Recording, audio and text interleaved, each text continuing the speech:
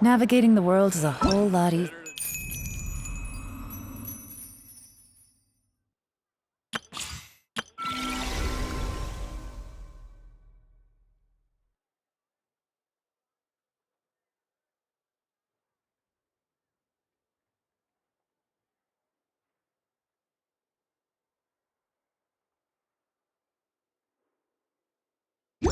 With a few different identities to choose from.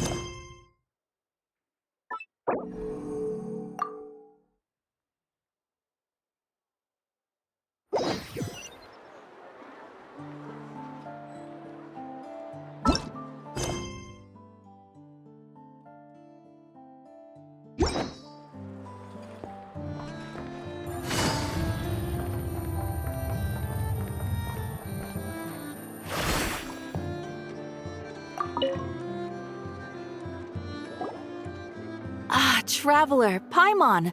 It's been a while. As it happens, there is a letter here for you. One moment. Here. A letter? From who? Dear Diary, I'm Collei. I work as a trainee forest ranger under my master, Tighnari. I'm also studying at the academia. I've been getting better and better at reading lately. Mr. Alhaitham says that the written word is a crucial medium for exploring the world and understanding oneself. That's why I decided to start this diary. That said, what should I write about? Things are pretty quiet in Sumeru these days. Life is good. Every day is a fulfilling and happy one. When I think back to the days when I suffered from Elazar, or way back to when I was injected with God remains, I am in a much better place now. I hope it stays that way forever. I'll leave it there for now.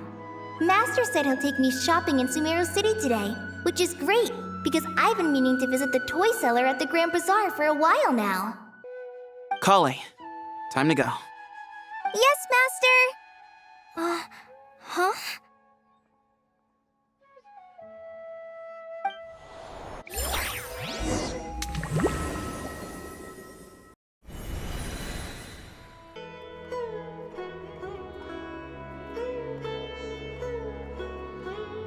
What's wrong, Collei? Is there something on my face? No, sorry. I didn't mean to stare. Did Master Tighnari send you to pick me up? Master Tighnari? What are you talking about? Tighnari is the General Mahamatra. He's probably busy arresting criminals in Sumeru City. I mean, if that's what floats your boat, I can introduce you, but... Wait, Master Tighnari is the General Mahamatra? But what about Mr. Cyno? Sorry? Oh, you mean that guy who just joined the Vahumana Darshan? Rumor has it he's the leader of the Temple of Silence. If that's true, it's pretty impressive. Sounds like you've been getting to know more and more people since you joined the academia. That's great, but don't let your forest ranger duties fall by the wayside, okay? What's going on? Sethos is acting like he's my master, and Master Tighnari has taken over Mr. Cyno's job. Is this some kind of prank? If so, it's a weird choice of prank. But anyway, Sethos doesn't look like he's joking. What is this all about? Hey, you're zoning out again. I'm gonna buy some tools for the rangers. Why don't you stretch your legs a bit?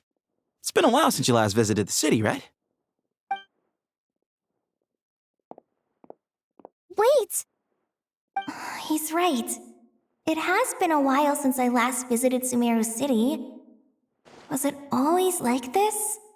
I mean, it feels familiar, yet somehow... something seems different. Is this really Sumeru City?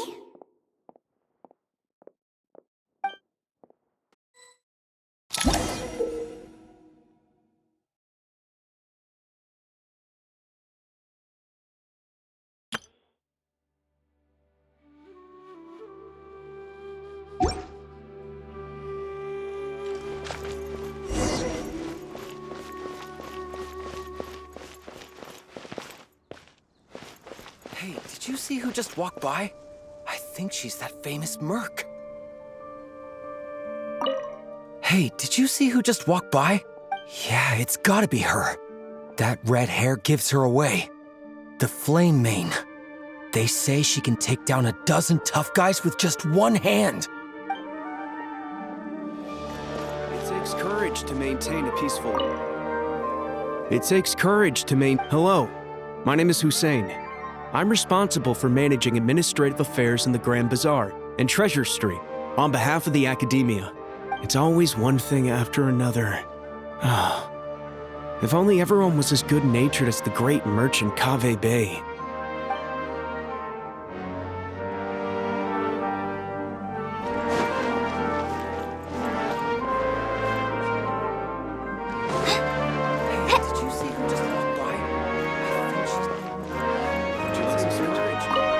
Would you like some fruit? Would you like some fruit?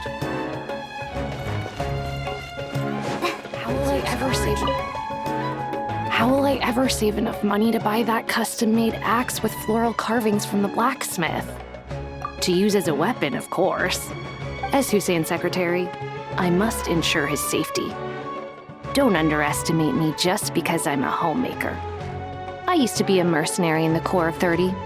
Peace is precious, but you must always be prepared for the worst.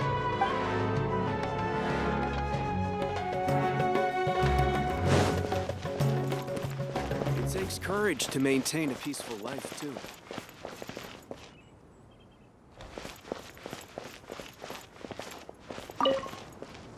When I grow up, I'm gonna join the Eremites and protect Sumeru City.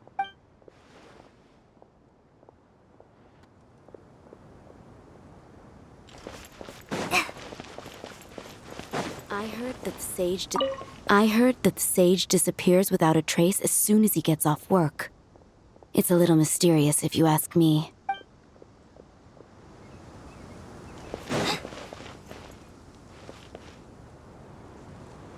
Lord Kaveh Bey, did you get a chance to review this month's accounts?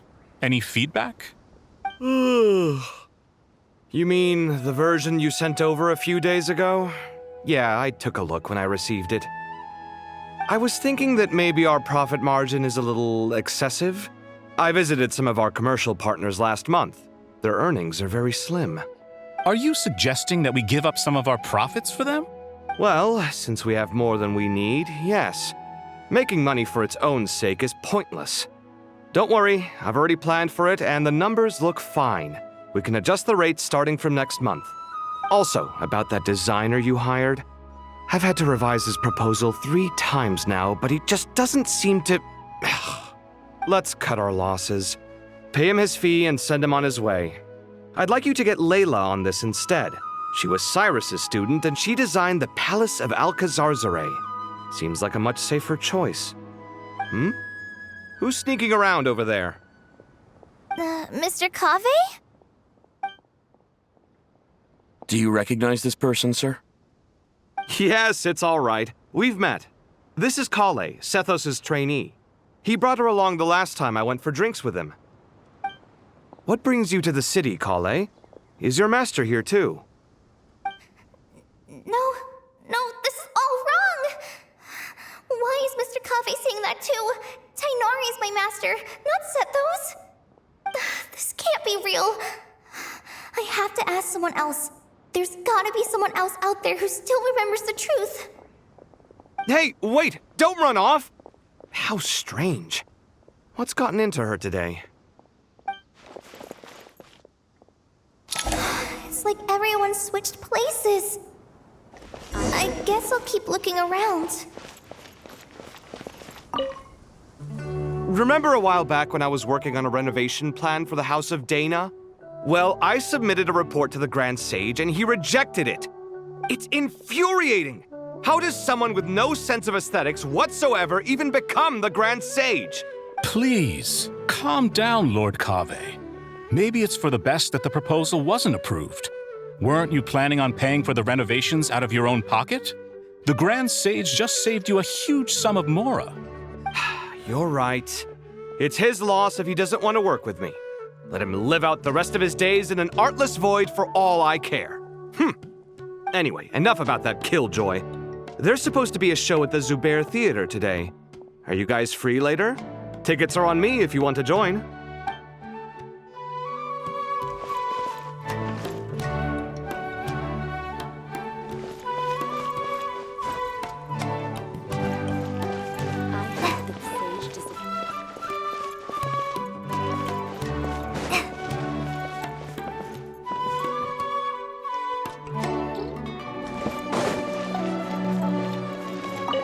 The Grand Sage always used to disappear the moment he got off work, but recently, for whatever reason, he's been seen sifting through records in the House of Dana late into the night.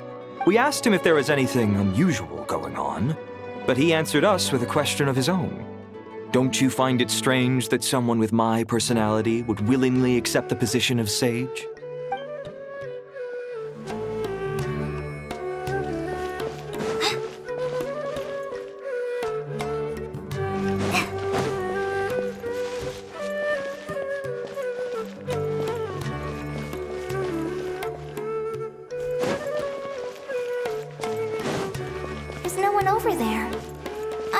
Check out somewhere else instead.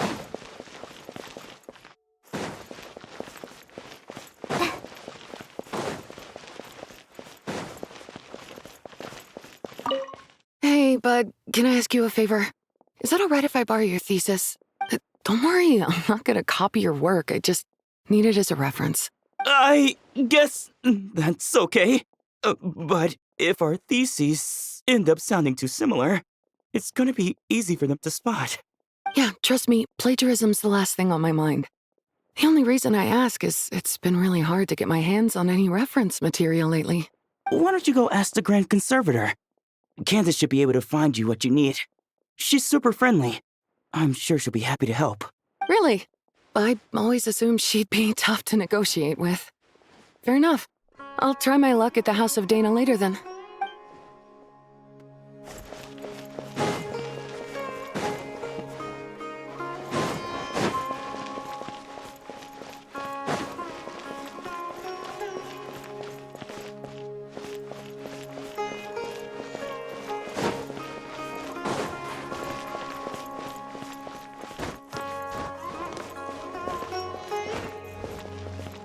Lots of visitors today, I see. Welcome all. It's been a while. Hey, Rahman. You know that guy who sells face powder on Treasure Street? I haven't seen him around in a while. Any idea what happened to him? Oh, you mean a Hongar? Yeah, he got into a brawl with Shavirme on Treasure Street. He's been banned from setting up shop there for now. Seriously? Oh, well, that's a shame. I was planning to pick out some makeup for you. Oh, don't worry about it. The legendary Flame Mane discussing makeup with the Zubair Theater star dancer. Now there's something you don't see every day. Flame Mane? You know, I'm not actually sure when people started calling me that. Maybe the other Eremites thought I needed a fiercer title to scare people off? To be completely honest, I think the title would fit you better than me, Dia. You think? Can't say I've never imagined myself as a merc. If I ever give up the dancing, maybe I'll head to the desert and give the Eremite life a try. You would? Is that so strange? Oh, not at all.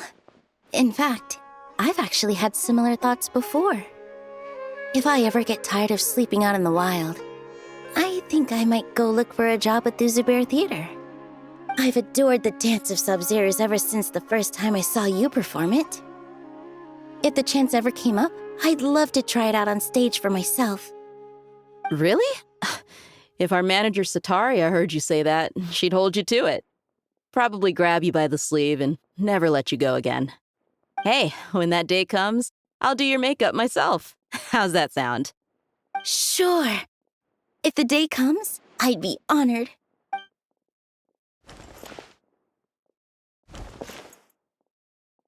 Everyone I know, everything I've ever known. Suddenly it's all a jumbled mess. The question is, who's right? Them or me? Oh, my head feels so heavy. I can't think straight. So much pressure these days. Students are under so much pressure these days. Sometimes I just want to write their papers for them. Peculiar papers come to me for review every day. I really wish they were able to relax once in a while and not be constantly plagued by academic conundrums. It doesn't do a person any good to spend too long down the rabbit hole. Would you like a cup of coffee? Would you like a cup of coffee? Would you like a cup of coffee? The store's been pretty busy lately. Lots of customers have been feeding Ashru, who watches over the shop, and now Ashru's put on quite a lot of weight. Maybe I should put up a sign saying, "Please don't feed the cat." Would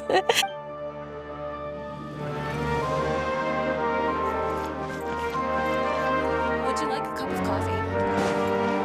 Students are under so much pressure these days. Nilu, have you been to Aaru village recently? I've got a friend who I haven't seen in a while. I was wondering how she's doing. You mean Faruzan, the guardian of Aaru village?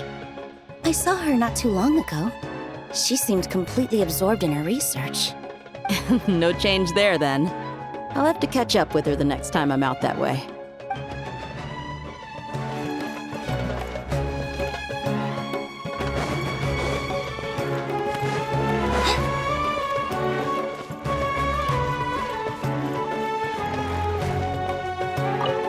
Hi, Mr. Cyno. What are you thinking about? There's a chapter in King of Invocations where the spirit of someone who died long ago possesses a living man's body. To the outside world, it looks like he's developed a whole new personality. I was just thinking how terrifying that would be for his friends.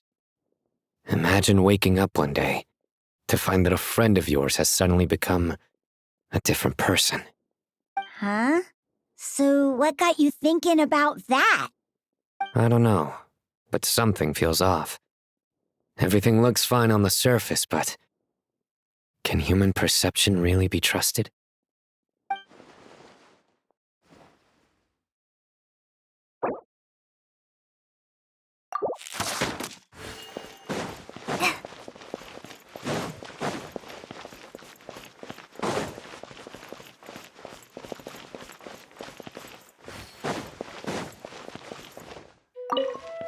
All right, not a single Mora short. That covers you for this month's rent. What a relief. I was worried the design fees I received this month wouldn't be enough. Well, next time, don't fret. Just let me know and I'll give you a few days' grace. We've known each other long enough for that. Anyway, how are you settling in? I couldn't help but notice that you're staying up late quite often. Yeah, I can't explain it. I just feel more inspired at night. Once I get in the zone, I can race through a whole bunch of drafts, no problem. But what about you? I keep hearing you sighing these days. Is everything okay? Well, it's just... Don't you think this house is a little small? I guess I should be used to it after living here for so many years. But for some reason, I've been feeling claustrophobic recently. I want to move somewhere bigger. Once I've made enough Mora, I'm gonna buy a huge new house. As big as... at least as big as the Palace of Alcazarzaray. That sounds really expensive. True. I'll never be able to afford it on a scribe's salary alone. I need to find another way.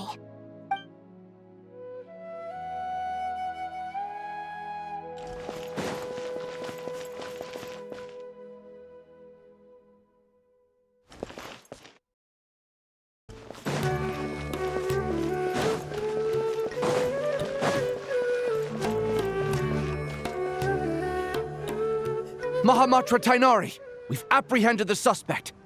They say that the fool is prone to blind faith, but the wise man is not immune to it either. Suraj, do you have anything to say in your defense? Tighnari, you were the one who turned the sages against me. Just a few words of caution from you was all it took to destroy my research. And now you're trying to stop me again?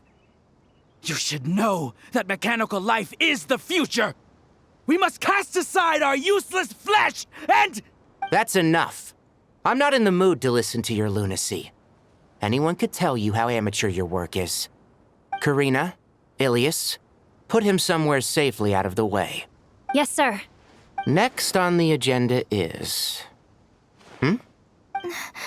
Master? What is it? Wait, did Professor Zahahati send you? She's been encouraging me to take on an apprentice. Might be getting a bit ahead of herself there, though. No, Master! It's me! Collei! Listen to me. Something really weird is going on in Sumeru City. It's like everyone's identities have switched around. You're not the General Mahamatra. You're a Forest Watcher. Just yesterday, we agreed to come to Sumeru City today to go shopping together and... All right, there's no rush. Let's back up a little. Your name is Collei, correct? Although this is our first meeting, you do seem strangely familiar somehow. Is there anything I can help you with? No.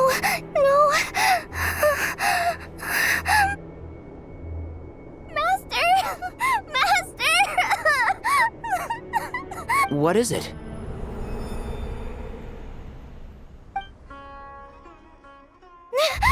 Huh? Did you have another nightmare? I've told you before, when you're tired, lay down on your back in bed and get some proper sleep. It's much better for you than napping on your front. Poor posture obstructs your breathing, which can lead to all sorts of weird dreams. Now, we're supposed to go shopping in Sumeru City today, remember? Cheer up. I'll take you to Hushang's. I heard he's got some new toys in stock. Go wash your face, take some deep breaths, and when you're ready, we'll head out. Okay. Thanks, Master Tighnari. So it was just a dream. And yet, dreams can sometimes be a warning of things that will soon come to pass. Who said that? That dream felt unusually real, didn't it? Here's my suggestion. Since you're heading into Sumeru City anyway, you may as well tell Lesser Lord Kusanali about everything that happened.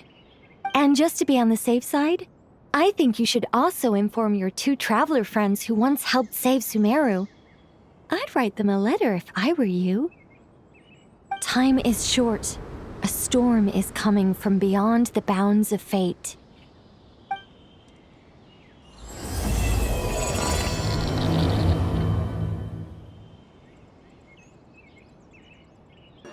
What a strange situation. No wonder Collei was in such a rush to write us a letter. Imagine waking up one day to find that everything around you has changed. You might not even recognize Paimon anymore. Oh, that's a scary thought. Let's get to Sumeru and find out what the heck is going on.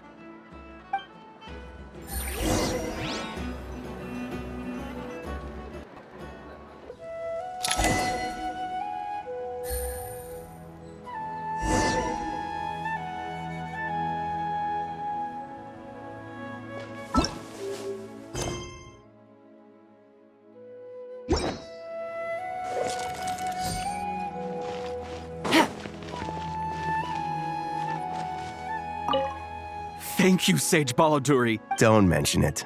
Is Panya... I think so. This will be her first trip away from home. She's... Pack up your things. It's...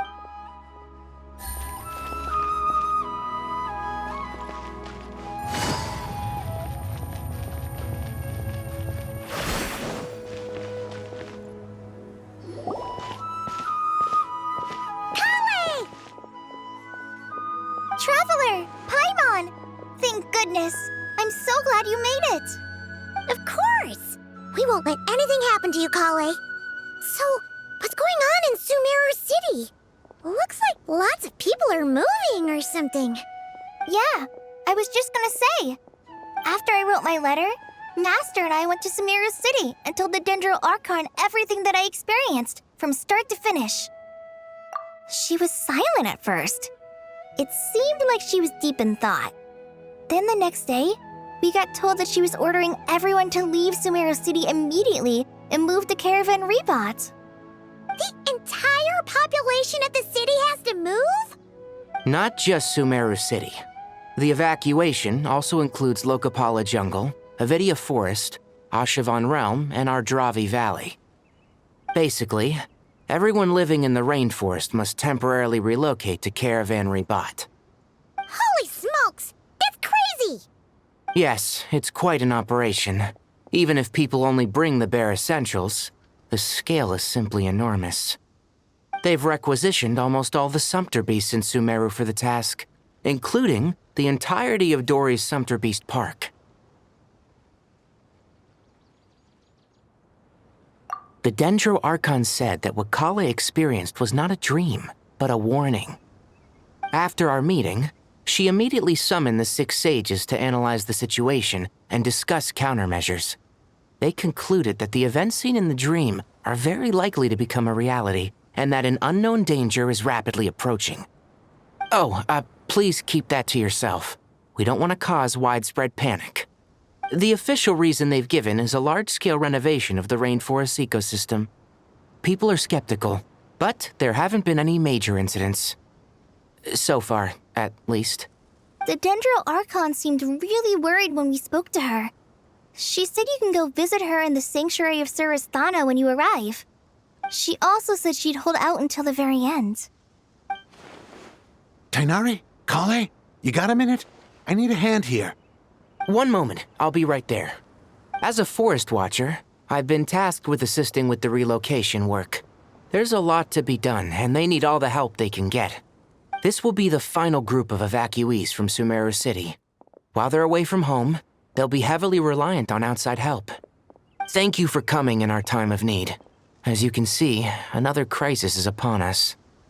Excuse me, sorry to trouble you, but could you help an old man find his medicine? It's buried somewhere in my luggage. Where's my mom? Where did she go? Don't worry, it'll be okay. Those items are worth a small fortune. Make sure you store them somewhere safe. You understand? I bet you thought you'd get away with this in the chaos, huh? Guess again. No petty thief gets past me.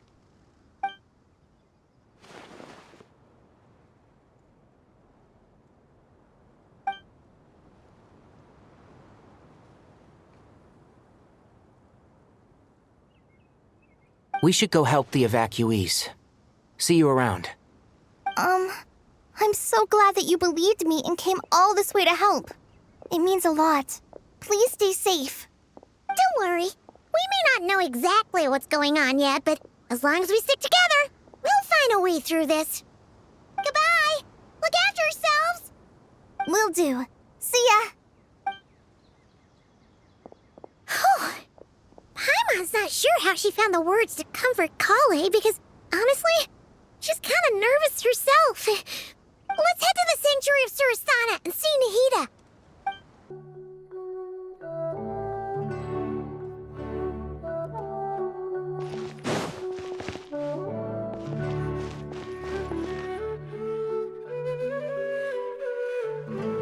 Who goes there? No unauthorized access to this place. By order of Mahamatra Cyno. Are you blind? It's the Traveler and Paimon. Surely you've seen them before. Huh? Oh, so it is. I'm sorry, I haven't been sleeping well lately. My nerves are a little frayed. The Dendro Archon is in a very vulnerable state at the moment. Mahamatra Cyno is concerned that our enemies might choose this moment to strike, so he's ordered us to strengthen our defenses. Just seeing you two again already puts our minds at ease. Please, enter. I'm sure everyone's expecting you.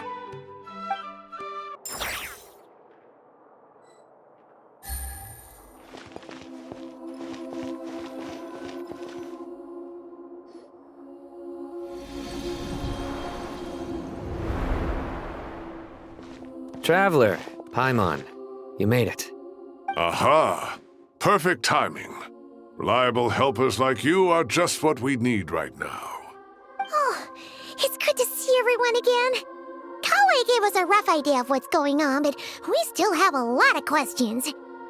What kind of danger is Sumeru City in exactly? And how come everyone has to move to Caravan Ribet? At this stage, we can't be certain. We're investigating, but no definitive answers yet. I take it that Collei told you about her strange dream? Yeah. Apparently, everyone in Sumeru City was acting super weird. Even you guys. It was like you'd all switched places. That's right. Collei and Tighnari reported the situation to the Dendro Archon. She believes that it wasn't merely a dream, and that whatever it was has something to do with Irminsul. It's a reasonable inference. Only through Irminsul can people's memory and cognition be so significantly modified in such a short time. We don't know why Collei would dream of these things, nor who was trying to warn her. The Dendro Archon decided to connect to Irminsul to investigate more thoroughly.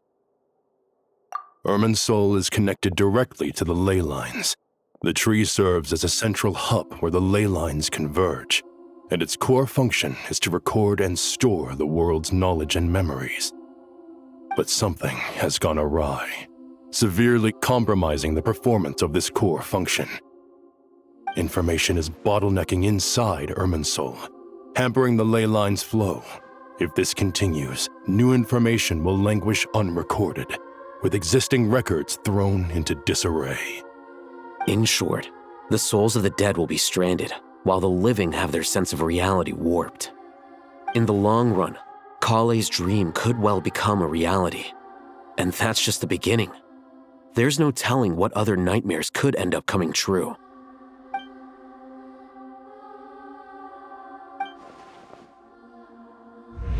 I have come this far, to use my death to open the gates of the ley lines to my people.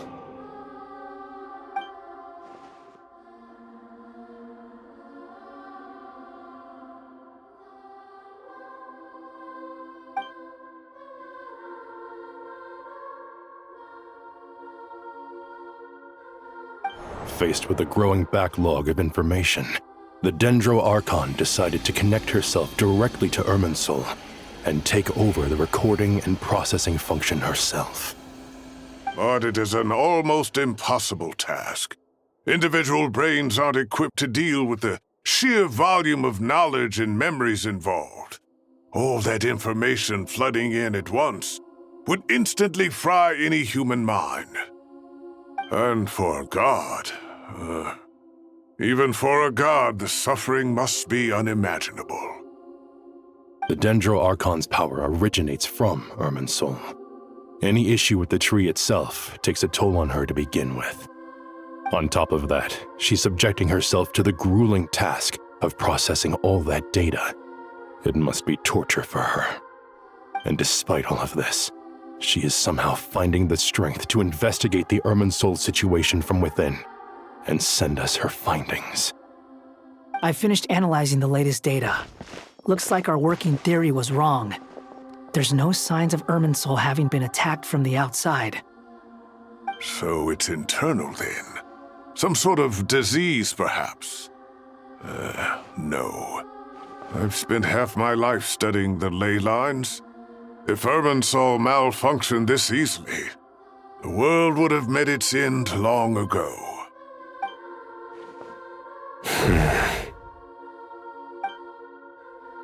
Cyno? What is it? Not long ago, I got a tip from the Core of 30 that a large number of unidentified merchant caravans had recently been spotted entering Sumeru through Beta Harbor.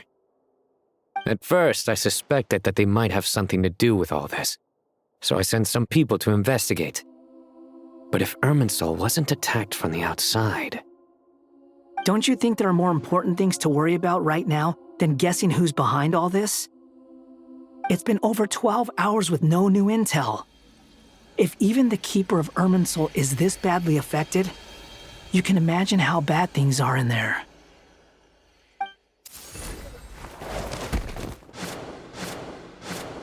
Dendro Archon.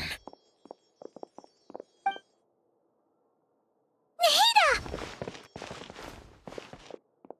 What's wrong?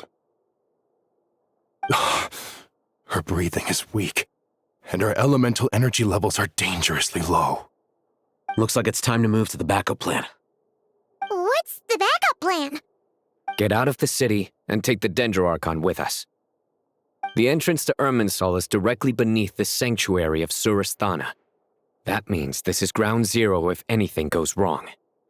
The Dendro Archon has a very strong connection to Irminsul. But theoretically, this connection should grow weaker with distance. Under normal circumstances, she can unleash her full power here. But with Irminsul out of control, our first priority is to get her away from here. The situation is critical.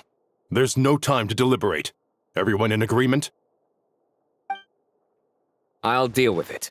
I'll also let the Matra and the Core of 30 know to start evacuating.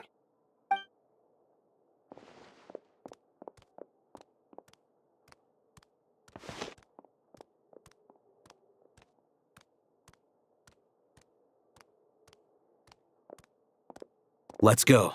No sense grieving when there's nothing more we can do. Agreed. We'll be back as soon as this is over.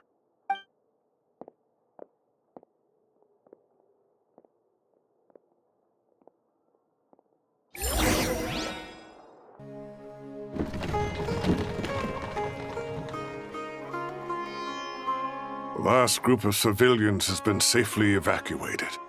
Dendro Archon's carriage will travel with them. Cyno and Hat Guy will protect the convoy. With the Dendro Archon in a coma, we've lost our means of investigating the situation. And with Irminsul still deteriorating, we have no choice but to evacuate Sumeru City. Feels as though we're being pushed along by an invisible hand. Stop moaning, Cyrus. We're the teachers here. We should be showing a little more confidence, don't you think? A wise judgment. Let's move out to Caravan Ribet.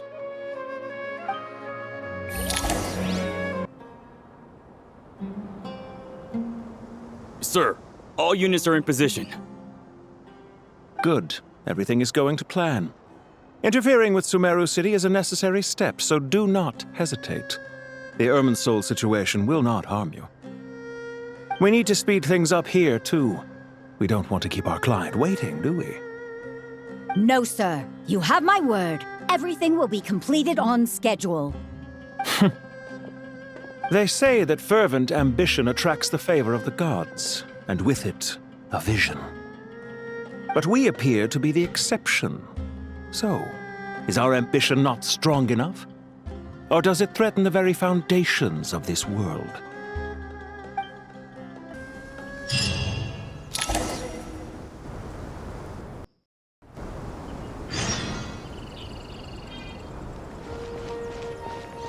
Take it easy.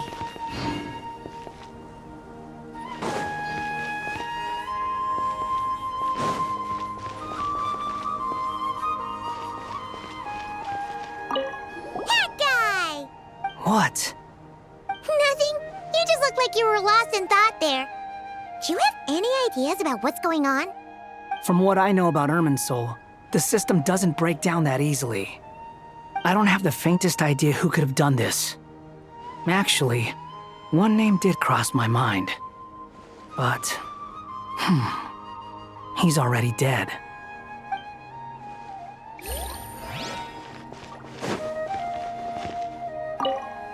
So, can I assume that this period of time away won't count as part of the rental period?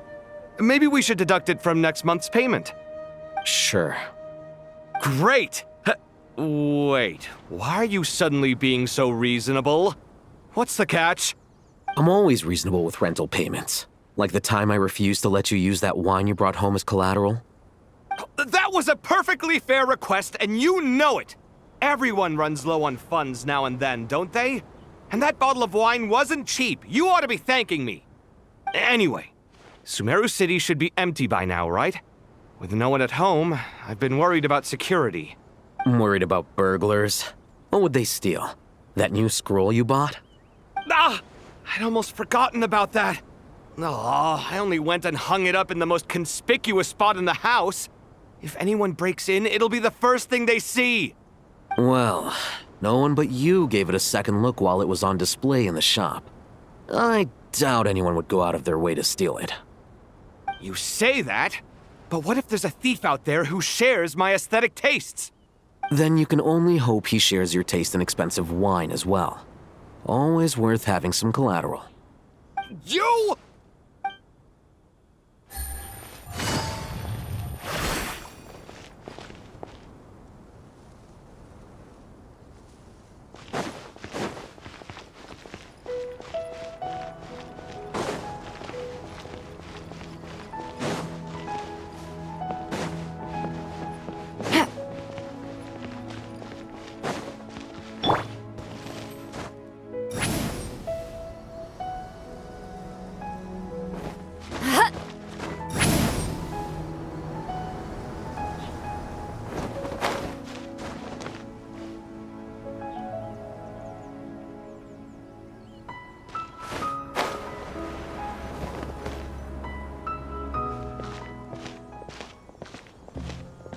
How is the Dendro Archon?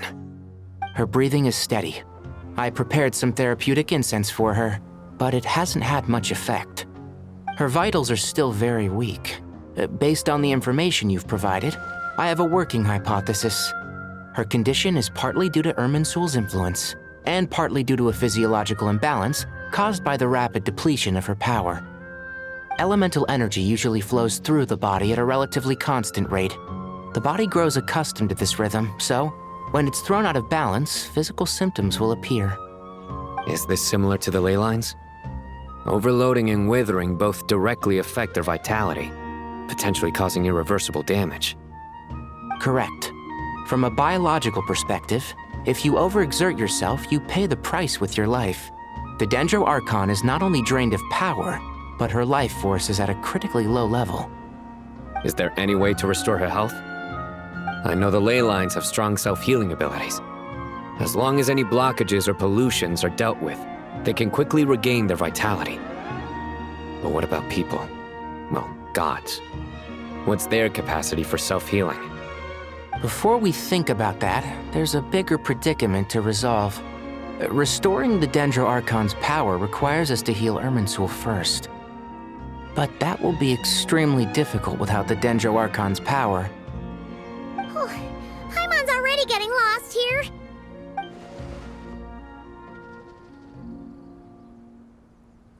Master Tighnari and Cyno look so serious. I've not heard Master speak in this tone for a long time. Tighnari.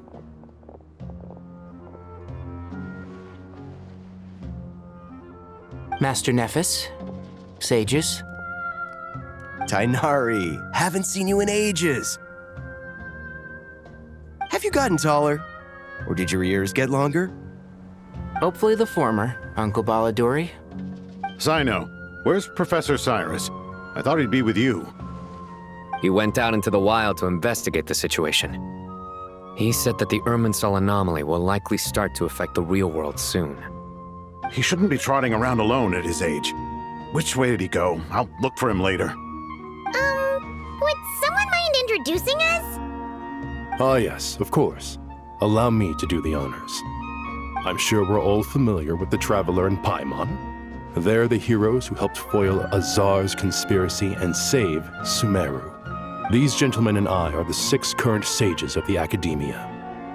Balduri and I are part of the Old Guard, while the other 4 took office after Azar and his clique fell from power. We have Sage Alkindi of the Spontamad Darshan, Sage Farnas of Kasharawar, Rataoist Sage Shakir, and finally Harabatot Sage Rusht. Nice to meet you all! I've heard much about you. Delighted to finally meet you in person. You're younger than I imagined for someone with the power to stand up to fate itself. Thank you for lending your aid to Sumeru once more.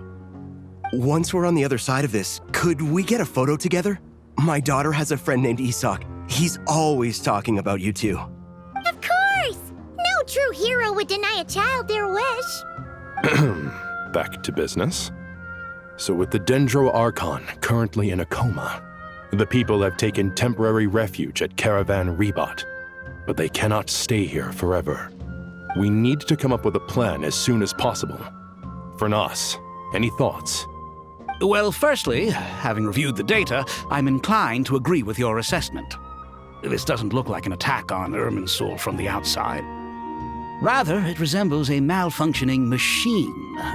Calculations going haywire and sparks flying. That being said, before we consider how to fix it, we need to understand precisely what has gone wrong. Furthermore, we somehow need to ascertain this without relying on the Dendro Archon's power. We have no direct access to Irminsul. However, we might be able to gather the information we need from the ley lines. Study the branches to learn about the trunk, in other words. Wait, is that what Cyrus is up to? I wonder he ran off to research in the wild. Curse is always one step ahead of me, isn't he? I heard that while in the sanctuary of Surasthana, the Dendro Archon had to serve as the central information hub herself. This is a clear sign the situation within Irminsul might be far worse than we can imagine. Irminsul is vital not just to the safety of Sumeru, but to all of Tevat. We must be the ones to bear responsibility for this world. To be on the safe side, I think we need to consider some backup plans. Are you saying we should consider a scenario in which Irminsul is completely destroyed? I'm merely pointing out that the possibility exists. You have a valid point. But until worst comes to worst, I believe we should focus our efforts on resolving the Irminsul anomaly and helping it recover. Collei, I understand that you were the first to foresee this crisis. If it's all right, I'd like to talk with you about it in more detail. Of course, but even I don't know how I came to have that dream. If there are no signs of external damage, could it be a stress fracture? Metals tend to suffer from this issue with long-term use, and Irminsul has existed for centuries, after all. It's possible, but surely a stress fracture would be more likely to cause a complete shutdown rather than chaos. Sages, General Mahamatra, sorry to interrupt, but something has come up. What happened? Some citizens didn't believe that Sumeru City was really in any danger. They slipped away and hid during the relocation, intending to return home. How many people are we talking? About a dozen. Sakura found them while on patrol, but they appeared to be suffering from psychosis. For whatever reason, they were trying to kill each other. By the time we arrived, there were only 2 survivors. One was unconscious from their injuries. The other tried to attack us, but was subdued. Where did this happen? Near Yasna Monument. That's not far from Caravan Ribet. Master.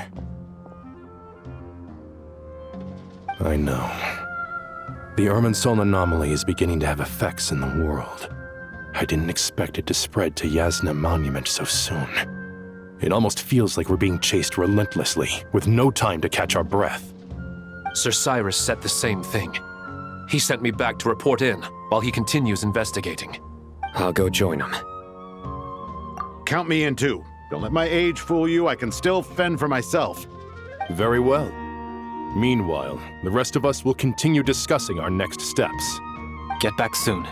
Take care of yourselves. It's getting dangerous out there.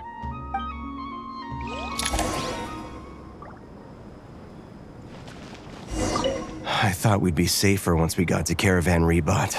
If the Irminsul anomaly's sphere of influence continues to expand, our only option will be to move into the desert. To Aaru village? We should check if they can accommodate so many people. Essential supplies will also become an issue. We were only able to relocate here so quickly because Caravan Ribet is well stocked. If we move to the desert, we'll need to carefully calculate how much food and water to bring.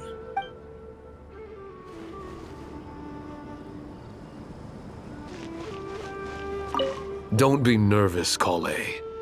I just wanted to ask, Have you ever had similar dreams to this one before?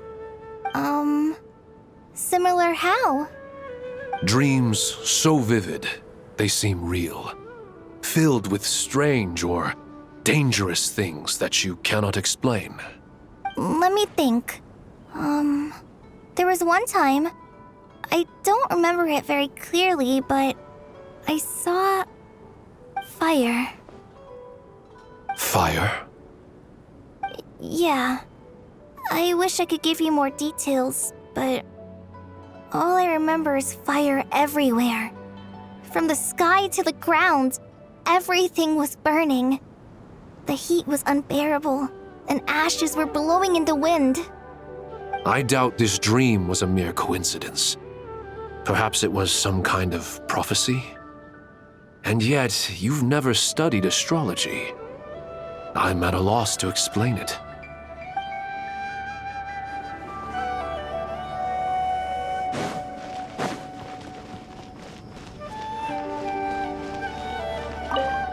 Thank you for everything, Tighnari. Don't worry about me. I'm fine. But if you don't mind me saying so, Master, you're looking a little nervous yourself. I only just got appointed as Grand Sage, and now this happens. It's quite overwhelming. Looking back now, I don't think I handled the situation with Azar very well at all. Yes, I protested, but I went about it the wrong way. Instead of helping, I just ended up getting locked away. Now that I'm the Grand Sage, I have to be responsible for everyone's lives, including the dozen or so who fled to Yasna Monument.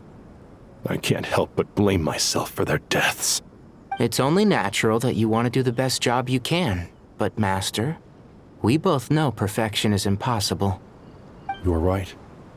We may well be heading into the desert before long. Feeling up to it?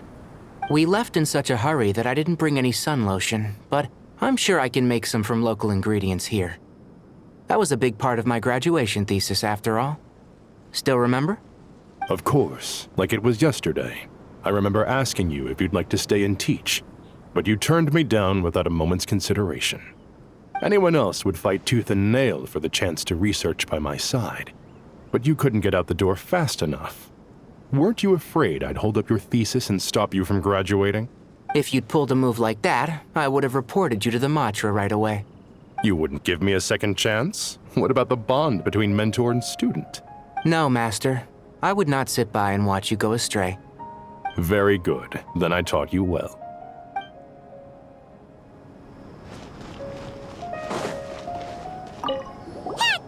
What? Nothing. From what I know about, I don't have the finger.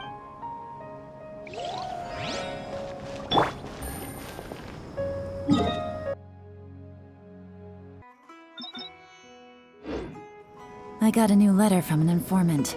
Looks like the situation has changed again.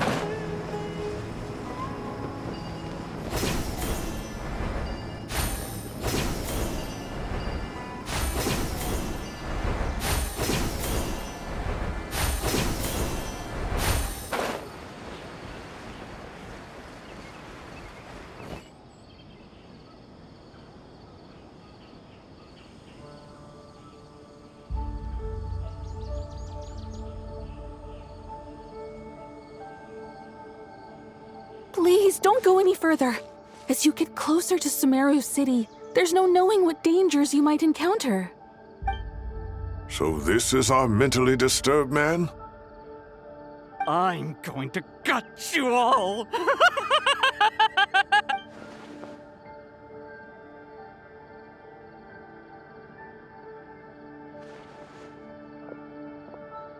Cyrus, you didn't even bring a single guard? Do you think you're some sort of warrior? It's fine. Come here and look at this. Oh, it's... That's right. Flowers that bloom from openings in the ley lines, indicating some sort of anomaly. I don't believe I've ever seen a color like this before. Did you discover it nearby? Not just here. Way over there, too. They're everywhere. There's even more in that direction. How did you ascertain the situation further ahead? Didn't you just say that we can't go beyond this point? Yes. This area is relatively safe so far, but if you continue forward, delusions will start afflicting your mind. However, some vision-bearing mercenaries were able to maintain their sanity a little better. They're the ones who brought back news from further afield. Cyno, do you remember the class I taught on dissecting leyline blossoms? I do, Professor. I received full marks in that course. Good. After all these years, it's time to put that knowledge into practice. There must be anomalous information hidden within these blossoms. Alkindi, I'll need your help as well. Been a while since we worked on a project together, hasn't it? Sure has. Well, what are we waiting for? Let's get to work. Anything we can do to help?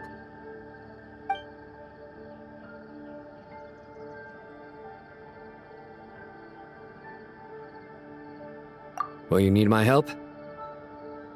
All right, well, don't go too far. There's too many unknowns at this stage. Let's regroup at Caravan Ribet later. Don't worry if you don't show up. I'll come and find you.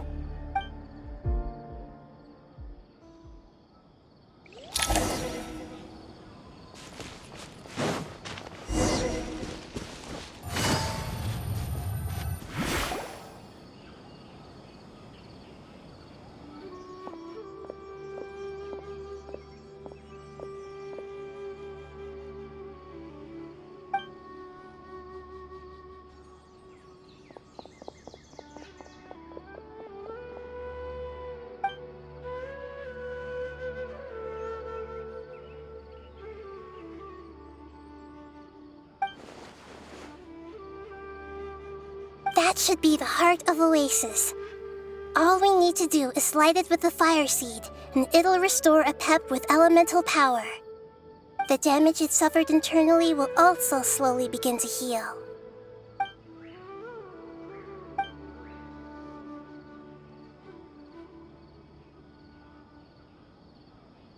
What is it? You thought of something? Really? Then let's get back and tell the others!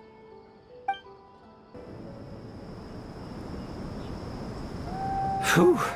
Glad to see you've returned safe and sound. Any longer and we would have gone out looking for you. Well, this is a nice surprise. Paimon sure feels better with everyone we know here. We've made some progress, so let's start by giving you and Paimon a quick update. By dissecting the leyline's blossoms, we've been able to deduce that although Irminsul is experiencing an anomaly, it has not completely rejected access from the outside. The Dendro Archon has the power to connect to Irminsul, but there's also another way. I assume you recall the devices everyone was wearing when you first arrived in Sumeru? Devices? Oh, wait. You mean... The Akasha terminals? That's right. Of course! It's been so long, Paimon almost forgot all about the Akasha.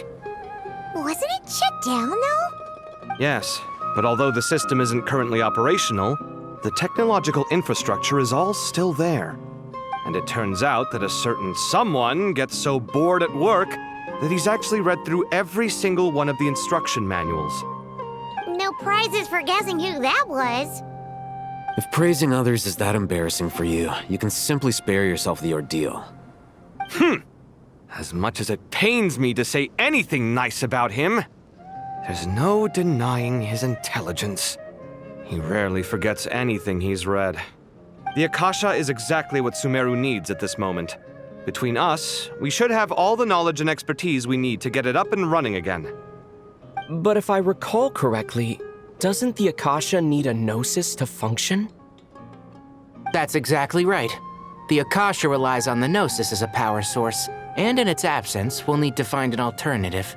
To tackle this problem, it looks like we'll be relocating once again. Namely, to the Temple of Silence. Ring any bells? It's the only major institution in Sumeru dedicated to preserving the knowledge of King Deshret's civilization. You might find the answers you're looking for hiding there. I agree. There's a good chance. Master Nephis and the other sages have discussed it. As the chaos from Irminsul continues to spread, Caravan Ribet won't be a safe haven for much longer.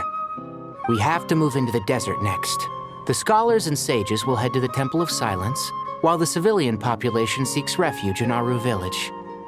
The Eremites will keep everyone safe during the journey, and Candace will be there to receive us at the village. This leaves us just one thing to worry about. That Dendro Archon. She's very weak. We can't afford to wait until Irminsul is fixed. There has to be another way to help her. Huh. Well, luckily, the Traveler had a eureka moment while we were out investigating. Really? Wow, nice one, Traveler. Let's hear it.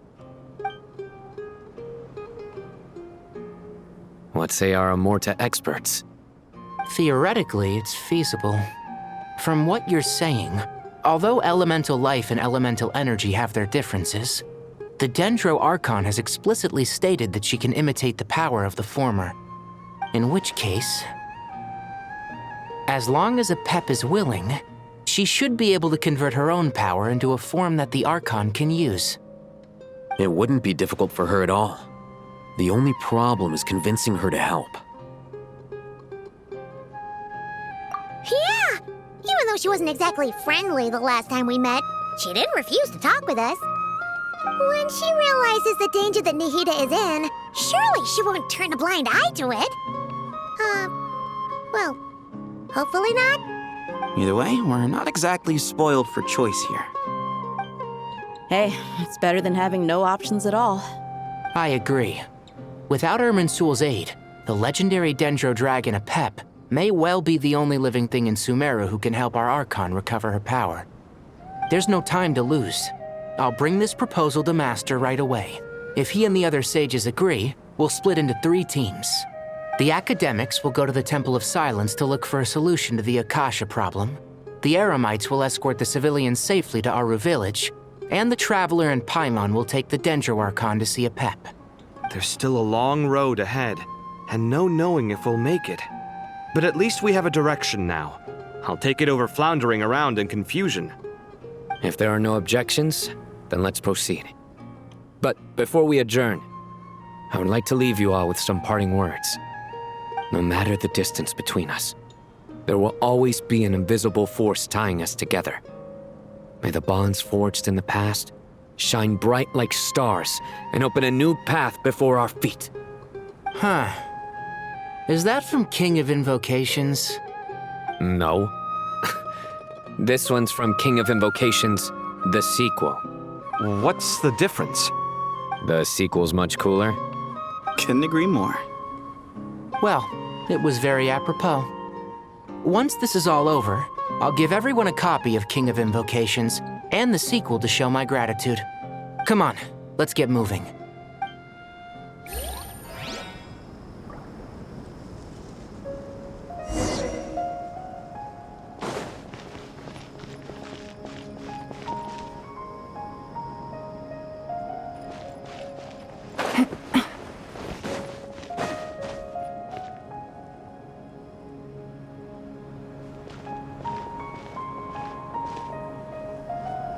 Tighnari has brought me up to speed.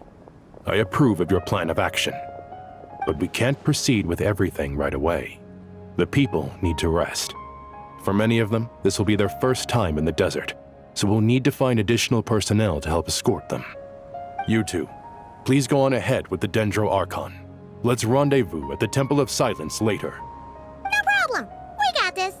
Words can't express my gratitude, so let me just say, I hope everything goes smoothly for all of us. Goodbye for now. All right, let's get going. If Paimon remembers correctly, the last time we saw Apep was in... Traveler, Paimon. Could I borrow you guys for a moment? It'll only take a second. Collei, what's the matter? Well, the thing is... Master Tighnari once told me, after you raise a problem, you should think about how to resolve it. But ever since I had that dream, I I feel like I haven't been of any help at all. I tried my best to keep up with the conversation, but there was so much new information. I couldn't take it all in. So, I just wanted to ask, do you have any tips for me there? Paimon knows exactly how you feel. But fear not, everything you need to know is right here in Paimon's notes. Sumeru chapter. It's got tons of info about all the things we've seen and heard on our adventures. Some parts are a little simplified, but hopefully it all makes sense. You see? Being the greatest guide in Jehet isn't just a fancy title. It takes a lot of hard work. Paimon doesn't always understand the things you're talking about with other people. Whenever that happens, she notes down the confusing parts and goes over them in her own time. This is perfect. Could I borrow it? Sure. Matter of fact, you can keep it if you want. Paimon has another copy. The spare copy was originally meant for the Traveler. Paimon used to worry that one day he might not need a guide anymore, so she wanted to have a gift for him, in case we ever parted ways. But it doesn't seem so necessary nowadays. We have so many more places to see together. One copy will be enough for both of us. Thank you so much. But still, these are your treasured memories. I think I'll make my own copy and then return the original to you. Anyway, that was all. I won't keep you any longer.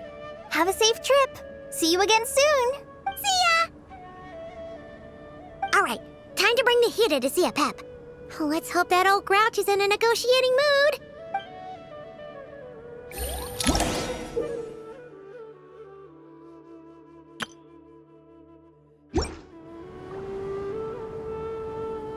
Actually, never mind. In Apep's eyes, Nervalet's probably one of those dragons who's grown too close to humankind. They might end up fighting for all we know.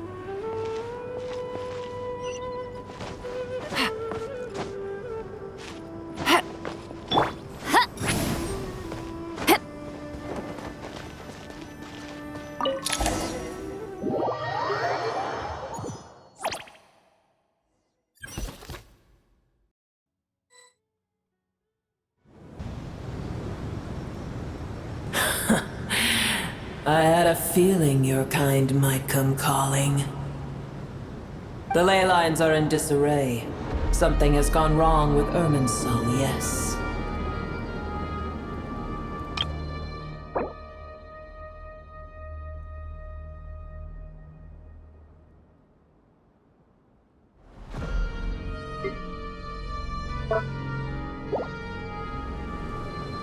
Even from a great distance away, I can sense that Sumeru is headed for destruction. You who took our home from us, prepare to watch as your own world is plunged into oblivion. Oh, how the cycle of history comes to a poetic conclusion. This isn't a joke, Apep! Nahida's in grave danger! Can you please help her? Is she now? Then do explain. For what reason should I lend Boor my assistance?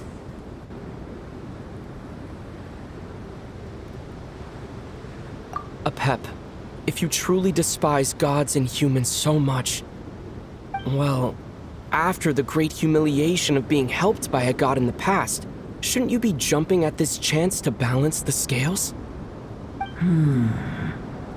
Now that is a compelling reason.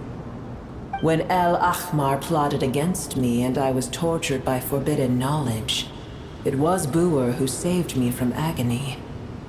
And though I regard with shame the pity of my enemies, to receive aid without repaying it would likewise tarnish a dragon's dignity. Oh, tiny Boor, puny humans. Just this once I shall deign to show you the true power of dragonkind. Whoa! It's happening again! We're gonna get sucked in!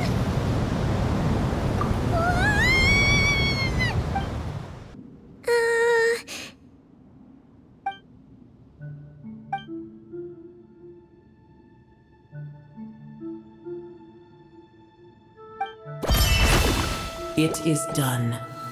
The heart of Oasis is supplying her with life force as we speak. It shall not be long before she recovers. But I should warn you, Buer's existence is closely intertwined with Irminsul. Unless the issues plaguing it are resolved, she will never completely recover her former strength. Thank you. Spare me your words of gratitude. You may also spare me your feigned concern.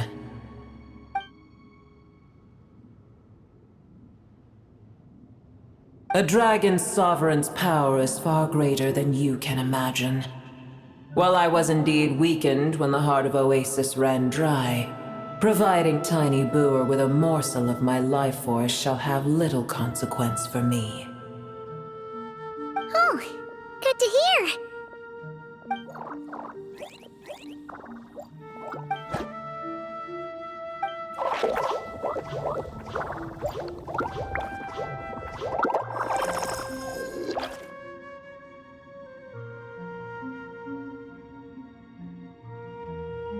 Ever held in high favor, I see. Oh, well, The compliment was sincere. Simply accept it.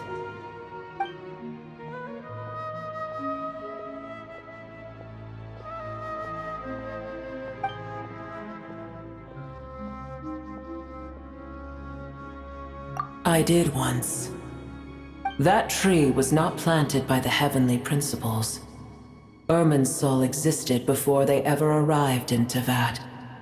What?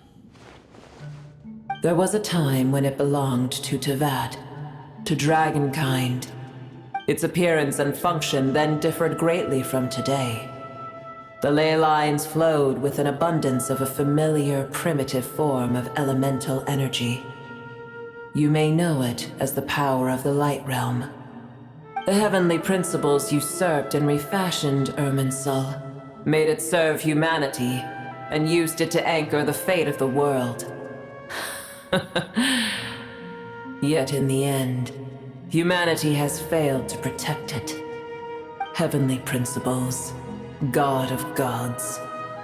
It makes me sick. The enmity between your kind and mine can never be bridged. As things stand today, holding a grudge against you would serve no purpose. But there will come a day when we reclaim this world for ourselves. The opportunity will arise no matter how long we must wait. I can already sense that far away from here, the Hydro Dragon has wrested his authority from the hands of the usurpers. Though we have yet to meet, I know that we are both preparing for our revenge day and night. Uh-huh.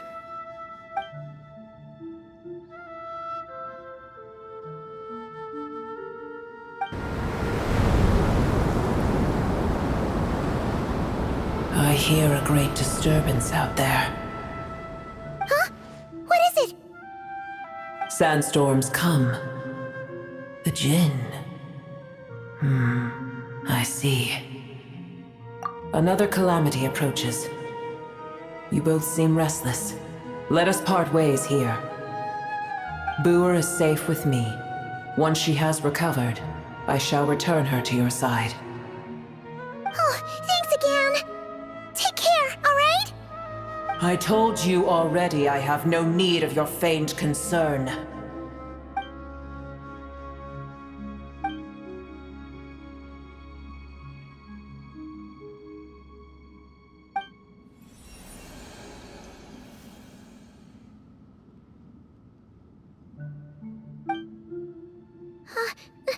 Nahida? You're awake! Are you okay?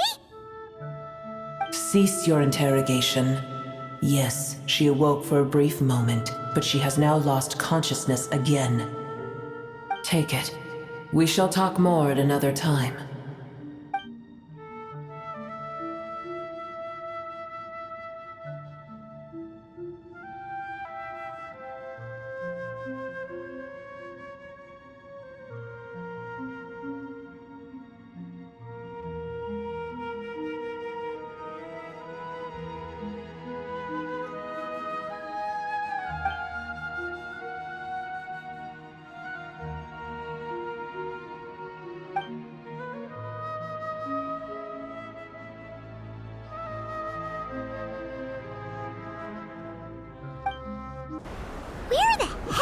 we?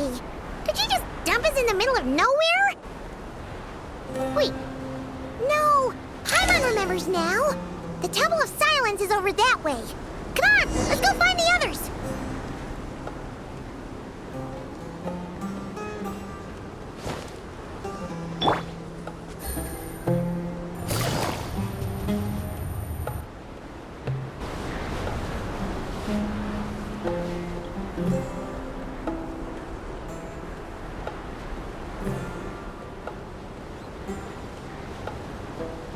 There's no need for everyone to stay here. I'll protect the sages. The rest of you, return to Aaru village. Yes, Mahamatra Cyno.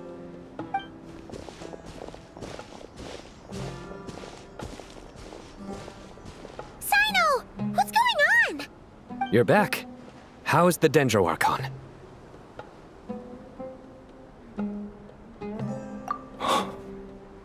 What a relief. It's the Jinn.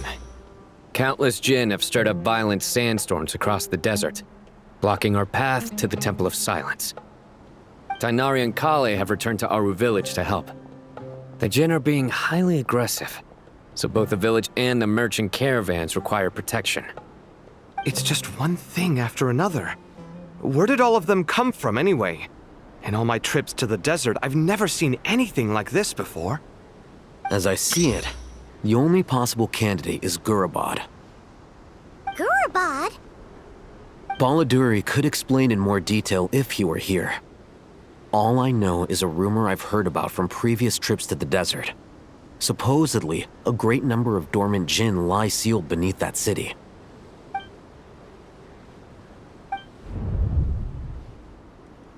Gurabad is, for me, a fated land. I must therefore return back to this city, where my destiny awaits me still. My master, I am sorry that I couldn't stay by your side for long, and that I could not have more time to get familiar with you. Liloupar.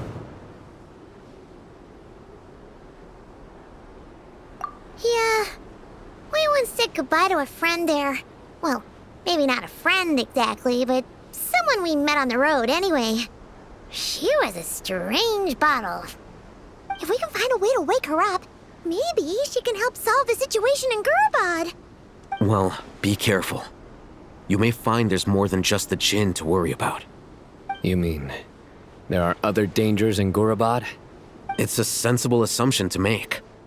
The moment we arrived in Caravan Ribet, the Irminsul anomaly started spreading in that direction. Now we've moved to the desert, and suddenly we're plagued by Jinn and sandstorms. To call it a coincidence would be a stretch.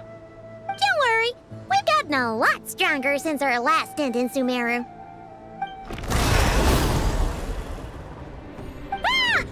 When did they show up? It appears the monsters native to the desert have been stirred by the Jinn's activity.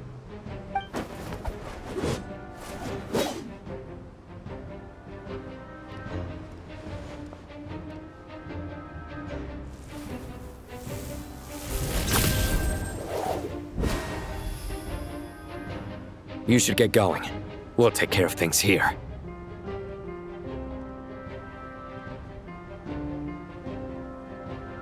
You too.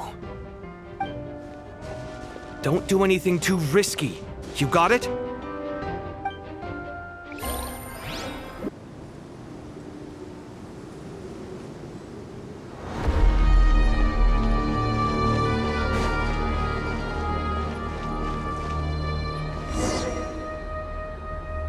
The Jeht are swarming out of Gurabad! Looks like Alhaitham was right! Let's get inside and see what's going on! No! Fulfill our pact! Suffer the wrath of Eastly! Burn it down! Wrath from the sky! Bow your head.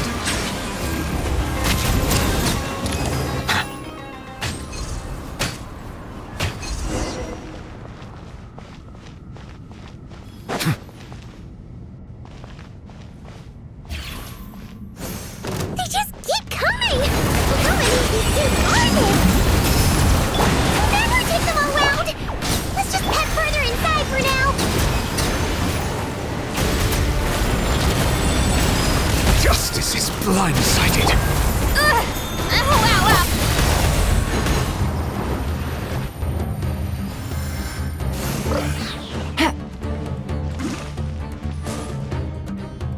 Target spotted!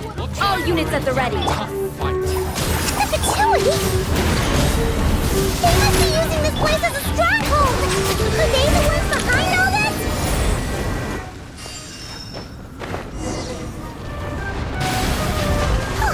Fighting Jin with one hand and Fatui with the other?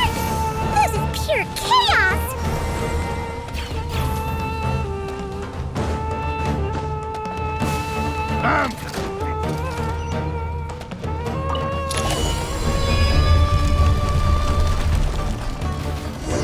Do you see that strange machine?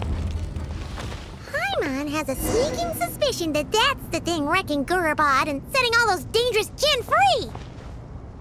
The target has reached the core zone. Requesting backup. Repeat, requesting backup. Backup en route. Stop him at all costs.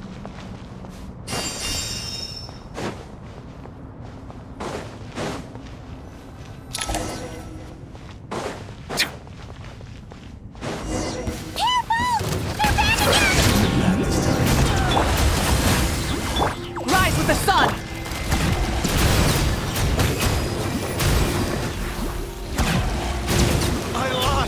Success! Nice one, Traveler!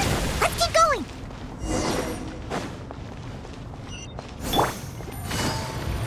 Gotcha! Fulfill our pact! Deep Laline! East Papa! Light it up! Pyroclastic surge! Bow your head. Duty.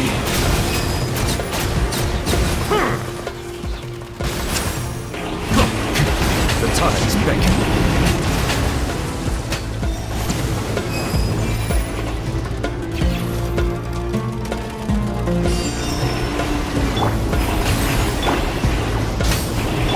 Silence!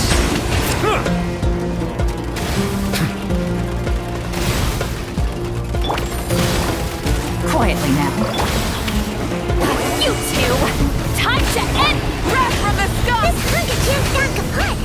Now we can finally... It seems my subordinates failed to stop you in your tracks. Apologies, sir. There is no need to apologize. You did well to hold your ground against such a powerful adversary for as long as you did. I must commend your courage and perseverance. So, you're in charge here, huh? First the problems with Irminsul, now this mess in Gurabad? Are you the ones responsible for all this? I'm afraid I cannot answer that.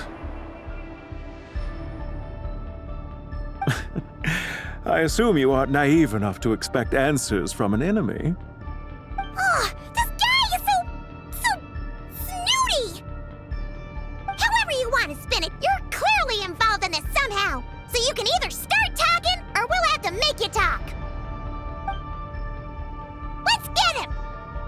Traveler, what's wrong?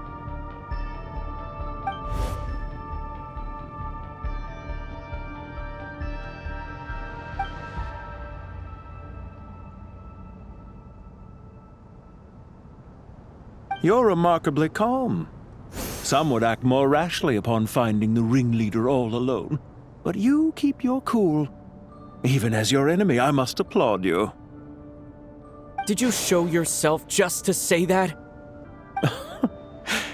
Is this you trying to take back control of the conversation? Unfortunately, I really don't have anything to say to you. I am here merely to indulge my own curiosity. Your names are well known among the Fatui. Naturally, I wanted to observe you up close while I had the chance. Hey! Don't treat us like we're some kind of exotic animals in a zoo! Oh, I wouldn't dream of it. You seem rather predisposed to misunderstand me. I'm quite aware that you are both heroes of great renown. You have resolved crises in many nations and won countless allies along the way. I've been following your adventures with great admiration. My only regret is that the trajectory of your journey conflicts with our goals. What do you mean, admiration? Sorry, but that sounds pretty weird coming from you. I don't see why. We may happen to occupy opposing sides, but there is no cause for deep-seated enmity between us. To respect one's enemy is to respect oneself. Well, now that you're observing us up close, what do you see? I've observed as keenly as I can. Yet, while I endeavor to understand, your true strength remains a mystery to me. Violence is not my area of expertise either, so, you see, I would much rather converse with you like this than determine a victor with the edge of a blade. Besides, I've heard that even 3 moons in the sky fail to eclipse your brilliance. I know better than to bite off more than I can chew. 3 moons? So you have a connection with the Harbinger, the Doctor. Well deduced. Our commander Dottore died in Nodcry, but there are things that do not end with his departure. We must... Look at me. I almost divulged more than I should have. What are you after? Revenge for Dottore? Or are you plotting something else? I've said quite enough, I believe. There's no point in continuing this conversation, except to say, I've noticed that you seem to know your way around here quite well. A repeated visitor to Gurabad, are we? Ugh. I'll take that as a yes. Then I'm sure you'll have heard the story of this place. The mother of the Jinn, Liloupar, and the tragic tale of her vengeance that spanned 3 generations. It was right here that Liloupar once helped the wise to ascend to the throne. But from that moment on, every king who sat upon it was corrupted by power. These degenerate rulers lost control over their nation, and with it, the right to occupy that exalted seat. What are you trying to say? I once admired you for your adventures. That is the earnest truth. But it appears to me that your journey serves ultimately to uphold the rules of this world. Are these rules truly just? Does the heavenly principles rule with wisdom or folly? And how can we be sure that the 7 who wield authority over the world will not be corrupted? Do you seriously think you're gonna convince us of anything? Convince you? I'm sure my commander already tried that. Why would I waste my breath doing the same? If a few words from a stranger were enough to make someone completely change their stance, it would only prove that they never had a firm will to begin with. I am merely stating my position, so that we might understand each other better. One's enemy in the present may not necessarily be an enemy for life. As for what game I'm playing here, I'm simply buying some time. But now I must bid you farewell. It was a wise decision not to attack me immediately. Since you did not fall for my ambush, I will now have to ask those in hiding to reveal themselves. Leave this to us, sir. Very well. I trust you to do what is necessary. Stall him while I execute the next step of the plan. Sumeru City, Irminsul.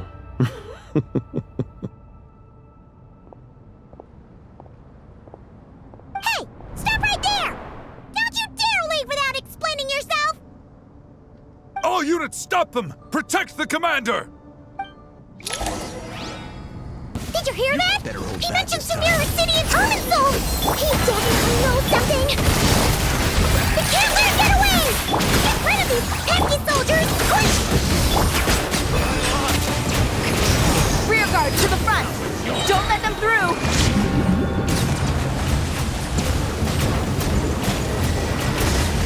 Get that thing in position!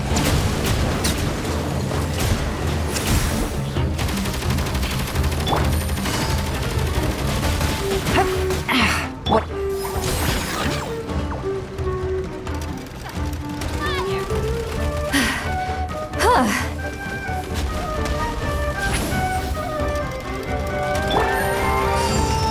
Take it easy. Burn it down! He's lolling! He's Papa! Get him! Get in line! Hold on!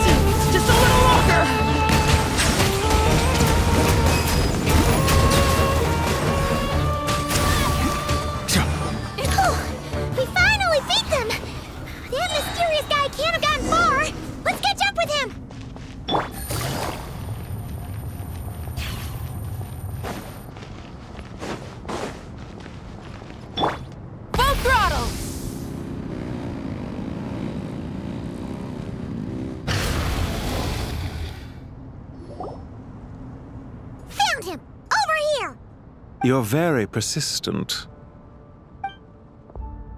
Hey, you! Stop running and explain yourself! What are you trying to...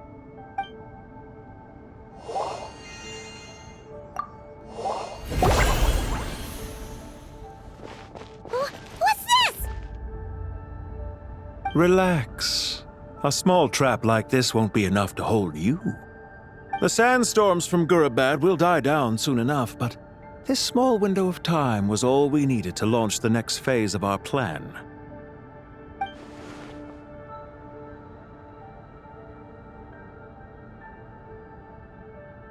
Don't be discouraged. I knew that someone would come here eventually, so I planned ahead. Where to chat with you, which door to exit from, even which mechanism to wait by for you. I thought through every detail. You, meanwhile, know nothing of who I am. So far, you've only heard my voice, and for all you know, it may not even be real. But not to worry. This is only our first meeting. It shan't be our last. Just answer me one last question. Why do you continue to follow Dottore? He has conducted countless cruel experiments, even on his subordinates. Follow isn't quite the right word. Let's just say even those you see as villains have their friends, even if they aren't the most sincere of friendships. When any set of rules is established, there will be those who benefit and those who lose out. People will do anything to justify what they have gained or escape from the hardship imposed upon them. Neither he nor I are tolerated by the rules of this world. We were both searching for a new order. Our ideas of the final form that should take may have differed, but our journeys took a shared path. Goodbye, Traveler and Paimon. I wish you a timely escape, albeit not too soon. I will need a little more time to prepare, after all. Hey! Come back! Wait, this dark wall. We've seen these on our adventures before. It swallows people up! Oh, I'm sorry. She shouldn't have jumped the gun! Oh, okay. He may have fooled us this time, but we'll get him back!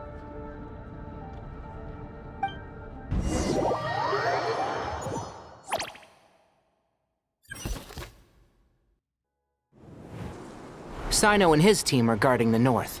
We'll take this side. There's so many Jinn! We can't let them get into Aaru village! Don't fret. I am well prepared for this situation. Huh. So you have a solution? Perhaps you're unaware that I have a trusty genie partner of my own, Plumpy. If I send her to negotiate with the others, this whole thing will be resolved before you can say Mora. Off you go, Plumpy!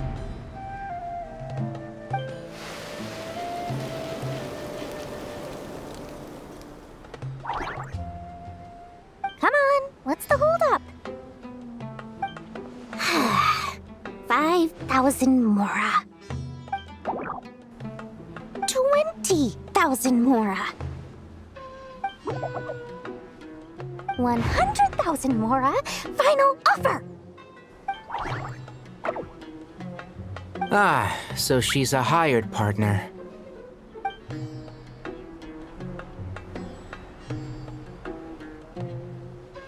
Hired partners are reliable too. Plumpy here is a highly skilled negotiator. You'll see. Just a few words from her and...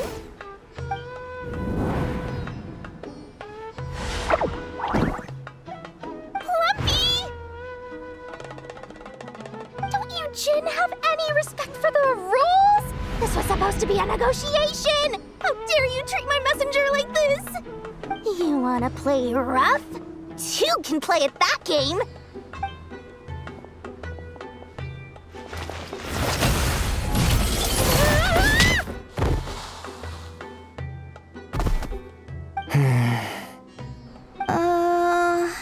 Looks like it's up to us now.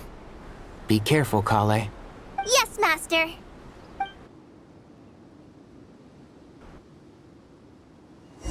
What happened? How did I pass out? Never mind. Plumpy, it's time for revenge. You know, This reminds me of when you first arrived in Avidia Forest. You were trying to help a child retrieve a lost toy when you stumbled upon Spino Crocodile territory by mistake. Yeah, I remember. Our first time fighting side by side. Fighting side by side? I seem to recall swooping in to rescue you with a team of forest rangers. Please stop. There's too many of them! I can't believe I used 12 rare items in one battle! Ugh. I shudder to think how this is going to affect this month's accounts. The sight of that glaring deficit might be more than my poor heart can take. Tighnari, how's the situation on your end? We held the line, though it was a close call.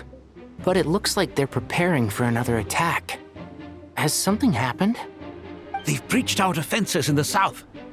The Jinn are pouring in. We're moving the villagers to the north as we speak. We're hemmed in. This is getting precarious. Our margin for error just got a lot smaller. That's why we wanted to confirm your status. We need to consider our next move carefully.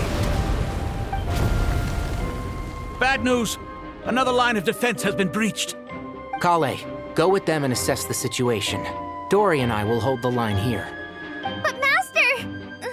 Even with 3 of us, we barely managed to. This is not a discussion, Collei. Don't worry about us. She clearly still has plenty of tricks left up her sleeve. Wait, you can't pin all your hopes on me? Oh, great. I've almost run out of the things I brought with me, and the rest is back at the caravan. I should be able to hold out for a little longer, but still... Master! Need any help? Huh? What is it, Collei? If things continue like this, it won't be long before Aaru village is overrun by Jinn, and the sandstorms are sure to follow in their wake. I do have a plan, but I can't guarantee it will work. I don't care. Whoever you are, please just help us. The only one who can help is you. I am merely here to guide you along the correct path. I am a spirit created at the beginning. I am a flickering illusion. I am the shimmering light that flows from the eyes of the Creator. What do you mean? It doesn't matter. You don't need to understand it. Just repeat after me, one line at a time. Watch out! Jinn incoming! I am a spirit created at the beginning.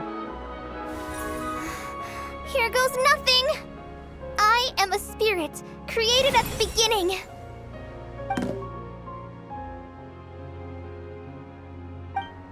I am a flickering illusion. I am a flickering illusion. What's wrong, Plumpy? I've never seen you so agitated before. But how do you... Do you know what Collei is reciting? I am the shimmering light that flows from the eyes of the Creator.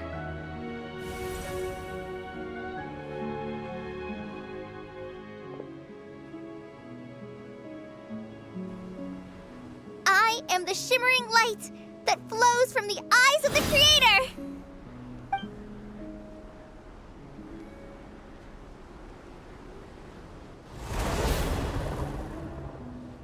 It's a song composed by the goddess of flowers, but very few records of it remain, even in historical texts. All we have is a few fragments. Is Collei an avid historian? Not to my knowledge. The Jinn have actually quieted down. Although... no, it's more than that. It looks like they're showing... submission. Clearly the songs left by the goddess of flowers have a soothing effect on them. At the very least, they're much calmer now. Really? Let me try. I am a spirit created at the beginning. Don't stay away! I'll stop! I'll stop! It seems like the song only works when Collei recites it. But why? Collei.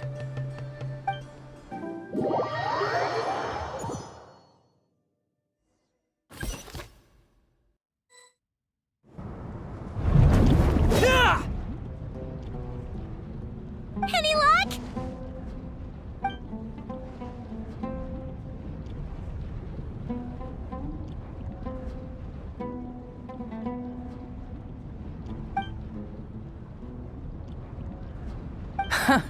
When I heard that loud rumbling in the distance, I thought the shifting sands had bust open the gates to some ancient treasure vault.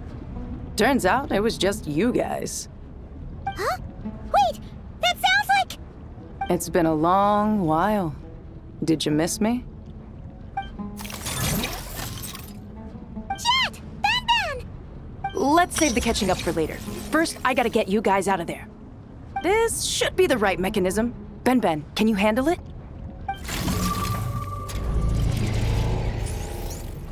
There we go. Come on, let's leave this place.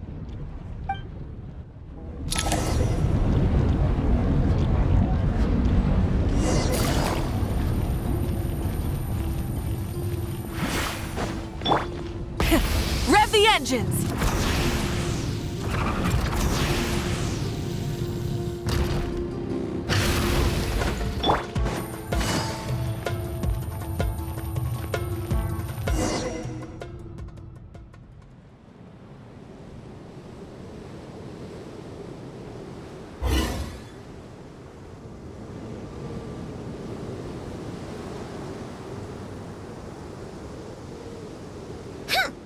Fatui sure made themselves scarce. It's like they were never here. The Fatui? They came to the desert again? Yep. No idea what they're planning this time. They were being very coy about it. How have you been, Jeht? Well, since we last met, I've started my own band of mercs. We've actually made quite a name for ourselves. Oh, yeah. On a slightly different note, I have some good news. I finally took care of Messiah. Not much to write home about. It was just another day. Found his hideout. Dragged him out of his cozy little bed. He tried to talk me into seeing his point of view, as usual. But I'm way past that by now. There was nothing he could say to save his life. What about you guys? Bet you'd forgotten all about me and Ben, huh? Of course not! We're super duper best friends! Wow. Sounds like I should make time to visit some other nations too. Anyway, what brings you to Gurabad? Oh, right. Paimon almost forgot. We're here to look for Liloupar. Oh, that bottle? Yeah! We need her power to calm the Jinn and stop the sandstorms. Here's hoping we actually manage to find her, after all the trouble we've been through. Surely with everything's been going on in Gurabad, she must have woken up, right? Only one way to find out.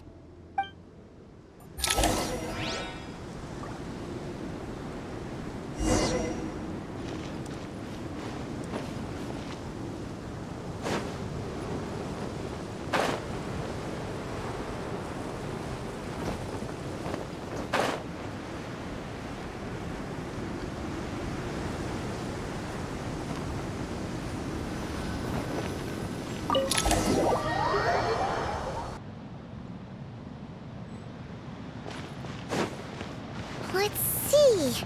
She should be around here. Aha! Found her!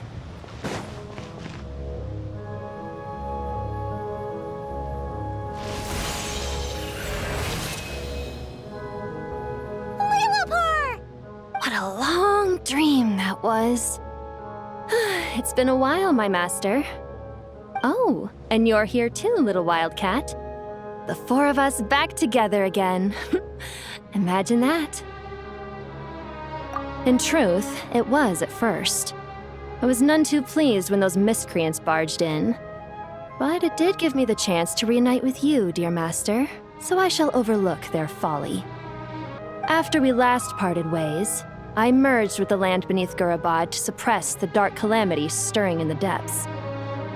It rekindled the flame of vengeance within the Jinn, depriving Gurabad of any hope of peace. I fought against it for a long, long time, until one day, I sensed a change in a foreign land to the west. Suddenly, the pitch-black abyss fell silent.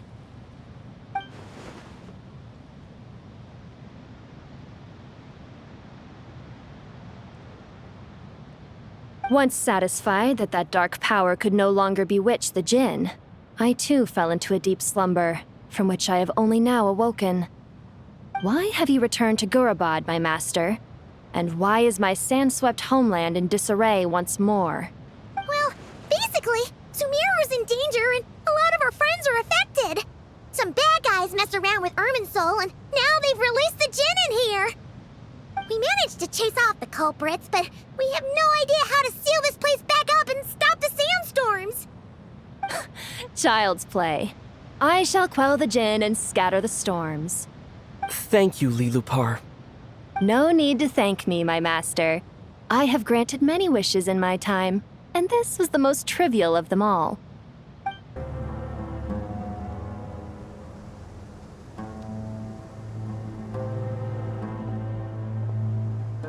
The sandstorm's gone. The sun shines bright again. When I said that we'd meet again under a lovelier sun, this was exactly how I imagined it. Yay! Although honestly, Paimon would love to hang out with you more, even if the weather sucked. Well, there shouldn't be any more Jinn breaking out, right? Are we okay to head back?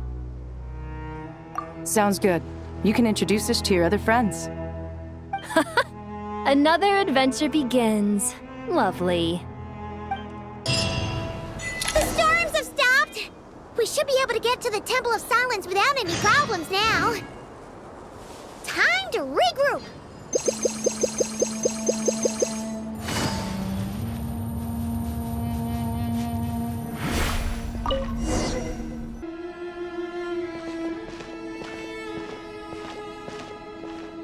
So, this is the Temple of Silence. I've heard the Nagarjanites mention it in passing, but I never imagined it would be this big. It's colossal. I thought the temple moved to the rainforest ages ago. When did they scamper back into the desert? I don't know. This plan sounds a little too risky for my liking. Even in King Deshret's day, this was experimental technology. We have no idea what could happen if we activate it. Well, unless you know of another viable alternative for the Akasha terminal, I'm afraid this is our only option. The plan is sound, and the risks are manageable. However, if we are to proceed, we must act quickly. The scale of this project is enormous. Even with Kaveh, Faruzan, and every other scholar of mechanics working on it full-time, the proposed modifications won't happen overnight.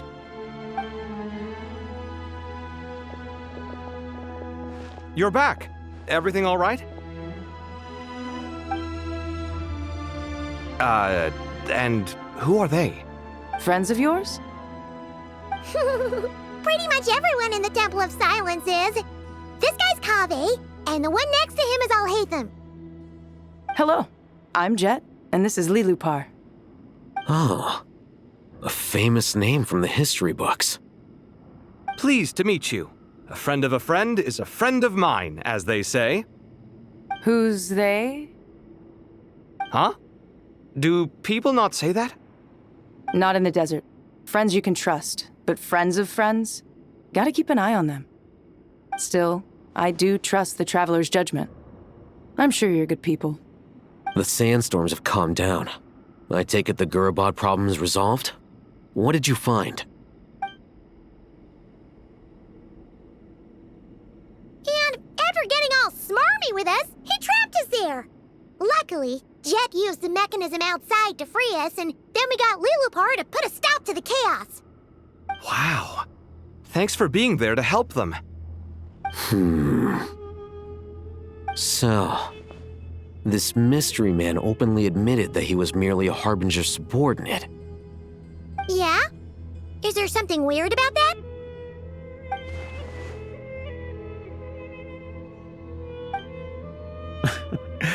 I assume you aren't naive enough to expect answers from an enemy. Well deduced. Our commander Dottore died in Nodcry.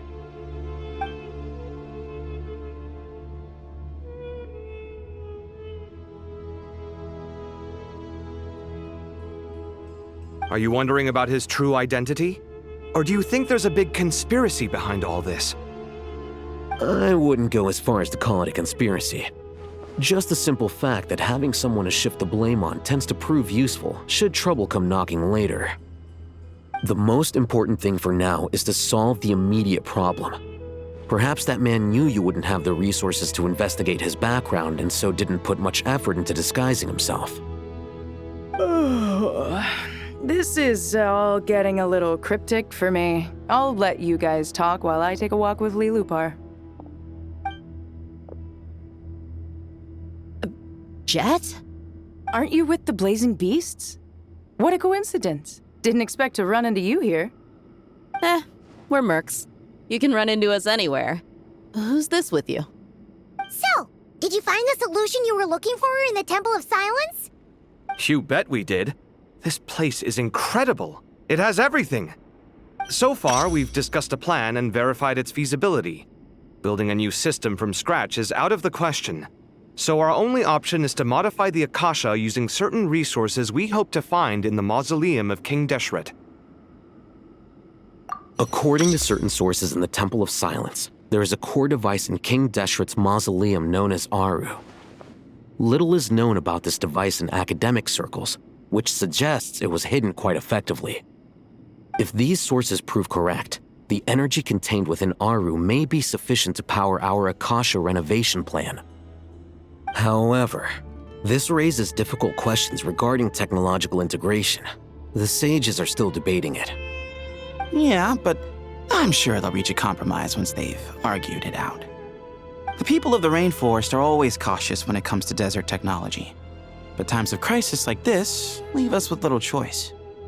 Wait, Paimon has a question. Is this the same Aaru we've heard of before? It's sealed off, right? Some sort of prison where the Goat King, Ibis King, and Crocodile King are locked up. Well remembered. Yes, that's exactly right. According to our records, Aaru was the most brilliant creation King Deshret ever conceived of. Built by divine and mortal artisans working together. It was a miraculous accomplishment, and it lies hidden deep within the king's mausoleum to this day. That being said, what Aaru actually does and why it was built, those are deep secrets we are not privy to. Until recently, I wouldn't have been optimistic that the place even exists. The only reason I'm inclined to believe it now is because we heard it from the Ibis King Thoth himself at his temple. The tale of how the 3 retainers of Al-Akhmar were imprisoned in Aaru. Paimon totally gets that. When Paimon first heard about it, she thought it sounded pretty unbelievable too. Do you guys still remember that? The Ibis King told us they were trapped in Aaru and that they had to answer 3 questions to get out. I think I remember. What causes our rise and fall? What obliterates love and hate?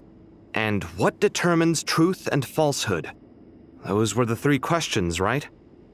Yeah. If only Nefer were here. She's dealt with the Ibis King before, so she might know more.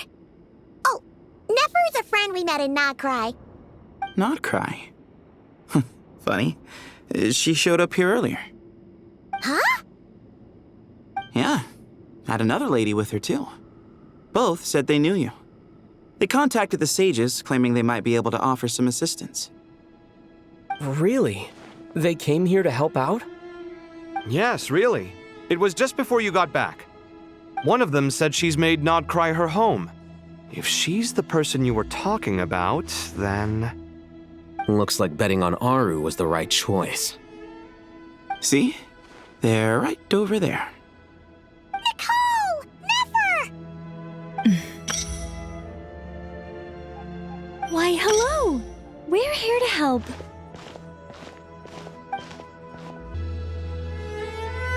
It's a good thing we left early. We almost got locked out. Locked out? What do you mean? Oh, you haven't heard? An invisible barrier has appeared around Sumeru's borders, cutting off all travel in and out. No one can leave and no one can enter. Sumeru has become a lonely island. Are the Fatui behind this too? Actually, no. This has nothing to do with them.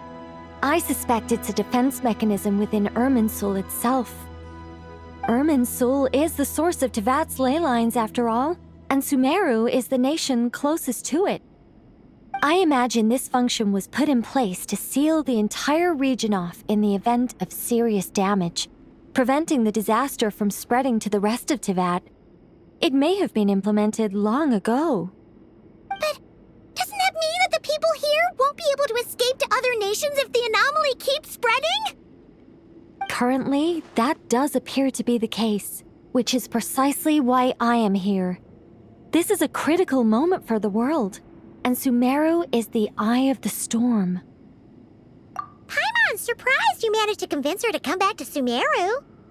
Indeed. Even for someone of my wisdom and eloquence, this tested my skills to the limit. And why should it concern me that Sumeru's in trouble? Surely you don't think I still have feelings for that place? Judging by your tone, I suppose you don't. Sounds like you don't know much about my past. And here I thought you knew everything. All I know is that the Ibis King is the source of your power. He was quite a prominent moon envoy once upon a time, so I do know a thing or two about him. As for your past, I have ways to learn the full story if I wish to. But everyone has secrets they'd rather keep to themselves, wouldn't you say? I'm glad you see it that way, Miss Nicole. I've chosen to call Nodcry home, which is why I did my part in its hour of need. That doesn't mean world savings become a habit with me. I have no particular desire to play hero in Sumeru, thank you. I understand. Human emotions do not appear and disappear without cause. There is always a reason to be found behind both salvation and destruction.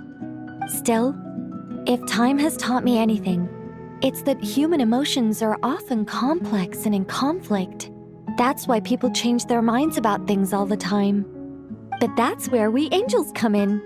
Our duty, ultimately, is to guide people towards their deepest, truest desires and help bring them to fruition. So I wish to hear about your past, because I do not believe you are motivated by hatred alone.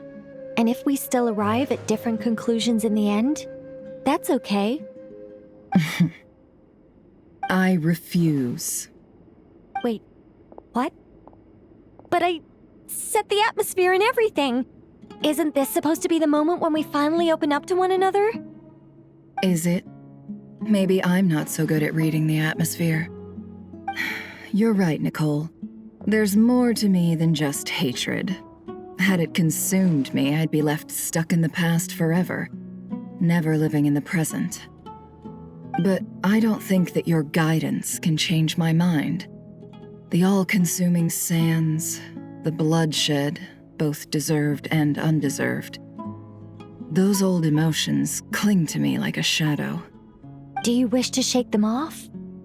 No. I hope to remember them forever. Those emotions and memories shaped me into the person I am today. They'll always be a part of me. In that case, would you like to hear my perspective, at least? Sure. It's not every day you get to hear an angel's opinion.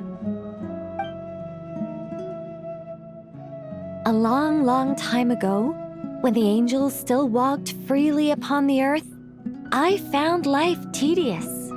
Monotonous work, lukewarm relationships. Things weren't nearly as interesting as they are now. And yet, since the angels' demise, I have found myself missing those days on more than one occasion. Human emotions are often attached to a person, a place, or an object. When those things are gone, the memories quickly fade, and the emotions slip away along with them. If Sumeru were destroyed, both rainforest and desert would be no more. With the object of your hatred wiped from existence, it would not take long for the memories buried deep in your heart to slowly fade. Both love and hate are intense emotions, but they are nothing compared to the void left behind when they disappear. Most sophisticated, Miss Nicole. But anyone focused on the future could only ever applaud the destruction of the things they hate. Still, I'm a special case. Someone once told me that human memory is more selective than a Mora-hungry merchant choosing between customers. We all need a reality check once in a while, so we don't forget the truth. As much as I dislike Sumeru, this is no way for it to perish. All right, you win. I'll help you out a little, but I won't work for free. How much will you need? You're not gonna milk this for all it's worth, are you? What do you think? I'll be upfront with you. I don't have much more on me. If that's what you need, I could borrow some from Alice. Or perhaps I could pay in sculptures. The ones I carve are actually worth quite a lot. Just cover my travel expenses. Huh? Is that all? That's all. Given all the people I owe favors to, I can just about justify a trip to Sumeru. Yehoda! Here, boss! What do you need? I'm going back to Sumeru for a while. While I'm away, you'll be in charge of the curatorium. Me? I'm in charge? Whoa! Don't worry, boss. You can count on me! And that was how the ingenious angel Nicole brought you the perfect person for the job in your hour of need. Hip hip hooray! That was far more detailed than necessary. Not lacking in embellishment either. I never thought I'd return. Especially not the desert. But life doesn't always go as planned, I suppose. What's Candace up to? I don't think I've seen her yet. She is still taking care of things in Aaru village. Should be joining us before too long.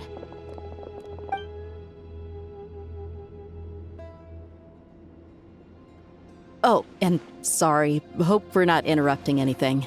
We have some good news, though. We're planning to go to the Mausoleum of King Deshret to look for the legendary Aaru, then use it to try and restore the Akasha system. According to records in the Temple of Silence, the mausoleum houses something called Aaru's Chute, which can be used to establish connection with Aaru. We still have some time before we leave, so there's no rush. By the way, who are these two new faces? Just call me Nefer. I'm based in Nodcry. Did I hear you mention Aaru? Correct. Well, I happen to have a connection with one of the 3 retainers imprisoned inside, the Ibis King.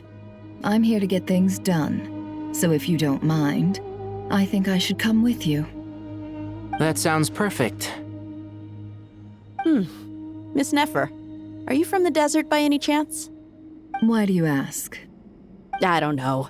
There's a familiar air about you. Plus, you mentioned Candace. Sorry, I don't mean to pry. It was just a random thought. I'm Dia, an eremite mercenary. My work usually keeps me out in the desert. I'm on good terms with Dori, and she's mentioned you all before. It's nice to finally put faces to the names.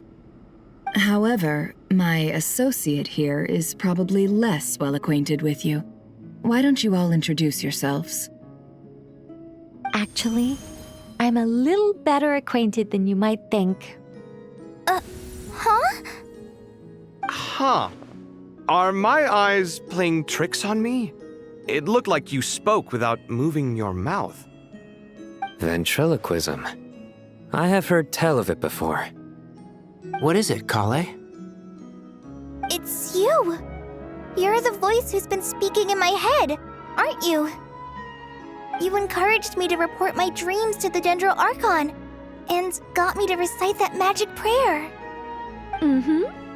I have many titles, but let's go with the most pertinent one. I am Nicole Rain, an angel who has lived since ancient times. An angel? Sounds like a big deal, but, what exactly is an angel? Oh, Well, we're a rather long-living race of beings. Not gods, technically, but we can still tell you a lot of stories from ancient history. Yep, and she's also an amazing sculptor. You could say she's a real creative type. Well, ma'am, if both the Traveler and Paimon give you rave reviews, you must be pretty impressive. Oh, please don't call me ma'am. I find it so awkward when people get too formal with me. Just relax and be yourselves.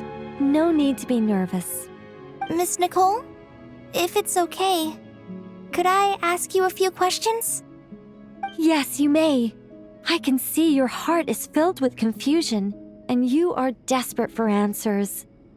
I also know which questions you want to ask me. Why did you dream of Sumeru City in disarray? Why did those verses soothe the Jinn only when recited by you?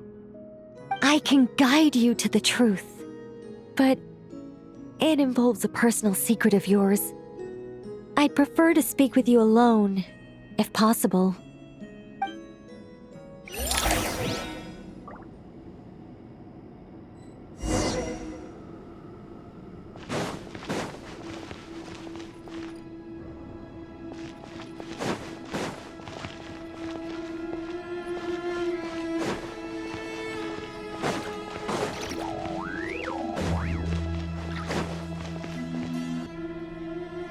I thought we were going to speak alone. This is a lot more people than I was expecting. What's wrong with it? Even the doctors at Dar al-Shifa allow patients to be accompanied by family members. Well, if Collei doesn't mind her secret being revealed, I have no problem with it. Thanks for being so considerate, Miss Nicole. I don't know what secret you mean, but whatever it is, there's no need for me to hide it from my closest friends.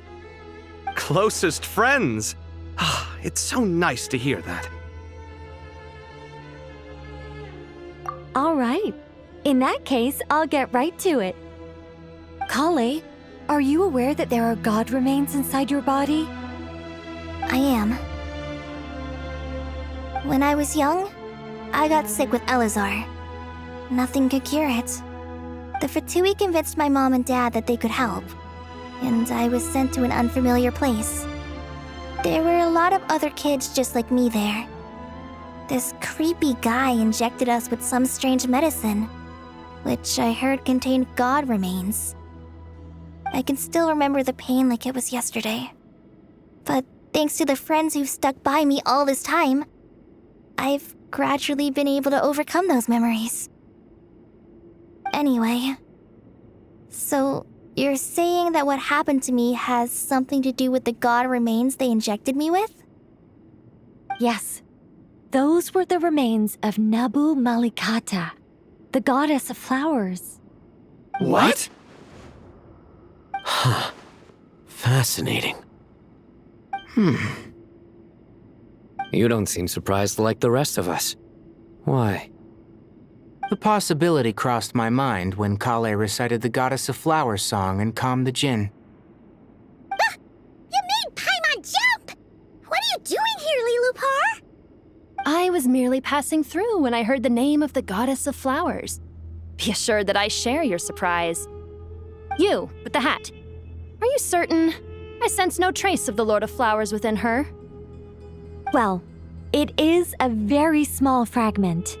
Unless special methods are used to manifest its power, even her closest acquaintances would find it near impossible to detect. After the goddess passed away, her remains were scattered across the desert. King Deshret gathered all the pieces he could find and buried them in the eternal oasis. but some fragments remained unaccounted for. Eventually, the Fatui must have found a way to track some of them down. Presumably for use in some experiment. It's not an uncommon occurrence. You're more shaken than I thought. In one sense, you've been extraordinarily lucky. So many people who yearn for this kind of power never attain it, yet you have coexisted with her all this time without even realizing it. I don't know what to say. I'm glad that I could help everyone with this power, really. But knowing that a fragment of the Goddess of Flowers is inside my body is... it's a strange feeling. Well, people value their autonomy very highly. Even a well-intentioned intruder can shake one's sense of self. I understand how you feel, Collei. But once you get used to it, you'll find it's nothing to be concerned about. Huh. I guess you of all people have a good reason to speak on this. 2 good reasons, in fact. Incidentally, 3 is the maximum number of Hermanubis' Ba fragments that I could bear. Let me guess.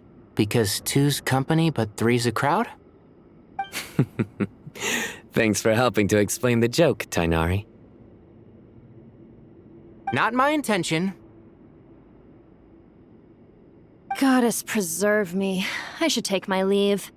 This boy in his wolf's head hat speaks much too differently from the Hermanubis I remember. Collei, all I'm trying to say is, no matter how many Hermanubis fragments there are within me, you wouldn't think of me as Hermanubis. In the same way, you are simply you. Yeah, I know what you mean.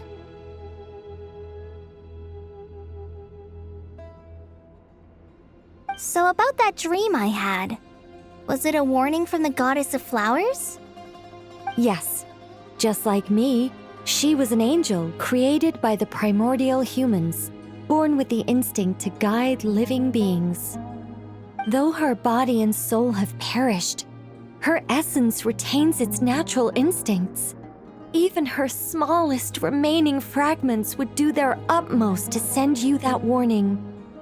The Mother of Dreams? Lord of Flowers and Oases? She must have had a premonition.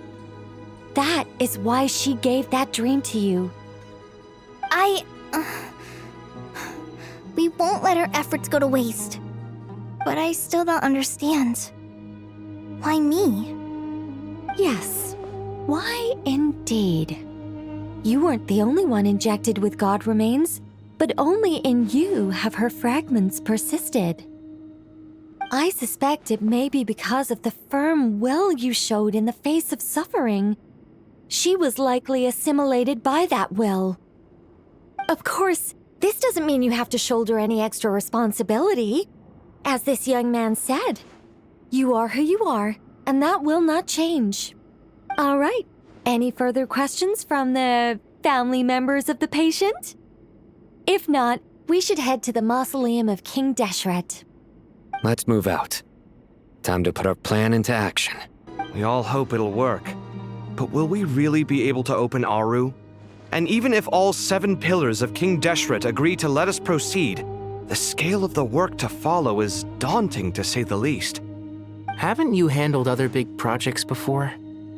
I mean, the biggest project I've worked on to date is probably the Palace of Alcazarzaray, I guess? But this is orders of magnitude beyond that. It's a total nightmare. Look on the bright side. At least this time you're actually here when Sumeru needs you most. You won't have to come asking me for details after the fact. Mock me all you want. But now that I'm here, things will be resolved far more quickly and smoothly than last time. Kaveh's self-doubt disappeared in an instant. Like magic. Well, this confidence is most gladdening. Now, go and pack your things. We'll head to the mausoleum as soon as you're ready.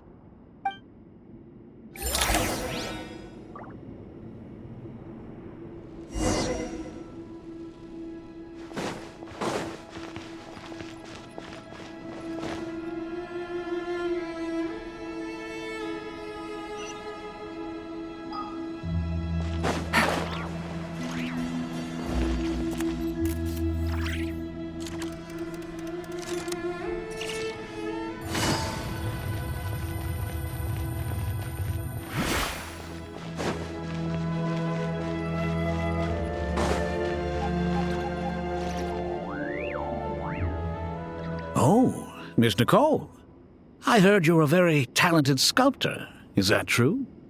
Oh, I don't know. I wouldn't want to blow my own trumpet. Honestly, even though Kasharawar is best known for its focus on mechanics, plenty of Kasharawar scholars are quite serious about sculpting as a hobby. So if they rate your work, that's enough for us. We just have to take a look. Who's we? Myself and a few other scholars.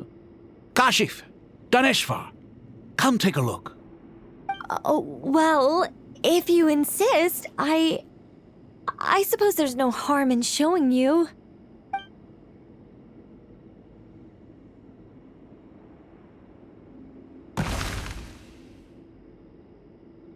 Whoa!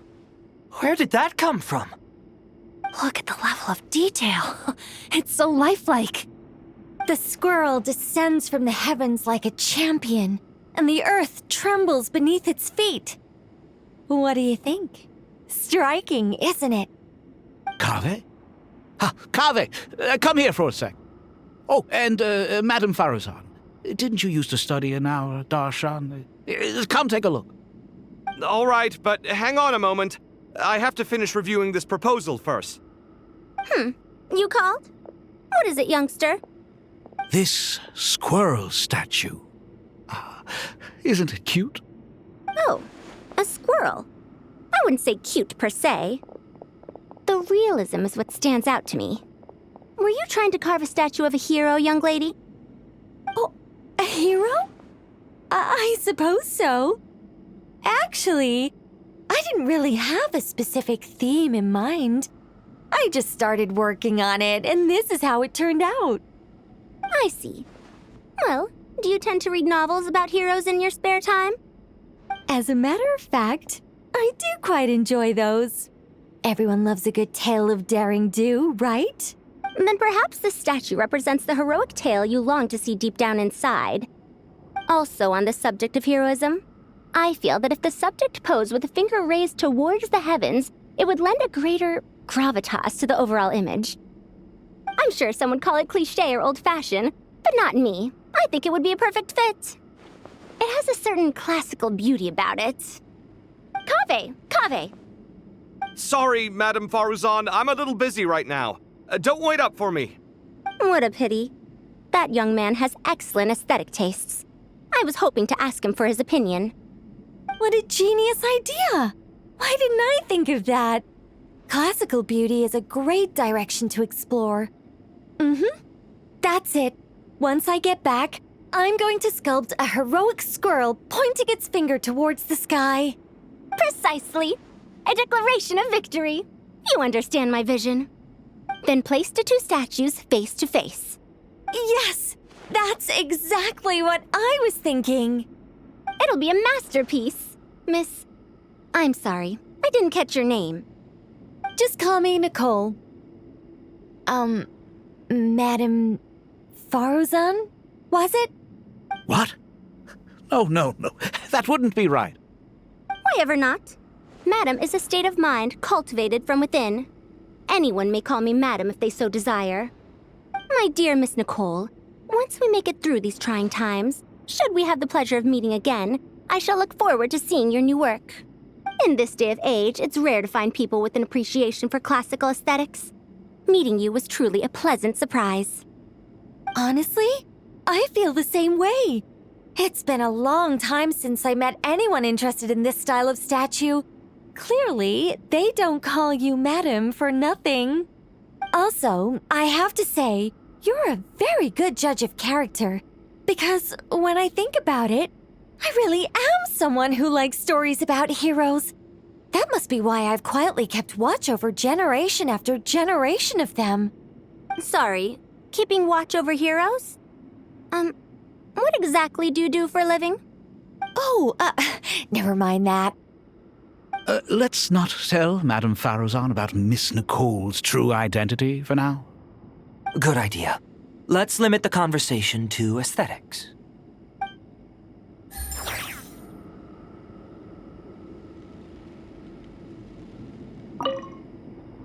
Let's not tell Madame Faruzan about Miss Nicole's true identity for now. Good idea. Let's limit the conversation to aesthetics.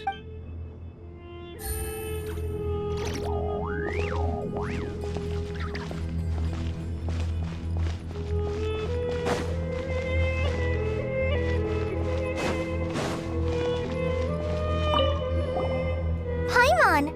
Thanks again for your notes. I'm done copying them, so here you go. You're welcome. Just let Paimon know if you ever need help again.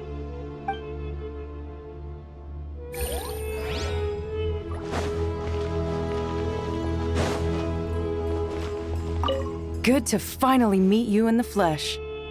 It's a little surreal seeing you here after exchanging letters for so long. In my head, the boss of the Curatorium of Secrets didn't look so young.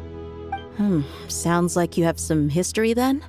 Any budding mercenary group needs a steady supply of intel.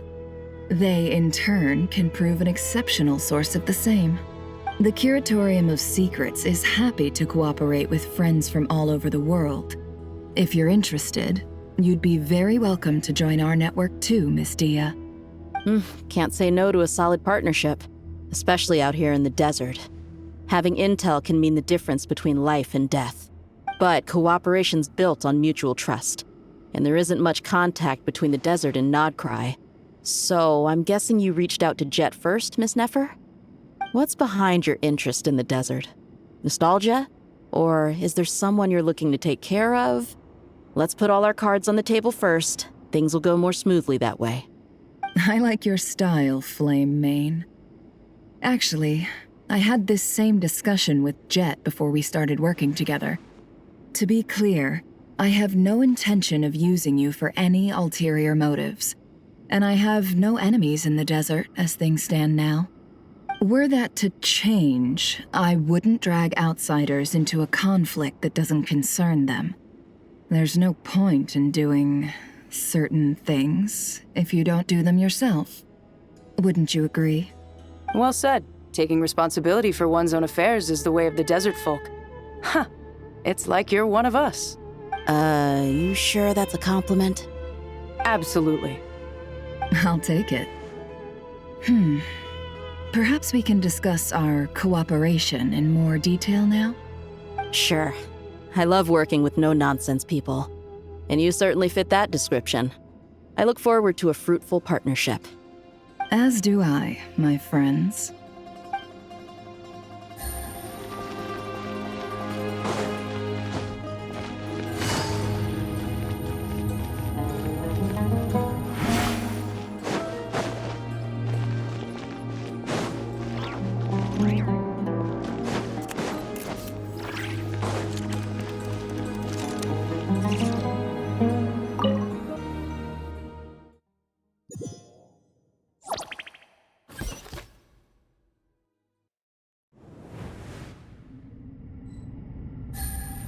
I hope everyone's ready.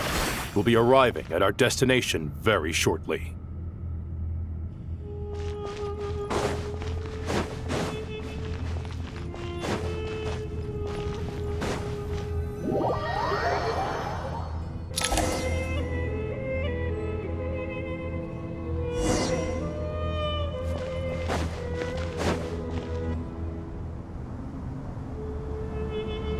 Why, we've not seen so many visitors ever, really. What is this place now, a tourist attraction? Closer inspection reveals many familiar faces. To what do we dusty old fellows owe the honor? Surely you're not just here to chat. You surmise correctly. We are here to carry out a rather enormous project. Ho, enormous, you say? How large, then? Larger than the gaping void in our lives?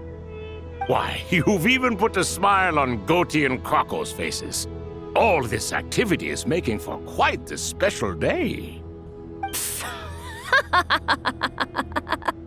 I know that laugh. Liloupar? What on earth are you doing here? Oh, this is hilarious. Turns out good things really do come to those who wait, as long as you stay alive long enough. When did you three get locked up in here? And still you act all high and mighty, putting on a show for the younglings.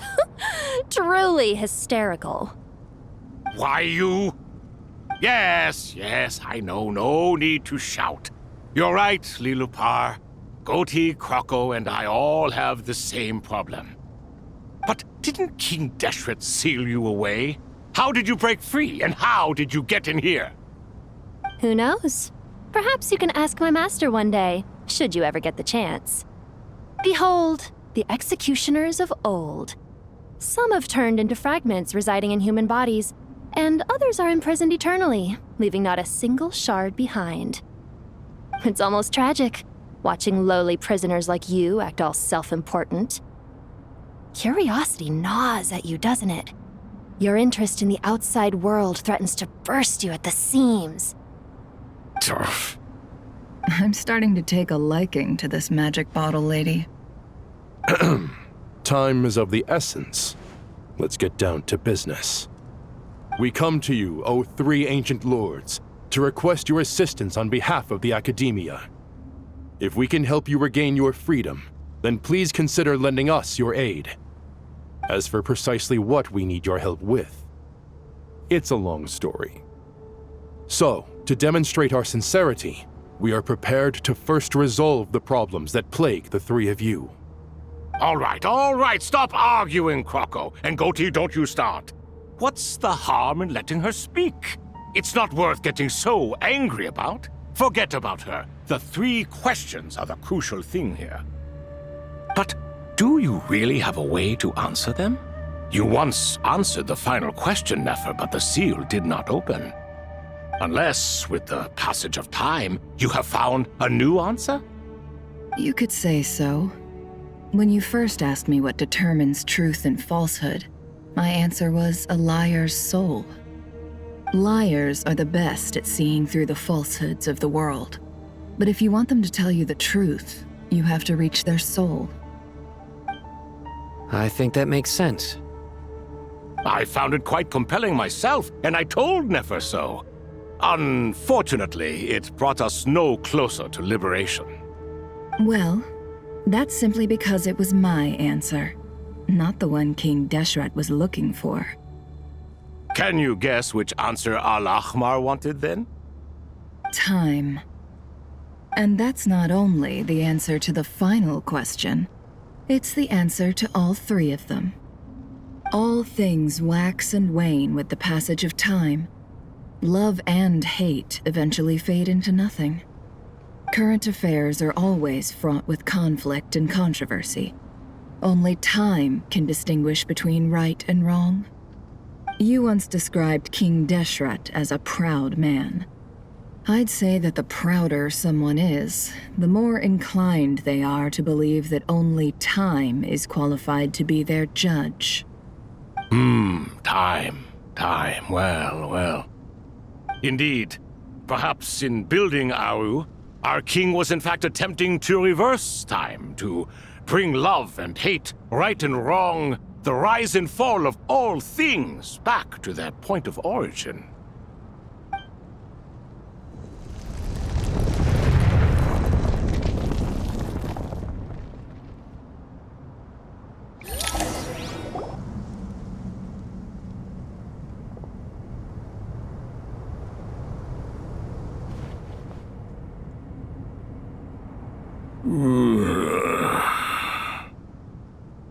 This is the most eventful day I have experienced in a long time. You have my sincere gratitude. Are those 3 of the 7 pillars? Turns out the statues were quite faithful to the source. You three seem to be in good spirits. Prison can help a person grow and learn to cherish what they have. Nevertheless, after everything you've done for me, I sincerely hope you never have to experience it for yourself. Hello, Nefer.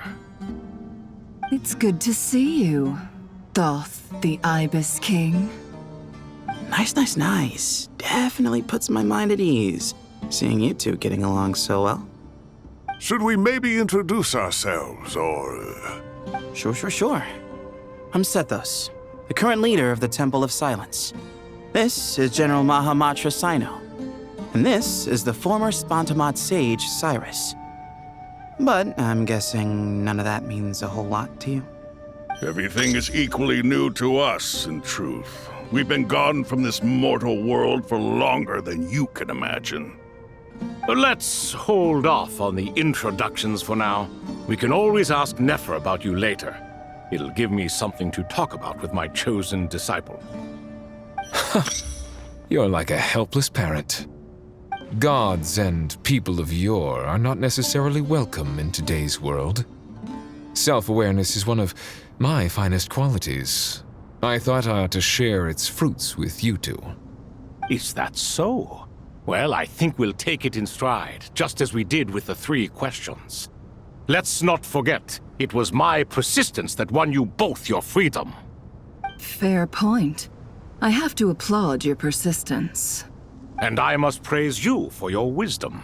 Now, state your wishes, young ones. I'm sorry? Why, your tremendous accomplishments deserve a reward, do they not? You must let us do something for you in return. General Mahamatra, what do you think? I won't beat around the bush. Sumeru is facing a crisis the likes of which have never been seen before. And we need your help.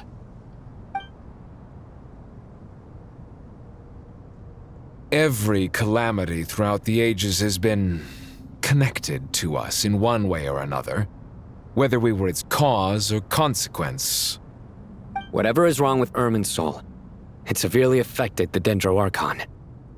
She fell into a coma and is currently receiving treatment from the Dendro Dragon. The Dendro Dragon? I'm sorry, the Dendro Dragon is helping to heal the Dendro Archon? Not Apep, surely. Not vicious, cruel Apep, who possesses no virtues aside from her basic instincts. Ah, good heavens. Oh, I shudder to think what could have caused Lesser Lord Kusanali to suffer such a plight. Still, why would the Dendro Dragon lend you her aid? She has always held nothing but contempt for the Archons. I suppose she and Kusanali must have some history.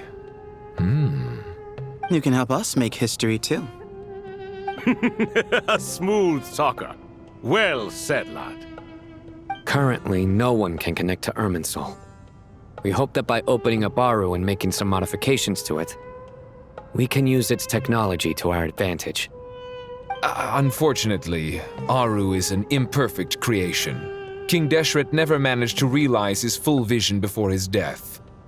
Much remains to be done if it is to be pitted against Irminsul itself.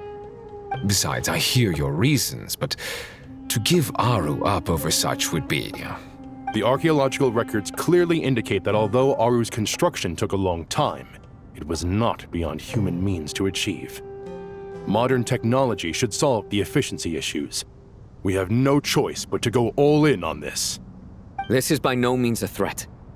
But the only reason we helped you escape from Aaru was to gain the necessary leverage to negotiate with you. You asked us to state our wishes, and we have. Each one of us here needs your help, as do all the thousands of people living in Sumeru. They need you, and they need Aaru. What do we think, my fellow old fogies? Shall we lend our support or not? Since you ask so nicely, naturally. Naturally what? Are you for or against? I simply mean we shall do what comes naturally. You claim that you wish to open Aaru. Know you then that the golden slumber created by King Deshret is preserved within? We do. We understand the risks involved. In all likelihood, the mortal world will never again be able to replicate King Deshret's work. Never will there be another chance to come so close to creating a utopia. Knowing this, are you sure of your decision? We are sure. Before people can dream, they must first live. If your minds are made up, very well. We shall summon our erstwhile colleagues to discuss this further. Saint Shezepank, Saint Bennu. Once you surrendered to silence and were buried with King Deshret. But now, we invoke the right to awaken you with our voices.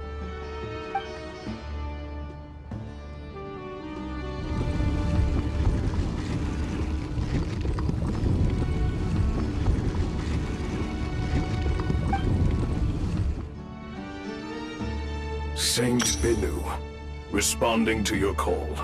3 kings detected. Initiating autonomous will. Saint Shezbank, responding to your call.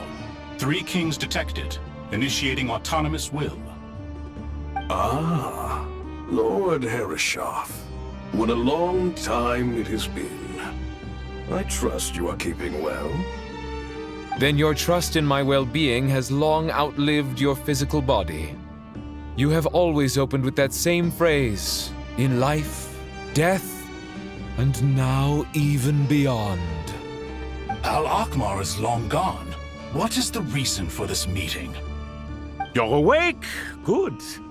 We are voting on whether to give the people of present-day Sumeru access to Aaru and permit them to perform technological renovations. You have the right to support or oppose the motion. Aaru is the pride of Al-Akhmar. Opening Aaru requires the unanimous consent of the 7 pillars. I hope you have a convincing reason to present to us. Sumeru is currently in the midst of a major calamity. Let us not forget that while Al-Akhmar was a stern ruler, he was also a teacher of wisdom. A god without his people shall cease to exist, and King Deshret's greatest wish was to provide protection for his people. Let us then honor our God King's wishes as we consider our decision. I do not mean to mock these proceedings, but what is the point of a unanimous vote when we know that the last of the 7 pillars, the Dendro Dragon Apep, will never communicate with us? This will no doubt surprise your mechanical mind, and I have no intention of trying to persuade you it is true. But Apep is, in fact, healing the Dendro Archon as we speak. Huh? Can someone attest to this? Do we have any proof? I ask the 3 kings. Can any of you vouch for the truth of this claim? Naturally, the Ibis King, Thoth. What? It was Thoth's disciples who revealed the truth to us. We need not debate its veracity. Simply let Thoth bear accountability. That way the rest of us may have a clear conscience. Herreshoff, you diabolical fiend! I awakened our former colleagues for you, supported your opinion, and backed your decision. What sort of fiend would do that? I miss the days when Hermanubis was still around. At times like this, he would offer to take accountability. What are you trying to say? Is my word worth less to you than Hermanubis's? Hypocrite though you are, Lord Thoth, you are humorous in equal measure. How could we bear not to associate with a character such as you? I, Saint Shezbank, approve the Goat King's proposal. Since King Deshret is no more, we shall receive no reprimand for acting beyond our remit. Nevertheless, I sincerely hope that those before us understand the significance of what they intend to do. Remember, the moment that Aaru is liberated, the myriad souls residing within the Golden Slumber will return to the ley lines. And once the ley lines flow again, these souls shall in turn be received by Irminsul. To take this step is to bring the perfect afterlife created by our king to a permanent end. We understand that well, and we have decided to proceed regardless.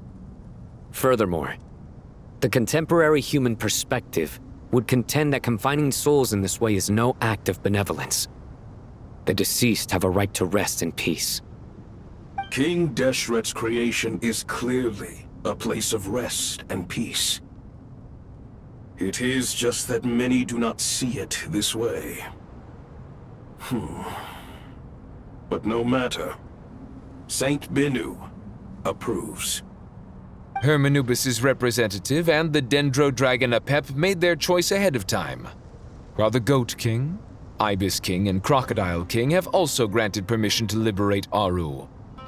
By the grace of His Majesty, guided by His wisdom and will, let the gates of Aaru be reopened.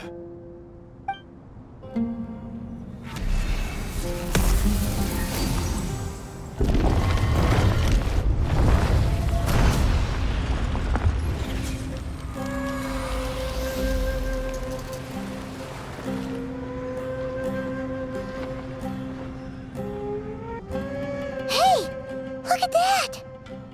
What's this? Are we under attack? No. Wait, it's...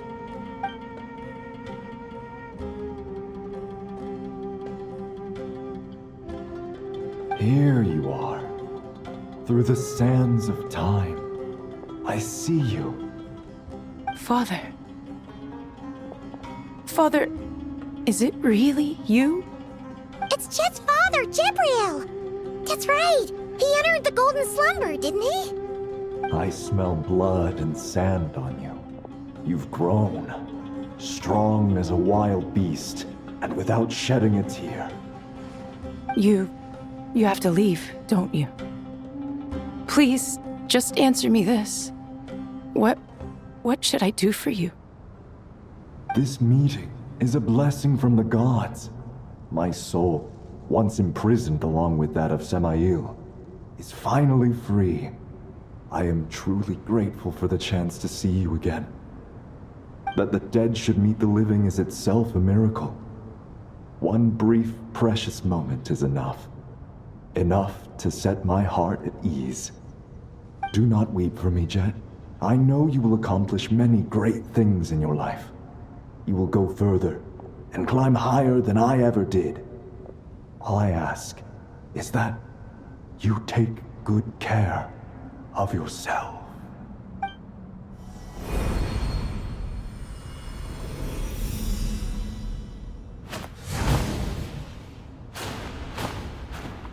Father!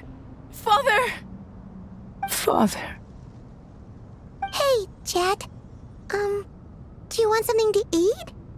Maybe it'll help you feel better. I'm fine. Thanks, Paimon. It was just a little sudden. The chance to see my father again meant the world to me. He was trapped in the golden slumber for our sake. And now, after all this time, he can finally rest in peace. I'm glad. It's a huge relief. You've grown strong, Jeht. More than enough to fend for yourself. Yeah. I'll leave the past in my memory where it belongs. My family, the good times and the bad. Goodbye, Father.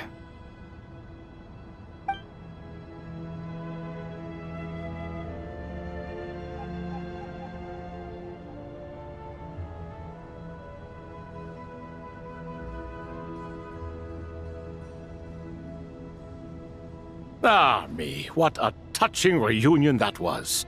It seems we did a good deed today. We three retainers, once imprisoned for our iniquity, are surely the least qualified to judge whether this deed is good or bad. Either way, Aaru is open. Now you have your opportunity, and with it, whatever trouble may ensue. Although Aaru was created by a god, human craftsmanship was nevertheless required to build the gate that connects it to this world. Perhaps the relationship between gods and humanity follows a similar principle. As for your proposed renovations, we cannot determine which functions to keep or discard. Proceed as you see fit, but please entrust the task to your most accomplished scholars, or Bennu will be most displeased. It matters not. The Ibis King shall be accountable if any problems arise. Ibis, you chose to take on disciples, and so it follows that you must accept the risks of associating with humans. If I'd known you'd be like this, I would have locked all of you away in Aaru, never to leave again for all eternity. All of us? What does this have to do with me? Vilify me no further. Scholars, since you have liberated Aaru, allow me to present you with a gift. Using Aaru's power, we shall install a defense mechanism at our king's mausoleum.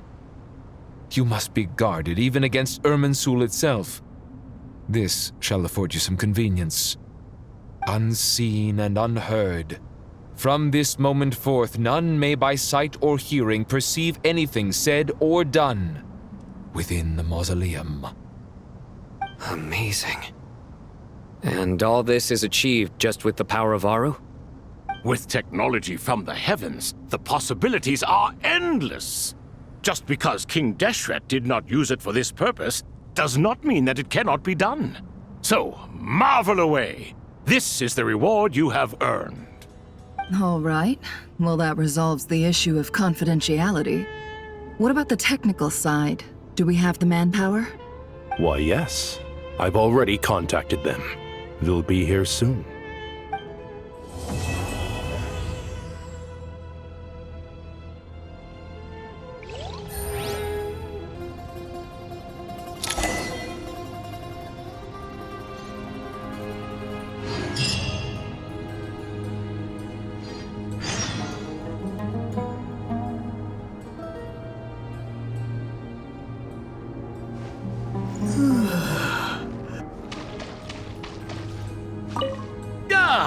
Fresh air.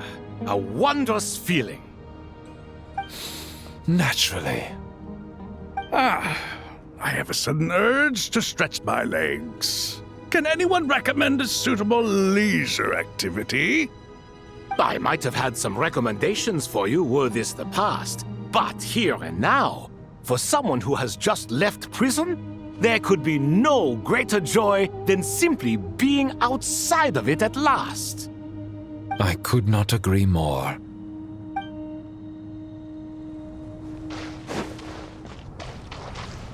As I thought, the so-called 7 pillars of King Deshret are as underwhelming as ever. What do you mean? Not a fan of the boys' club? As men, as individuals, and even as gods, they are entirely undeserving of my attention. Al-Ahmar once commanded me to select a king from among the people, so naturally my eyes will open only for one who is worthy. Ugh. Can we talk about something else? It all sounds pretty complicated, and I haven't read that many storybooks. You think this is a mere story? Well, many would also say that the journey you shared with your father is not but a tale. My life, your life, they are nothing but stories. Little girl, it appears that you really have grown. In the past, you would have flown into a blind rage at my words, but now you are unperturbed. Oh, it's nothing. I just feel like you're right. Getting all pissed at someone for telling the truth is pointless. It only makes me look petty. This alone is proof enough of your growth. You're doing well, my dear girl. You're becoming ever stronger. Strong enough to defend the people and things you hold dear. You think so? I hope you're right.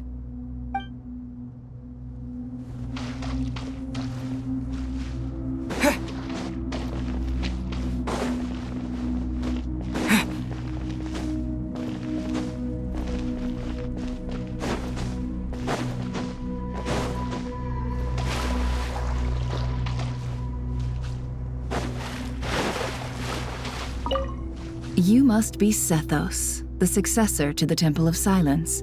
Hello. Yep. That's me. Nefer, right? That's what I heard the others calling you. Judging by your outfit, I'm guessing you come from the desert too? That's right. Started off in the desert, went to the rainforest, then went from there to Nodcry, where I work as an intel broker. Huh. Well, this is interesting. You don't seem to talk about yourself all that much. Yet here you are, volunteering your life story to me. However abridged. Maybe I'm looking to make some new friends. I like making friends too. I'm easier to talk to than Cyno and a little more streetwise than Tighnari. Which is why you came over this way, giving me the chance to strike up a conversation with you. Was I that obvious? I think you did fine. You were mindful of my attitude and hoped to lure me in through sentiment. Lure you in isn't exactly how I'd put it. I see it more as an invitation. An invitation to what? To put down your luggage. Lay down your burdens. To return to your homeland. And be truly welcome in the place you once felt so estranged from. You're a more interesting heir to Bamun than I was expecting. Since you're familiar with my grandfather, I'll assume you're aware of our situation. I'd like to make friends with you. And I think you'd be a great asset to us. Not to mention the power you and I both hold. Originally belonged to the same organization. Aha. There we go. Now we're getting somewhere.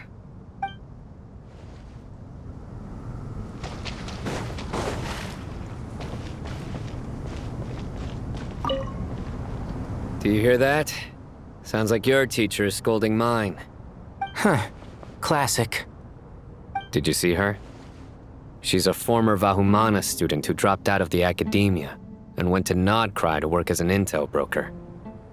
There's more to her than meets the eye. How can you tell?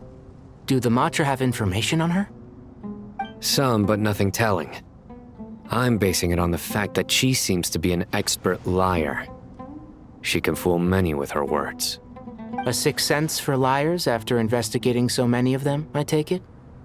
Yep. What about you? What do you make of her? A little earlier, in the corner, I noticed she gave some supplies to Jeht and had her deliver them to the main group. She's meticulous and highly observant. Besides, what was it you said? Making it to the top is no easy feat in any profession.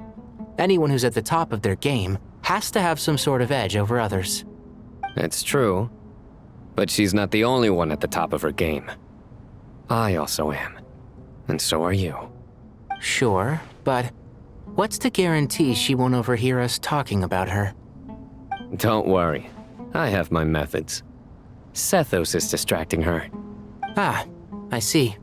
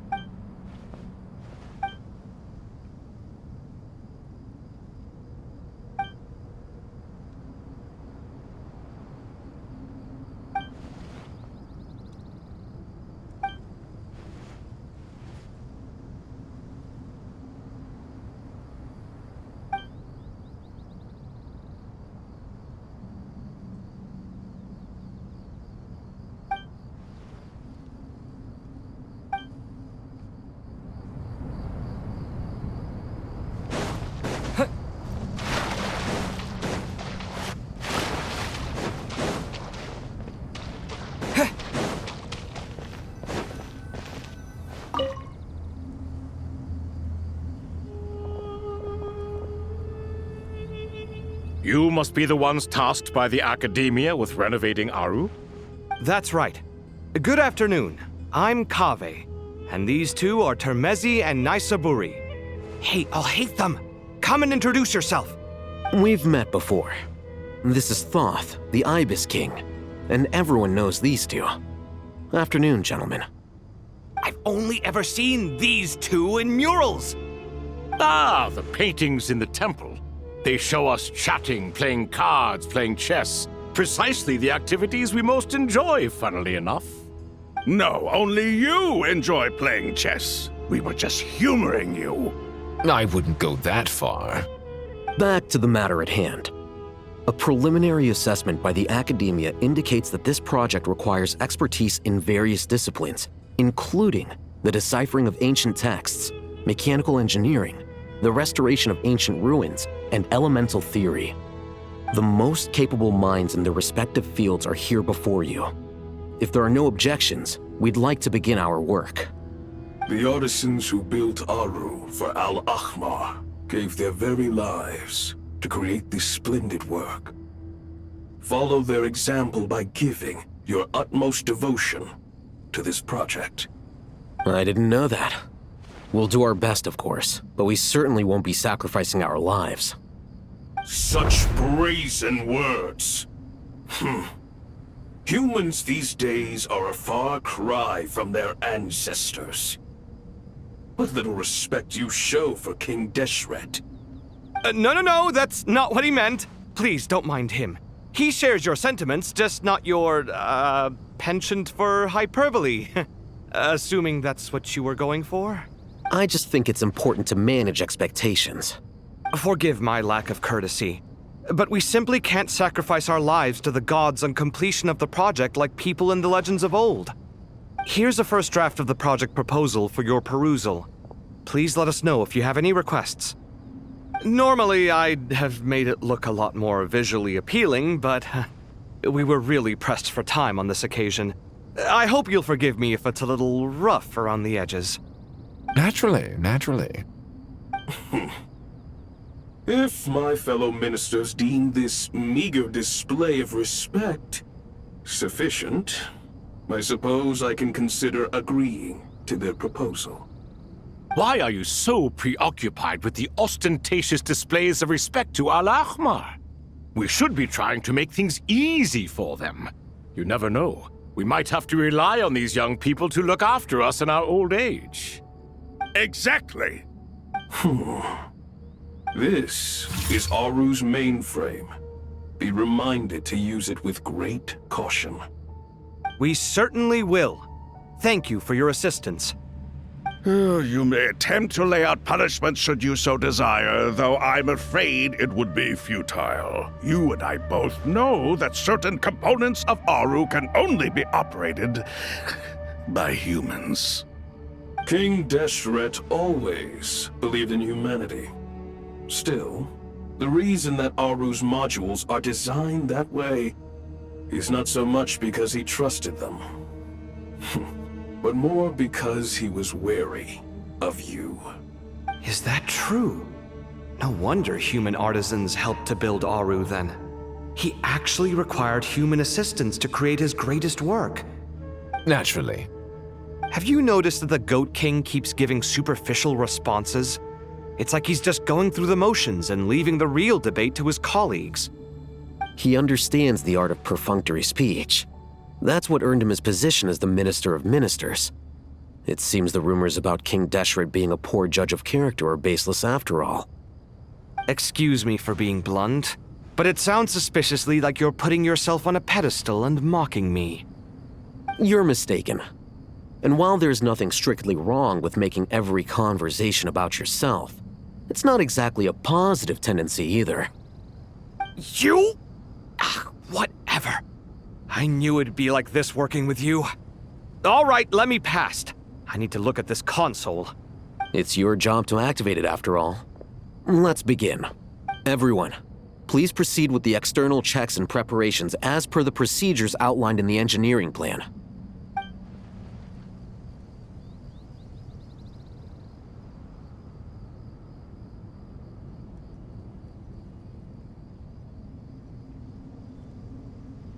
Hello there, youngsters. Whoa, the Ibis King came to life. What do you mean, came to life? I've been alive the whole time. You did say we could start our research, right? Are you having second thoughts now? I've reviewed the proposal. The work you're planning to carry out on this grand device is ambitious in its scope. You have ample confidence in your abilities, I take it? I wouldn't say I'm feeling hugely confident, but given how bad things are, I'd rather at least try something than sit around waiting to die. You are the top scholars of your day. I trust you are aware that there are countless links between Aaru and the Akasha? Aaru and the Akasha? But I thought the Akasha was the Academia's greatest technological accomplishment, created years ago by the Dendro Archon to help her people access knowledge. And you too? Do you not know either? You've read the instruction manual, right? You tell them. An instruction manual? The Akasha has an instruction manual? The Dendro Archon is a kind and thoughtful god indeed. It used to sit on a shelf in the corner at the House of Dana. Not the most popular read. If the manual is to be believed, Aaru was in fact the original inspiration for the Akasha system. What? But there are so few records about Aaru anywhere. And practically none of the scientific expeditions into the desert had anything to do with it. Ah, but this is something you could not possibly have known. You may have heard many stories about the desert, but what is the most important aspect of history? Consider this a quiz. Anyone from Vahumana present? I'm from Vahumana. It's, well, veracity. Precisely. And a large part of veracity is the chronological order in which events occur. I may as well tell you. In the beginning, Nabu Malikata, the goddess of flowers, descended upon Sumeru. The glory of the heaven was within her.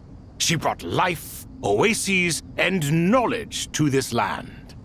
Then she created the Jinn, enlightened them, and ordered them to serve her.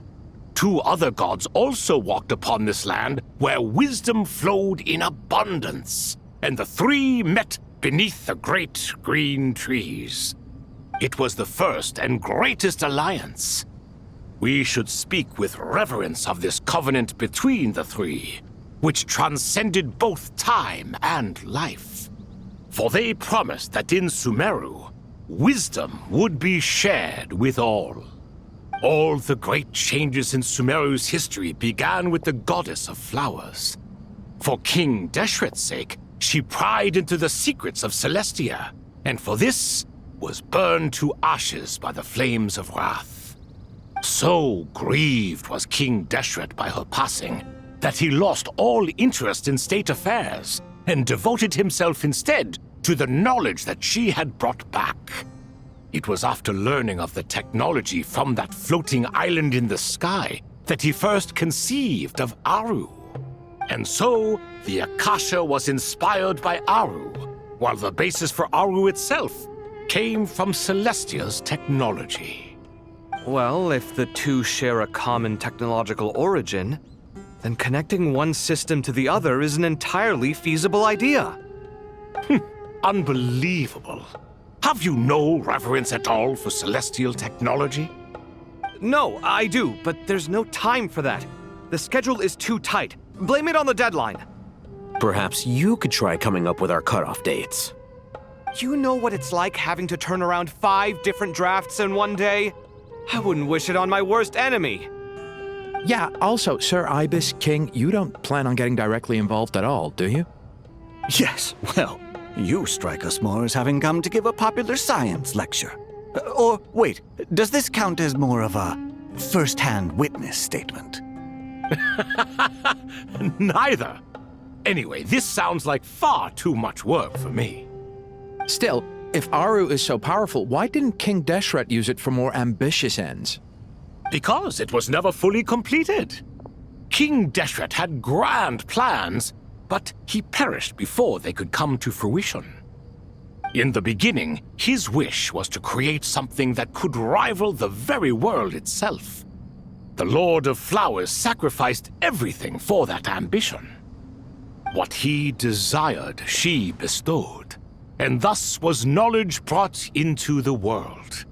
Her courage and sacrifice had to be honored with the most splendid of monuments, or King Deshret would surely have deemed it a grave injustice. And that monument, built from knowledge and technology, etched with a sacrificial and courageous love, even in its unfinished form, it deserves to be treasured. At that time, King Deshret said the following to the Lord of Dendro. Since we share an eternal covenant, I shall never be your enemy.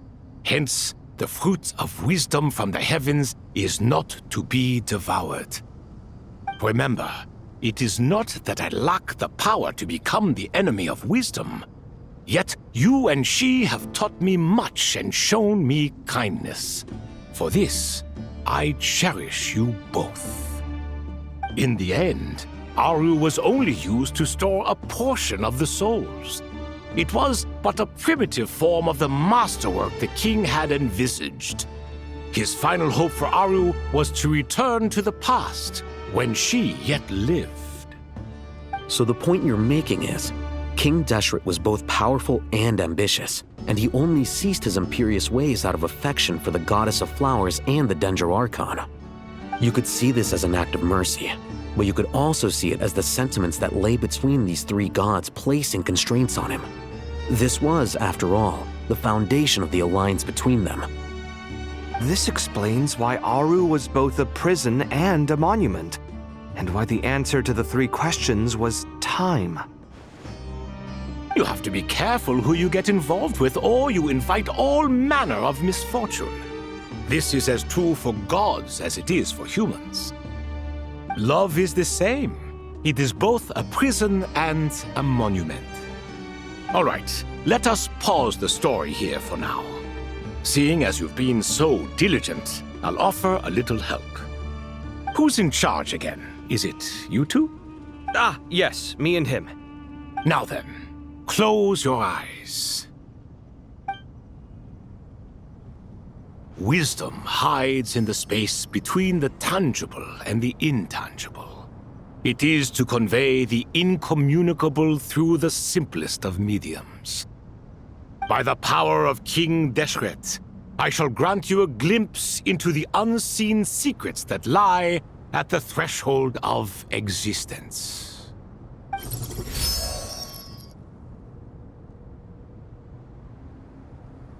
Where did this come from? Is it a new mechanism? It looks more like some form of externalized information. You've rendered it visible? Just as the Akasha allows you to access a greater range of knowledge, the power of our king permits one to perceive ingenuities that do not belong to this world. This is no ordinary mechanism. It reflects the internal structure of Aaru. Whether you choose to increase or decrease, keep or discard.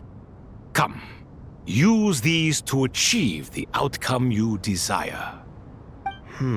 Looks mechanical to me. Better let me handle it, just in case. But wait, how do I get up there? Turn around. So that's where the elevator is.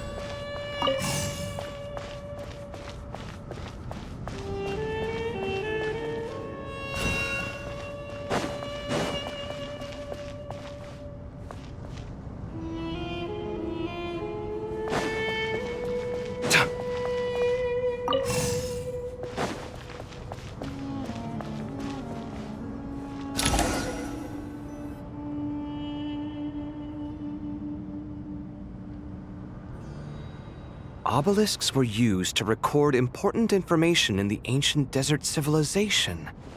Hey, Alhaitham, there's some writing here I'll need you to decipher. I've sent it to your screen. Do you see it? Got it. It's a little blurry, but I should manage. Take a look and tell me what it says. Oh, and I'll send any other similar text directly to you from now on. Let's start with this one. It's a variant of an older script. Herein lie verses written for the Yellow Sands. Looks like cultural information from the age of King Deshret. If so, I suggest you delete it. Words thrown together merely for fun. I had no idea Aaru kept a record of this. Well, as long as you're certain that this is strictly private information, that's fine. It is unimportant. All right, well, I guess I'll start now.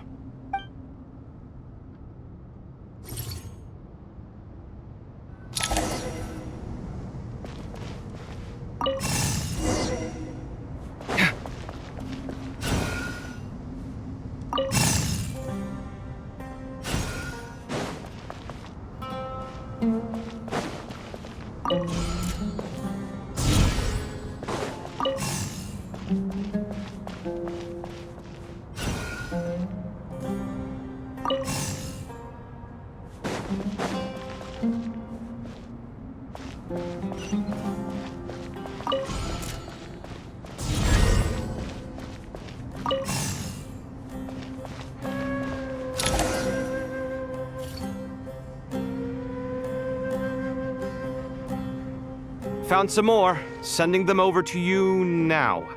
These are all reports about the Gurabad conflict. Can we delete them? I'd say so. Most of this information has already been archived anyway. What if there are details in there that Vahumana missed? What are we supposed to do if they come after us in the future? They'll just have to live with it. If we don't resolve these issues now, there won't even be an academia in the future, let alone a Vahumana Darshan. Yeah, you're right. Okay, done. There's some other similar monuments nearby. I'll check them out.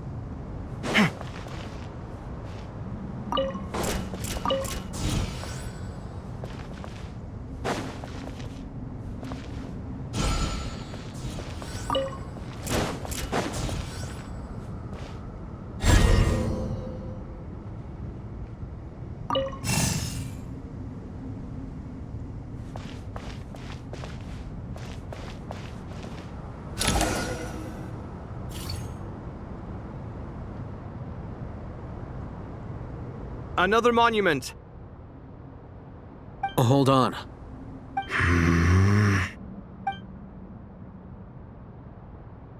You're still reading it?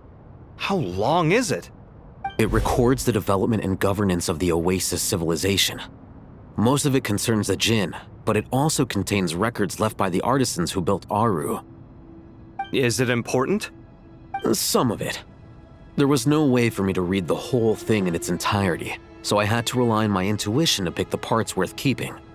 What about the artisans' records? What do they mention? They're speculations, mostly. For instance, they were wondering how to protect themselves if King Deshret decided to silence them after the construction of Aaru was complete. Sounds like pure mythology to me. Surely that kind of thing didn't really happen. The records do emphasize that this was merely their conjecture based on various myths. Still, the artisans did leave details of their plans to survive, including blueprints for their escape route. Even that got recorded? Okay, well, I'll make a copy of this first before I delete it. Is that truly necessary? You won't be needing those. No, the blueprints are important. I want to keep them as a memento.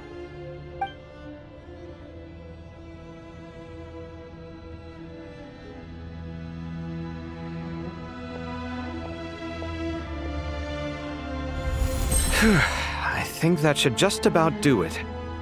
It meets the requirements of the contingency plans, so we should be good. I gotta say, It's the strangest feeling, this cross between reality and the intangible. It's like drifting between life and death, or in and out of a dream, using my own hands to manipulate illusions that are forever out of reach. Chasing dreams in the most literal sense. Definitely a novel experience. What happens if my spirit just floats away? That won't happen. Anyway, I wouldn't celebrate just yet if I were you. There's likely to be a phase 2 of this project. All right. I'd better keep my wits about me then.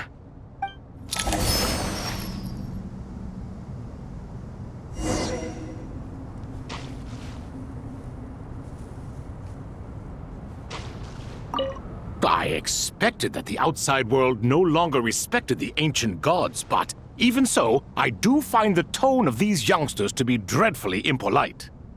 It should hardly come as a surprise to you. I remember you saying the same thing last time. I assumed that was just a one-off. I did not realize it was the norm. Don't you think that young lad's matter-of-fact tone sounds familiar? It bears a rather uncanny resemblance to you, Goatee. Surely a sign that he is a man of rare intelligence. Oh. The rest of them, though, much better. The blonde-haired one, for instance. So sincere. That's the kind of kid I can respect. Oh, really? Well, what about your disciple, Nefer? She's about the furthest from sincerity that a person can get. And now you hit the crux of the issue. Thoth is spouting lies again. He cares nothing for sincerity. He likes Nefer simply because her personality is just like his. Thus, in giving his approval to Nefer, Thoth is simply validating himself. The rest is but smoke and mirrors.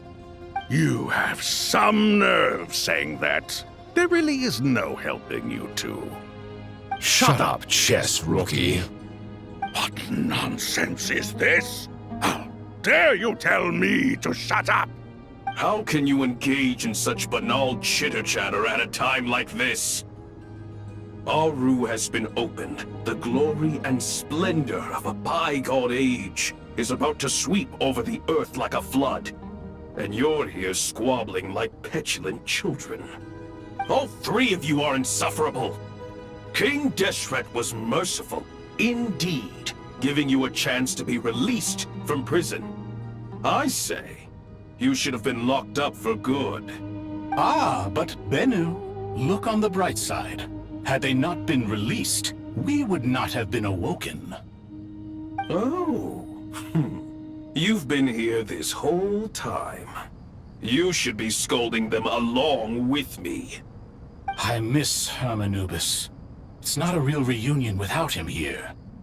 And now you're avoiding the topic and talking to yourself. Why King Deshret designed your personality like this, I will never understand. Isn't this simply proof that our king supports my free will? Oh, look at those two rust buckets. Suddenly, you two do not seem so bad after all. Here, here. If being stuck together for thousands of years fosters no friendship, I cannot say what would. Naturally.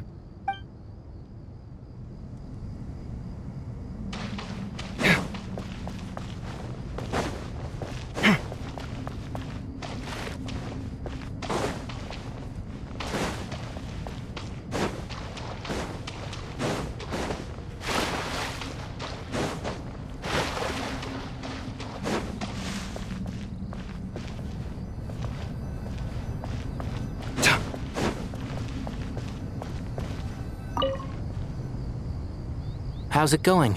Are things progressing smoothly? Well enough, I suppose. You know how it is. The work itself is only half the problem. The other half is having to work with Alhaitham. I'm sure the feeling is mutual. Honestly, though, I thought you two had already worked things out. As if. Turns out working closely together is the best way to expose any tensions lurking beneath the surface. Besides, I just think that some people never change. Agreed. Case in point, you didn't make sure I was out of earshot before you started complaining about me. Old habits die hard. Actually, this is for your own good. Maybe if you spend a little more time listening to what other people have to say, you might actually realize that you're the problem. Naivete is another old habit of yours. I had assumed that you both volunteered for this project like us forest rangers. But now I'm getting the sense that wasn't the case. Definitely not. We were assigned to it by Lesser Lord Kusanali and Nephis. As much as I'd love to be doing normal work for normal clients, these Titan projects are all that's on offer right now. Though I'm sure they wouldn't be roping us in if they had any better options. Just goes to show how short-staffed the academia really is. I'm sure you've prepared yourself mentally, but I still feel the need to advise you to lower your expectations. It might make the process of working together a little less intolerable. I know! Same to you! But if you already understood that, you should also know not to say the quiet part out loud. Why don't you come help me with my forest patrols? Might help you avoid any further disagreements. Good suggestion, but unfortunately, differences of opinion will always exist. Changing the nature of the work won't get rid of them. For once, I actually agree. There is zero chance of us ever resolving our differences. Zero! But even so, the work must be done. Care for some coffee? I'm glad to see you making progress. Don't act so smug! It'd be nice if you made some too! I feel like even I've made some progress today. In the past, I never would have dared to try and mediate a conflict between you two while you're both right there in front of me. Apologizing probably makes it sound like I'm in the wrong, but I'm sorry. I was just kidding. Truth be told, I don't have any work to do at the moment, so I'm just here to kill some time. How's Collei? She's studying with Nicole. I'm not sure how she's getting along, but she seems to be in good spirits at least. I wouldn't worry. Angelic affairs are probably above your pay grade anyway. I know what you mean, but Cyno and I are still a little concerned for her. He said he'd go keep Collei company after he's finished training the mercenaries. I'm planning to join them myself shortly. Collei will be okay. Have faith in her. Even we can see how much more confident and outgoing she's become in these past few years. Thanks to you and Cyno being there for her and providing guidance every step of the way, she can finally stand on her own 2 feet. On her own 2 feet. Does it feel bittersweet? Watching the younger generation grow up and move on? No, not yet, at least. I was just thinking, I wish there was more I could do for everyone. She'll be fine. Yeah, she will. Just try to relax.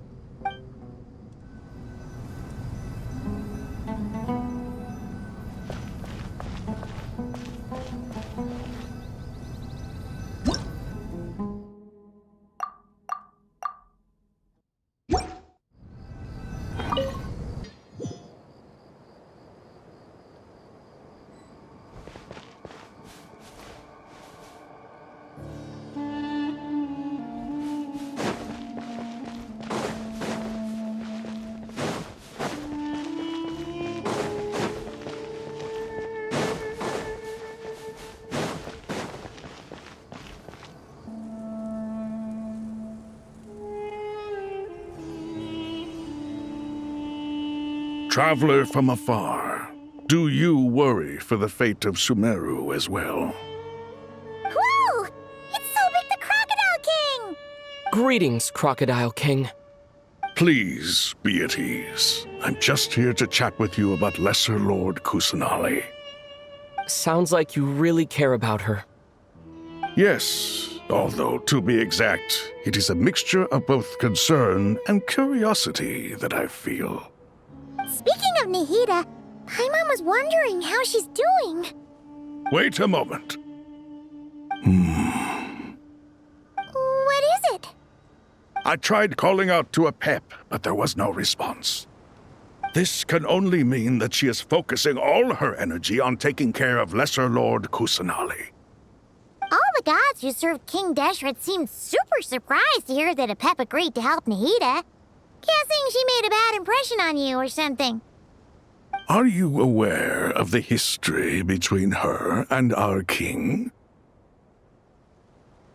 The story begins a long time ago.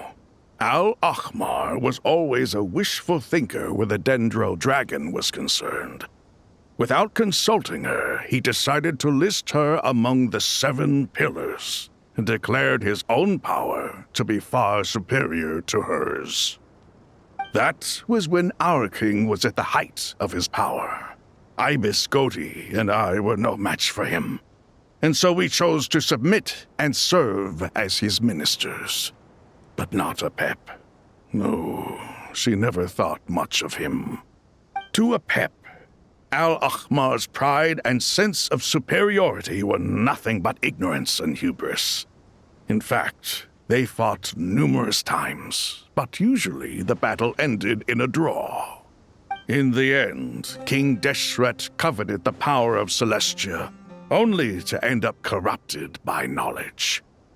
His final act was to trick the dragon into swallowing him whole, leaving her to bear the torment of his sins. The Dendro dragon stands for the glory of a bygone era. She hated Al-Ahmar and what he represented. All the gods, all the power they wielded. And so, her willingness to help the Dendro Archon through this crisis comes as a great surprise indeed. It makes one wonder whether, perhaps, the Dendro Archon assisted her in the past. Yep, Nahida did her a huge favor.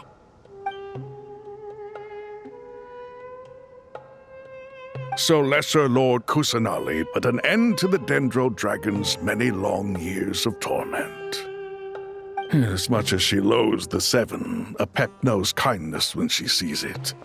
No wonder she was willing to make an exception. Yeah, that's the sense we got from dealing with her, too. She is not incapable of coexisting with other living things. Rather, she actively chooses to avoid coexistence. And this despite the fact that she symbolizes life itself. How ironic. All of this being said, I wouldn't expect too much from her if I were you. Nothing will change her hatred towards humanity and gods. We'll keep that in mind. Anyway, how much longer do you think Nahida needs to stay with Apep? For all we know, the Fatui might still be in the desert. Just to be on the safe side, why don't we grab anyone who isn't busy right now and go look for her? I'm alright, Paimon. Huh?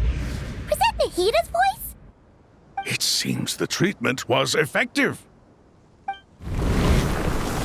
Since when do my deeds require your evaluation?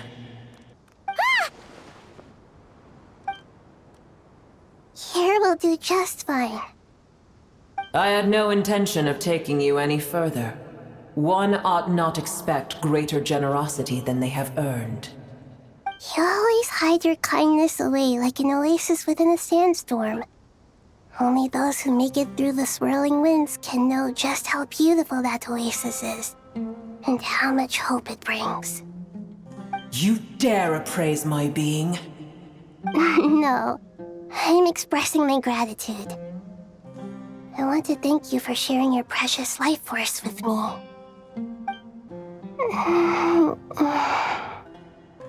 Awake already? You are more resilient than I thought. Apep. I feel much better. Thank you. Gods and their gratitude mean little to me. I would rather you give me your assurance that the situation with Irminsul and Sumeru's ley lines will be competently managed. If I suffer any ill effects from the ley lines, you, as the god of this land, will be held responsible. And you would not enjoy being held to account by me. I understand what you require, but I would assume this task even if you did not demand it. Sumeru is my responsibility. I must resume my duties as soon as possible. A farcical notion. God of Sumeru, I hope you realize how unextraordinary your strength is. And yet, maybe it is precisely what defines me. A god of wisdom is not meant to rule by force. Then hold steady. We go forth. Well, I'll be. Is that Apep? Do my eyes deceive me? Of all places, the Dendro Dragon has decided to visit the Mausoleum of King Deshret? I see that after all this time, El Ahmar's menagerie of ministers remain as vile as ever. It's a pleasure, Dendro Dragon. Had you arrived but a little sooner, you might have attended a meeting of the Seven Pillars. What a nauseating thought. You are not the first insects I have had the displeasure of dealing with today. A swarm of them tugged on my tail on my way over. Goodness knows what hovels they crawled from. Why do all the creatures of this world remain so lowly after all this time? What did you do with them? I cast them away. What would you have me do? Keep them as trinkets? Boer, this is where we shall part ways. To be clear, I do not wish to see you or anyone else here ever again, unless absolutely necessary.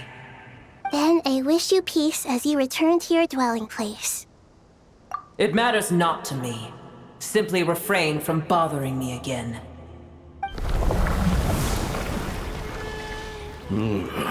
A force to be reckoned with.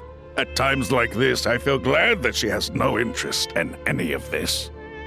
Hold on, just hold on, okay? We're almost there. We made it. Huh? Wait, that voice! It's... Uh-oh, I'm gonna fall!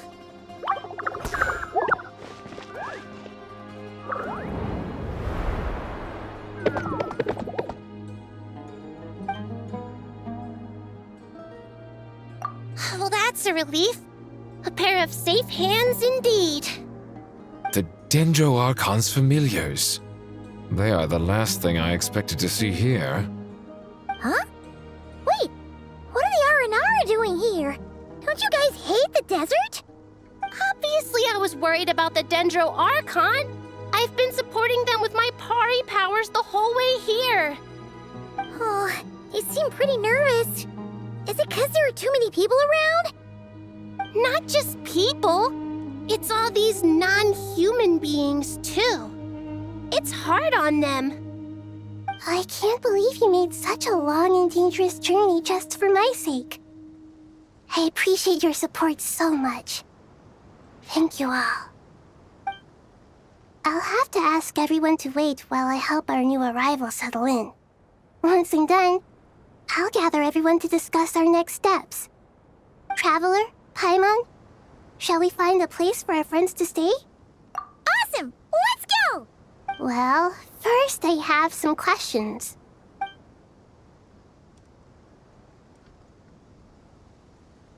Okay, I think that covers everything. Thank you. We can get going now.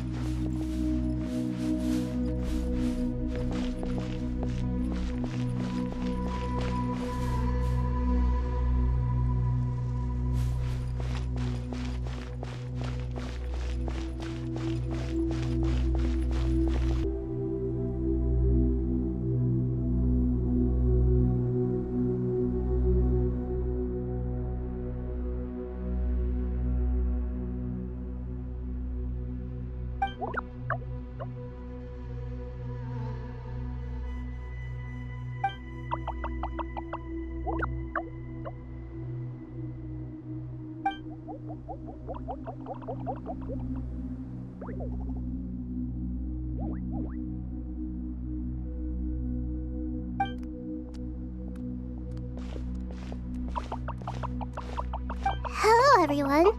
It's only us.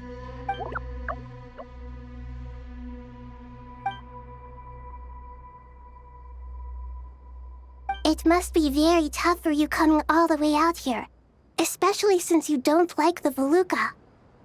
Is everyone back in Vanarana doing well?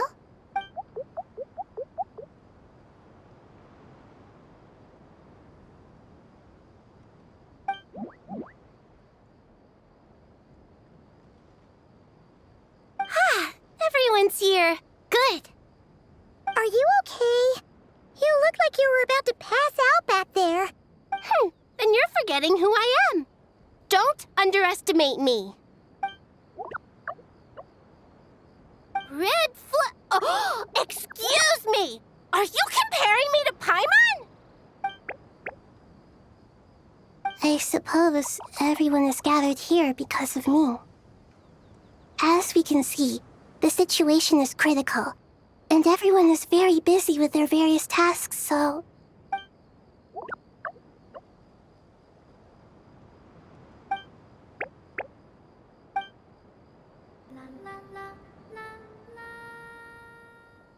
I can't thank you enough. Right now, we're focused on restructuring Aaru, processing excess information, and helping restore everyone's confidence. I'm sure you'll find it all very straightforward. I can help too! Just let me know where I'm needed.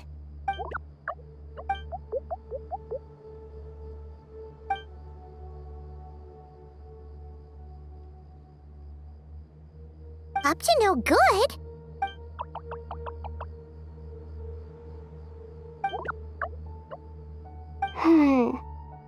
That definitely sounds suspicious. Traveler, Paimon, I have other work to attend to here that needs to take priority. Could I trouble you to investigate the situation Arabalika spoke of? No problem. Leave it to us. Thank you. I'm counting on you. There's one other thing. If you are to work alongside the people of Sumeru, you will need to make yourselves visible to them. Is that acceptable to everyone?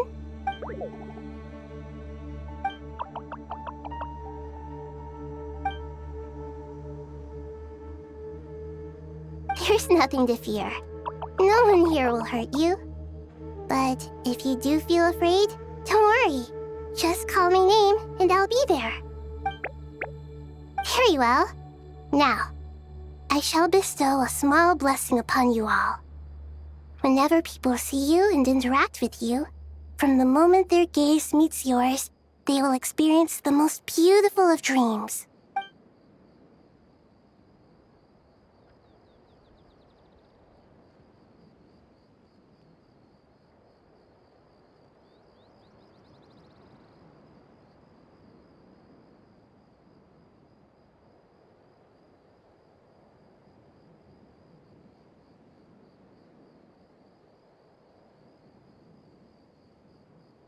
Do not fear.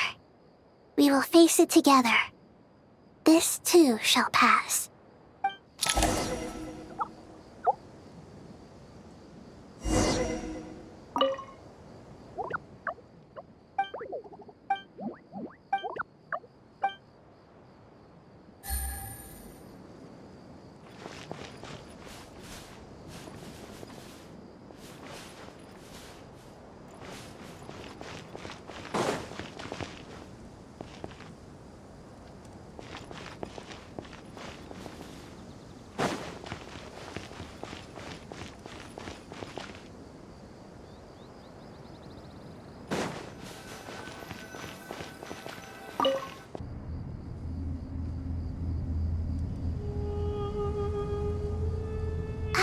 Everyone's here. Wonderful. Dendro Archon, you're back.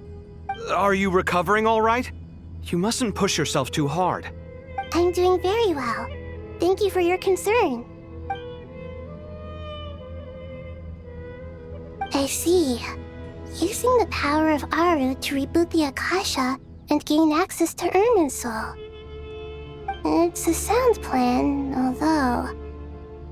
I regret to be the bearer of bad news, But with the state that Irminsul is currently in, it's impossible to access via traditional means. Even the Akasha won't change that. Alas, we had feared this may be the case. And what about non-traditional means? Non-traditional means? Are you saying...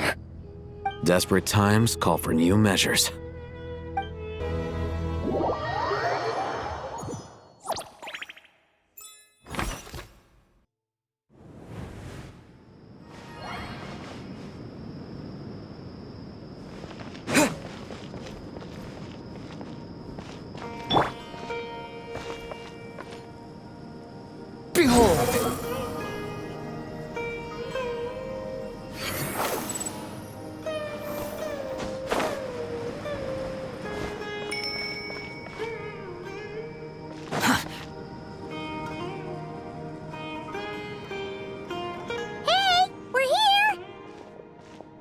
Ah, it's you. Is there a situation?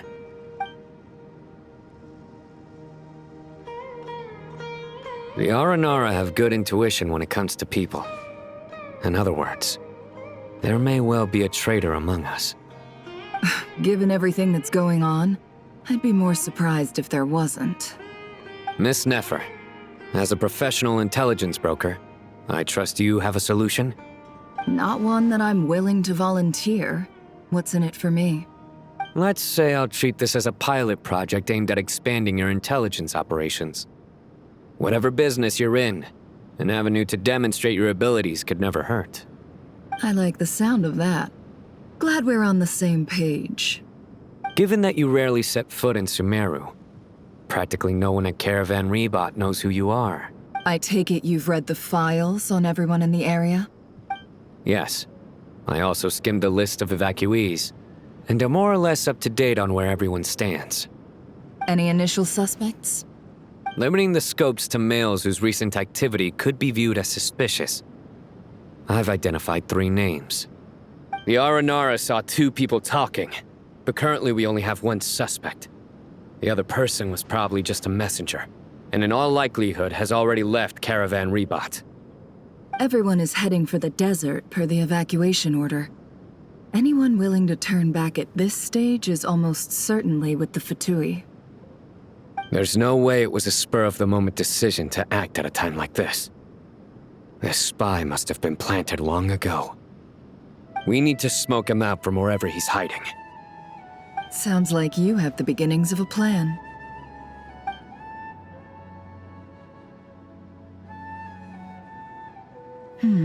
I see. Your suspicions are well-founded. I'd be watching him too if I were you. So far, we still lack solid evidence that he's been bribed. He hasn't made any recent purchases that would indicate he came into some cash. Then let's get closer to him to confirm before we make our move. I can handle it. I'm not based in Sumeru, so barely anyone at Caravan Ribet knows who I am. And you're certain you've never encountered this person in Nodcry? I'm certain.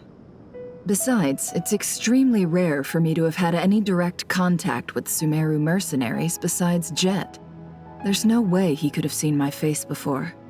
Cyno, stay out of sight and wait for my signal. If he raises any red flags, I'll bring him toward the main road. Understood. I'll take it from there. Excellent. Well, it's a pleasure working with you.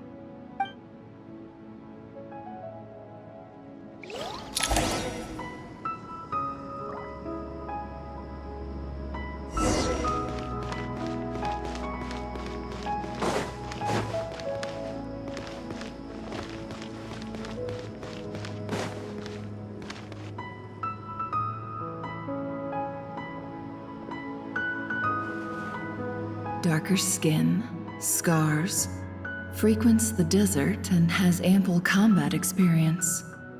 Nothing unusual about how he dresses or acts. What's that he's looking at? A coin. Interesting. Could that be how his contact paid him? Conveniently discreet for someone trying to hide any unexplained income. And yet it could be highly valuable. Sorry to bother you. Has everyone here already left? I don't suppose you happen to see a lady wearing a hat? Ma'am, what are you doing in Caravan Ribet all by yourself? The main group evacuated some time ago. Didn't you pass them on the road? My friend and I lost some of our cargo along the way. I didn't want to miss out on potential business, so I told her to go on ahead and meet the client while I retraced our steps. I didn't think it would be so late by the time I found it. And then there was a terrible sandstorm. I guess I must have taken a wrong turn, because I didn't see any large groups on my way here. Forgive me for asking, but just to be on the safe side, could you describe this friend of yours? Sure. She has blonde hair, and she was wearing a hat and a white dress. You'd definitely know if you'd seen her. Yes, I think that does ring a bell. Ah, my apologies. During this exceptional time, the Core of 30 are under orders to be extra cautious when dealing with unknown people, whoever they might be. I understand. Well, sir, is there anything else you need to know? If not, I'd better try and catch up with them. Hey, wait!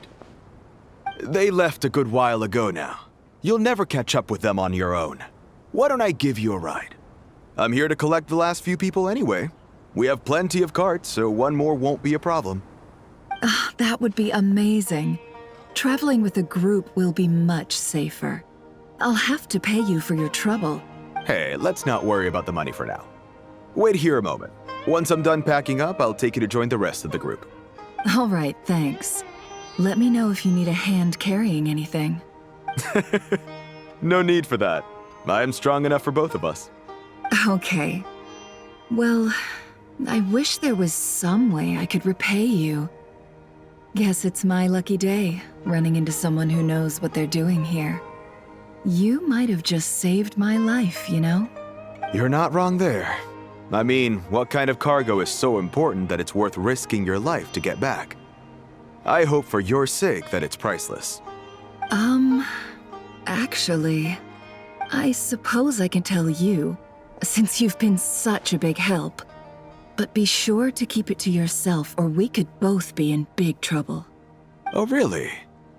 Sounds mysterious. We're in the antiques business. You understand? Some of our goods aren't acquired through the most legitimate means. We have to be very discreet when we're selling them. That's why I had to go looking for the missing cargo alone. Ah, no wonder. Well, ma'am, in that case, it turns out that maybe there is something you could do for me. I'm all ears. But to be clear, our commission isn't cheap. Think carefully before you ask. We don't want to ruin our relationship before we even hit the road. I'm sure that won't be a problem. My issue is, I have something that's a little difficult to sell on as well. Take a look at this.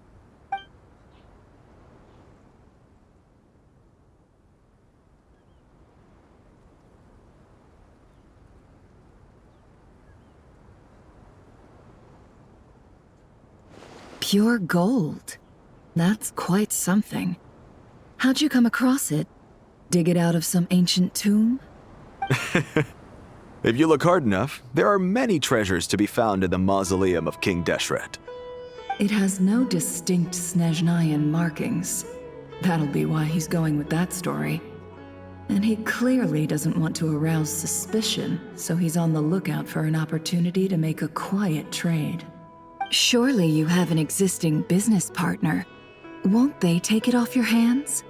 I hope I won't be attracting the wrath of my competitors by helping you sell this. The shop I used to work with is having cash flow issues at the moment after losing some money.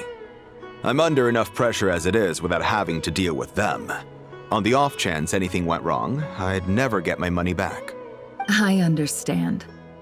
Gold is the last thing that traders with cash flow problems want to see. Well, in that case, I think we can work something out. As it happens, I'm just about done packing. Shall we make a move? Sure. Let's walk and talk. This evacuation was a huge operation.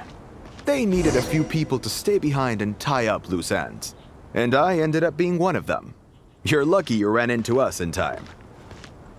I certainly am. I don't know how this happened.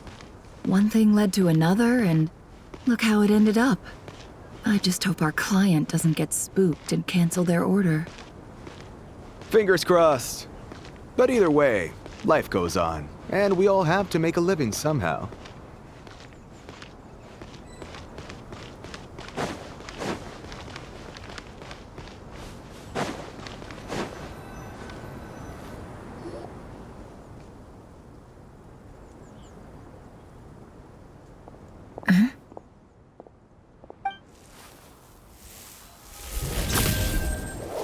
Hands where I can see them. General Mahamatra! No, wait! What are you doing? This is the coin? Good. Sadly, you won't have the chance to spend it. Nicely done. Looks like Sumeru's mantra are a well-oiled machine nowadays. Unmarked gold coins are quite difficult to trace. Thanks to you, we have secured the evidence. Here's what's gonna happen.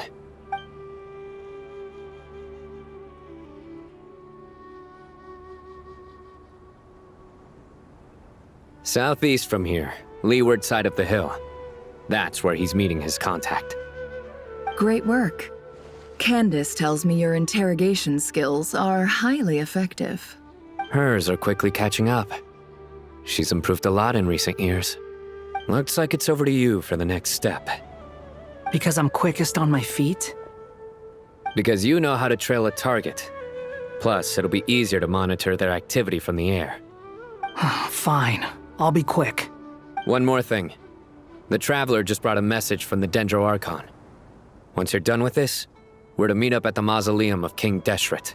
Got it. Will do. Are you sure you'll be okay on your own? Gee, I don't know. Maybe you should come with me. Okay.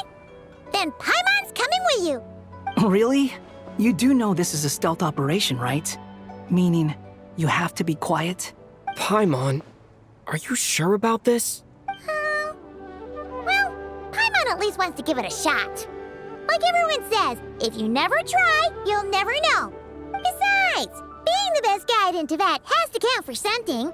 This should be a piece of cake. Fine. Join me if you want.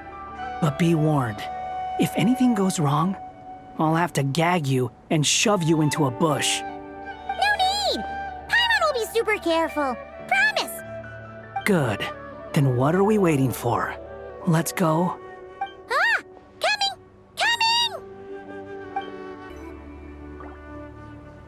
Squall Fury!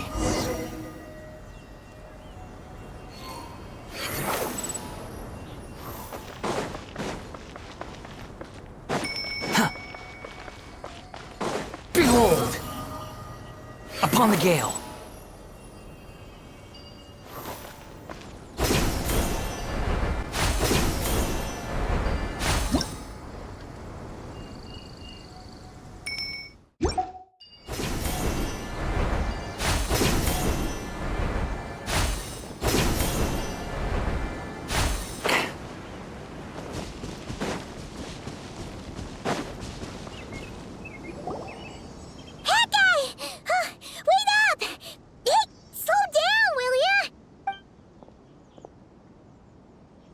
We're here. Now we wait. Okay, yeah, cool. What's on your mind, Paimon? Huh? Nothing? I thought all you cared about besides being a guide was food and sleep. Why the sudden urge to go on a dangerous mission? What's that supposed to mean?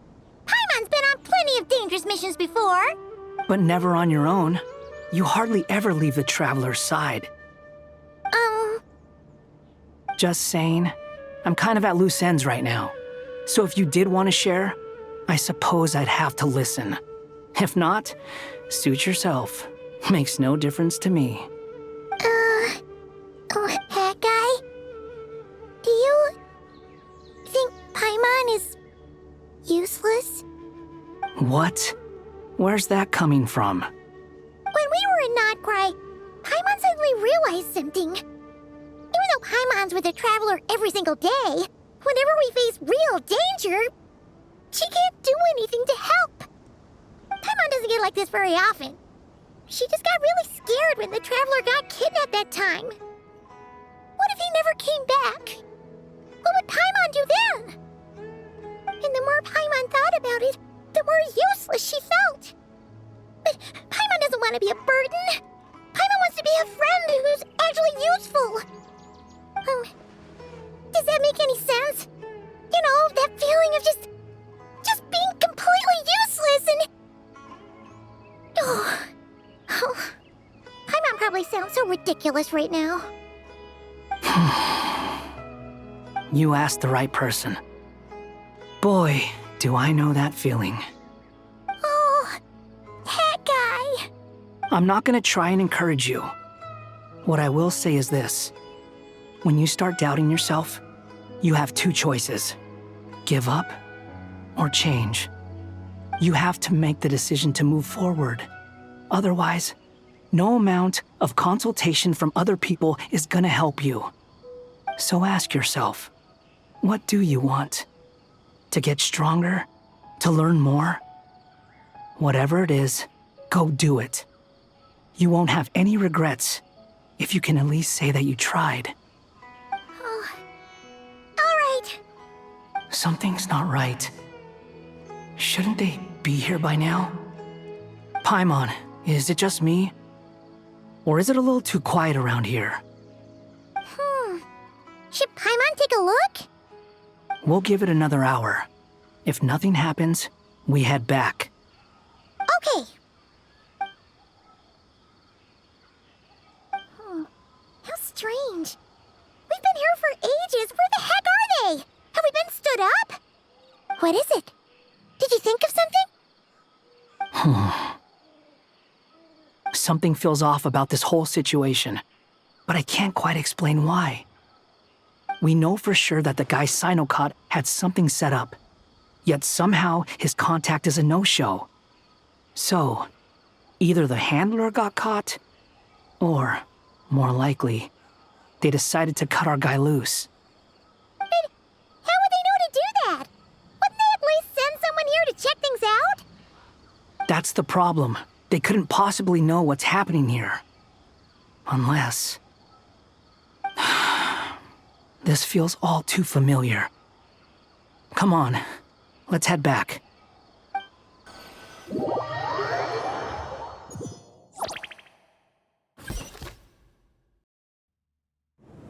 Even though this isn't a formal meeting, I'd still like to start by saying how grateful I am to each and every one of you. Thank you all for coming here and standing by our side. Shesipank and Bennu are currently assisting the scholars with the maintenance of Aaru. Please forgive their absence. As for Hermanubis, may he rest in peace. We remember him with great fondness. There have been times when I imagined what it might be like to meet you all.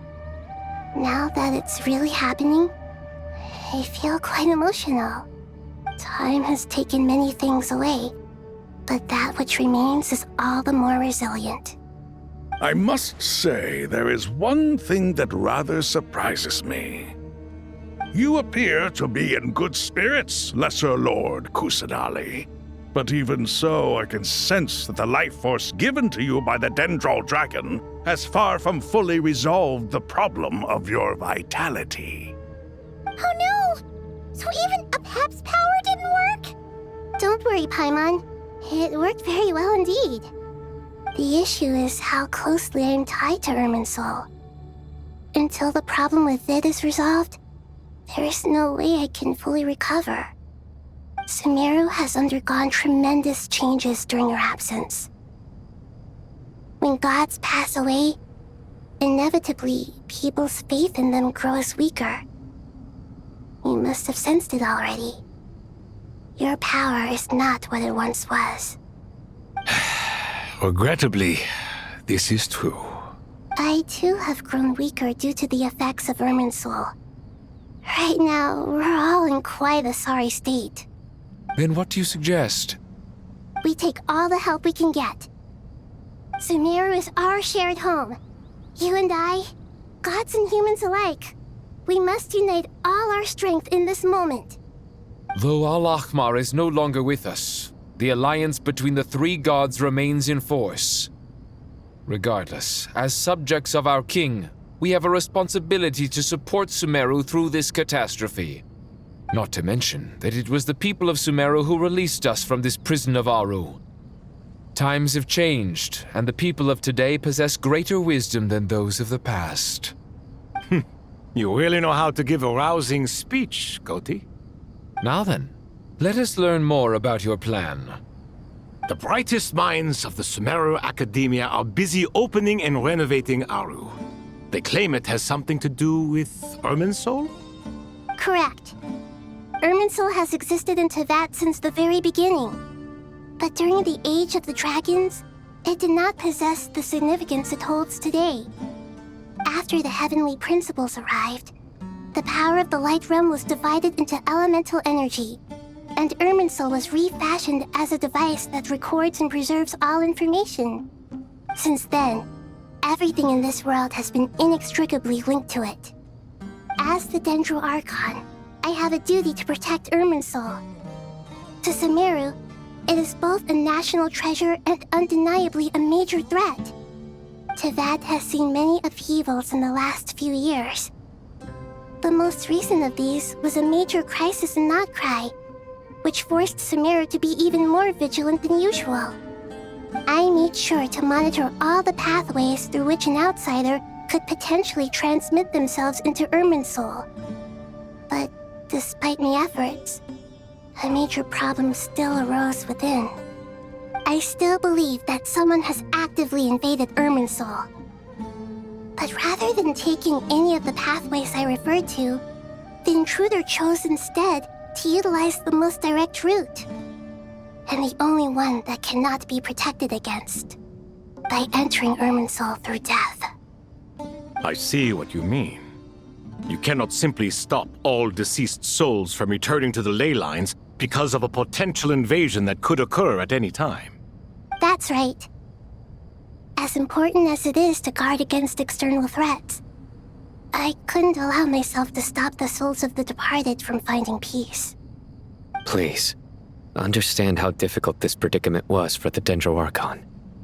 Defense has never been an easy task. After Irminsul was invaded, my authority was quickly restricted. Soon after that, the tree began denying access to any connections. I'm sure you feel responsible, but you are not to blame. No one can predict every possible disaster. There will always be trials and tribulations for the world to endure. But the people of Sumeru should not have to endure this. We must find a way to break through the lockdown and connect to Irminsul. And this is why you need Aaru. Yes. The only thing in Sumeru capable of rivaling Irminsul in terms of overall function and performance is Al-Ahmar's legacy, Aaru. All I managed to do before falling into a coma was make some minor adjustments to Irminsul. Using Aaru is a last resort, and a move that comes with enormous risks. The scholar's initial plan was to borrow Aaru's power to reboot the Akasha, then use the Akasha to connect to Irminsul and investigate. Unfortunately, Irminsul has suffered far greater damage than they first thought, rendering that plan futile. To rise to the challenge, we had to resort to a more extreme and far costlier means. This has led to a number of new contingency plans.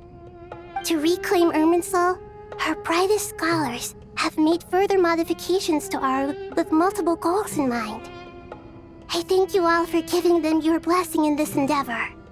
Human wisdom has clearly improved over the millennia.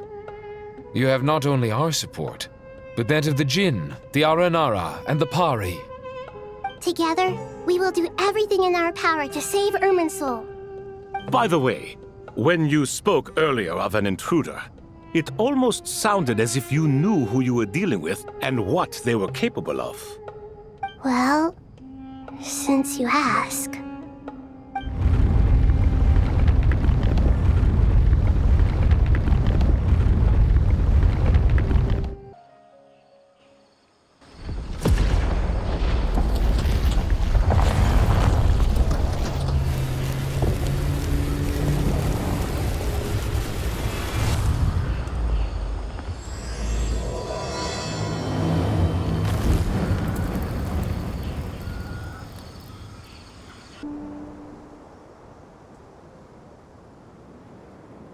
Master Tighnari! What is that?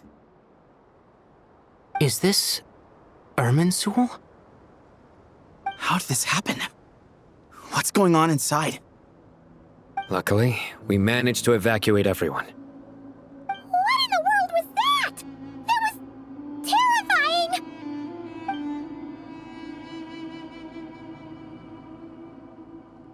Oh my. I understand now, Dendro Archon. You make yourself quite clear indeed. Not once over the millennia has Irminsul been so terribly afflicted as this. Please continue, Dendro Archon. Irminsul's root system is what comprises the ley lines. In the past, it has always been hidden away, going unseen by the general populace. But now, an evil intruder is making it reveal itself. It has become a tree of unbridled greed. A clear sign that a deranged experiment has advanced to a new stage. Blasphemy. From where I stand, an experiment in the name of blasphemy sounds rather improper. But if we are to honor Dottore's will, this is what we must do. The birth of this tree proves to me beyond doubt that this incident is connected to him. But to explain the situation in full, there is someone I need to tell you about.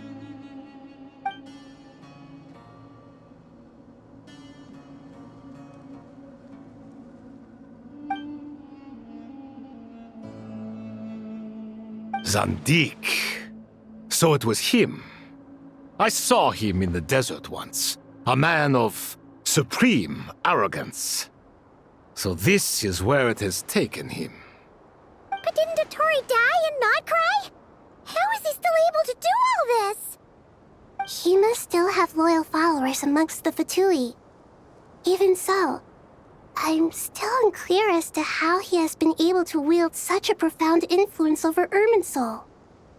I can confirm that Fatui forces have arrived in Sumeru City. Furthermore, Irminsul seems to be undergoing some kind of mutation. Evil branches are beginning to grow.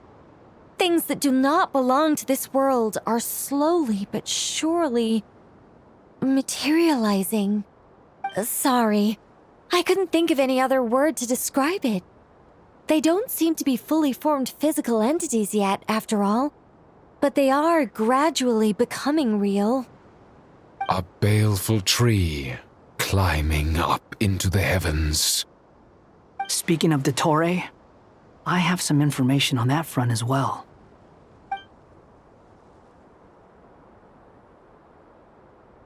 I didn't think it was wise to state this out in the open. But my theory is, the mole wasn't cut off after he was caught. They wrote him off from the beginning. You mean, the Fatui never intended to follow through with him? Then why plant a mole at all? It's hardly a conventional strategy, and the rationale behind it is pretty twisted.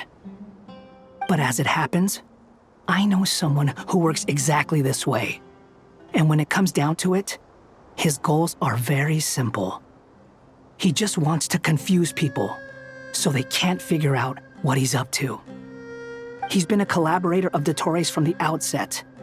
That fact alone confirms that Dottore is involved with this somehow.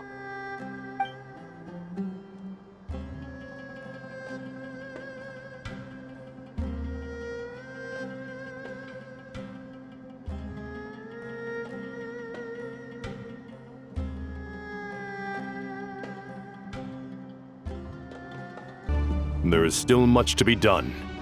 Everyone, please remember our core strategy. As per the discussions, the following groups must act immediately. Mr. Alhaitham and Mr. Kaveh, the next phase of the Aaru renovation project must begin right away. Godspeed to you both. We'll give it everything we've got. The plan looks feasible, but the implementation will require certain resources. General Mahamatra Cyno and his team will help to procure the materials required for modifying the terminal. No problem. I've already spoken with Sethos and Hat Guy, and they've agreed to assist me. This kind of thing is best left to the fleet-footed, right? Hat Guy? If it's efficiency you're after, we're the right people for the job. Following up on the elemental energy amplifier we discussed, Ms. Dori, I assume you're the one most familiar with the status of this project. Aside from the Dendro Archon, of course. Yep, that's right. Leave it to Lord Sangamabe. Got it.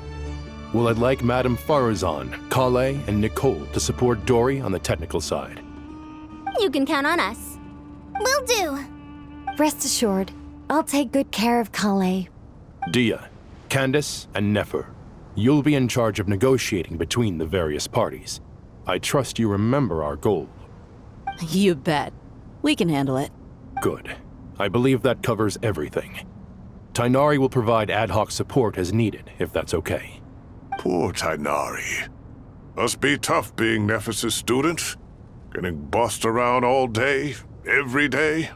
Hey, don't try and drive a wedge between us, you old rascal. All it says to me is that Master Nephis has faith in everyone's abilities. While I'm nominally here as backup, I doubt there will be many situations where my help is needed. Exactly.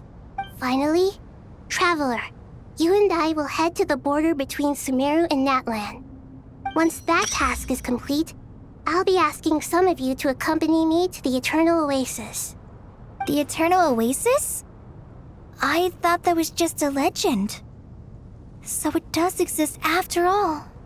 Regarding your trip to Natlan, under normal circumstances, a meeting between our two nations would be a far more formal affair.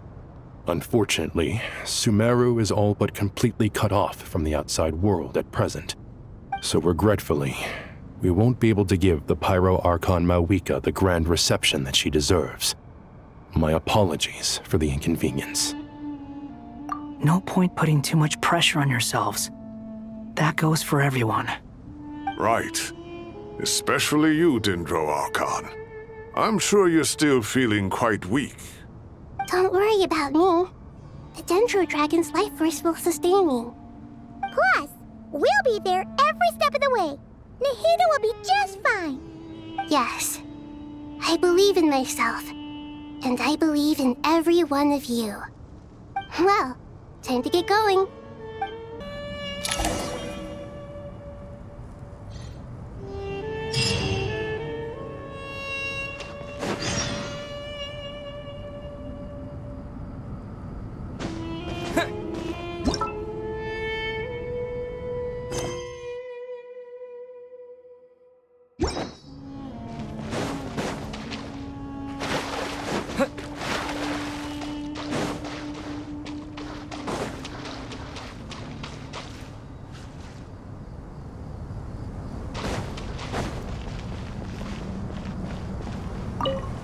To what extent we can implement the final plan depends on how successfully the Akasha can be modified and configured.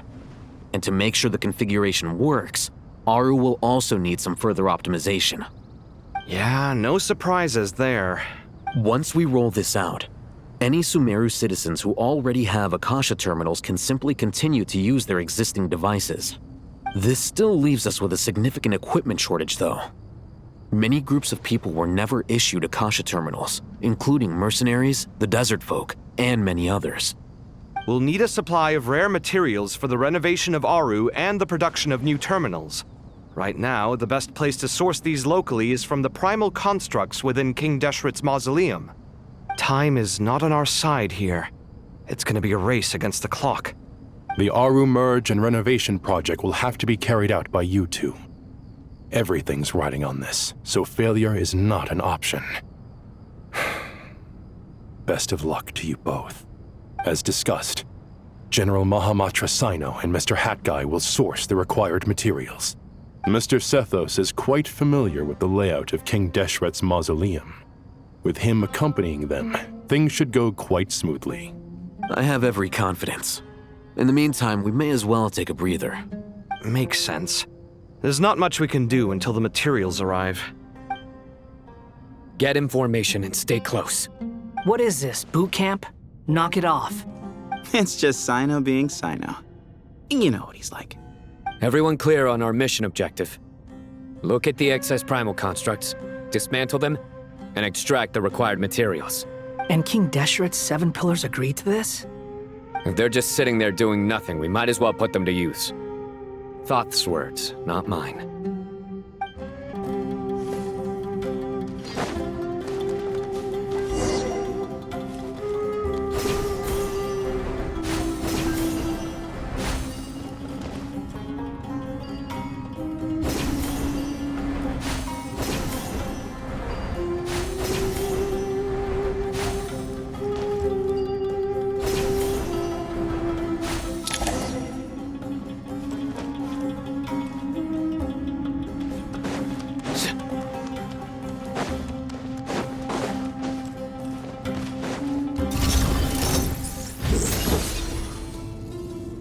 Through me, justice is served. You stand condemned. Glory to Al-Akmar!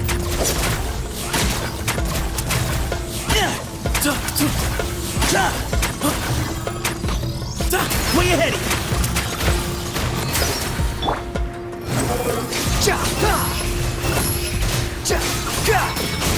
Bow your head!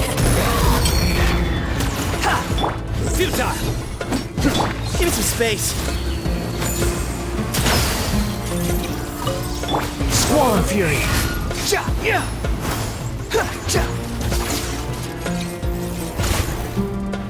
Excuse me? Behind you! Nowhere to run! Behold!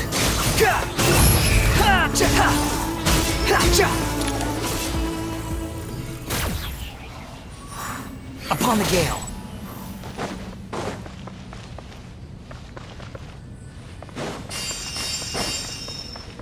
Quit following me.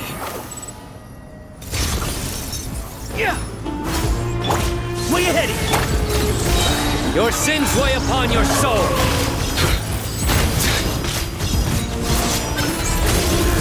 Your penance is due. Guilty. Squall Fury! Know your place! The sage's wisdom! Give me some space! Behold! Futile! Judgment is upon you! Your penance is due! Guilty!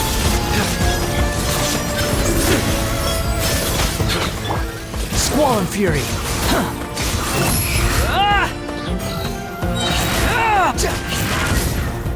Unsightly insects! Nowhere to run! Excuse me?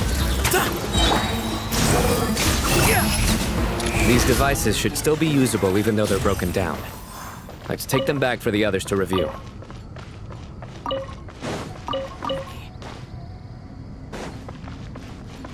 Behold!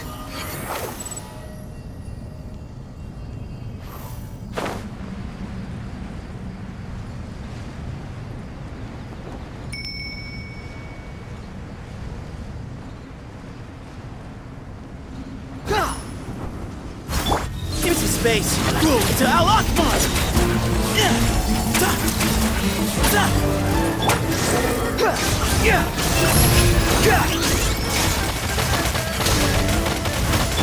Futile!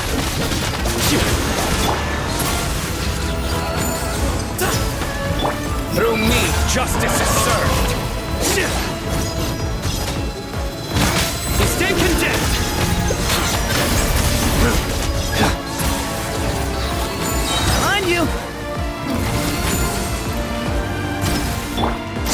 fury! You dare to gaze upon me? Nowhere to run! Excuse me? Behold!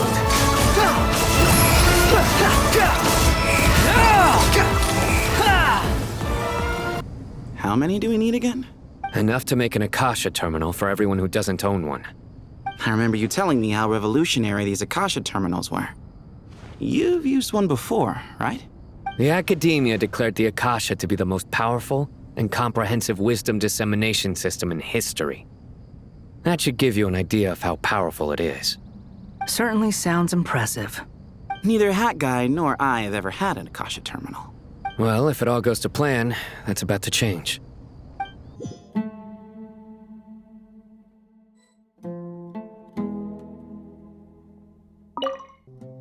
Oh, goody! Thank you so much for handling the delivery. What a long way it was.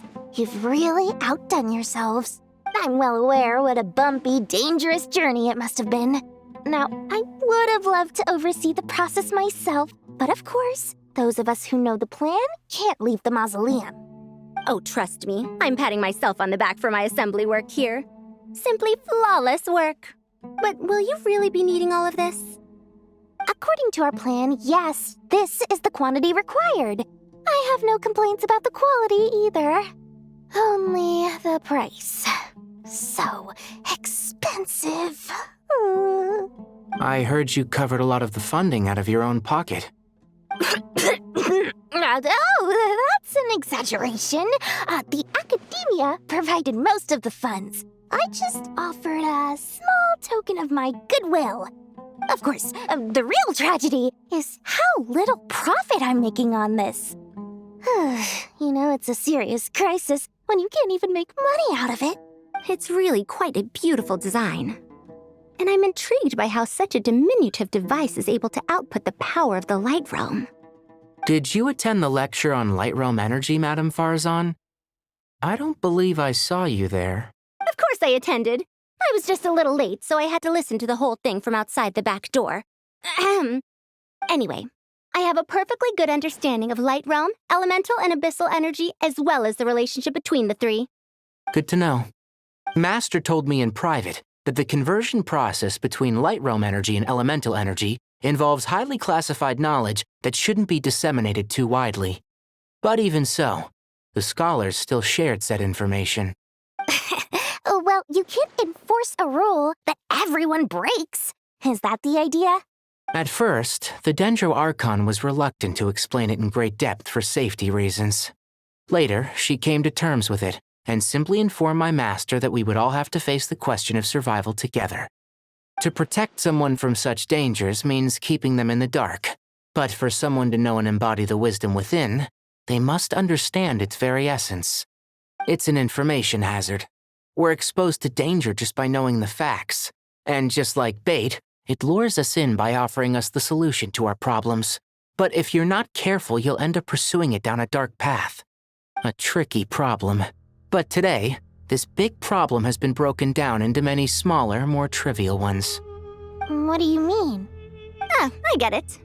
For instance, you and I share secret knowledge, while she and I take on the risks of life, death, and fate. Something like that? Hey, what? That is not what I call a trivial problem. Well, as they often say in Vahumana, an event that is monumental to the individual is negligible in the grand scheme of history. Generally, the fate of the individual is an insignificant affair. Being from Amorta, where the subject of our research tends to be a lot more personal, I have to disagree. It's hard to dismiss the individual as insignificant. In other words, the big problem of survival has been broken down into many small, interconnected factors, and each one of us represents one of those factors. When the same secret is shared with a group of people, the same fate binds them together. Most people would find this unimaginable, but to us scholars, this is the path that has always beckoned to us. Sharing knowledge is a good way to fight against fate. I will always believe in that. All right, I think that's everything. Thanks a lot. But don't go anywhere just yet. I'll still be needing you to calibrate the equipment.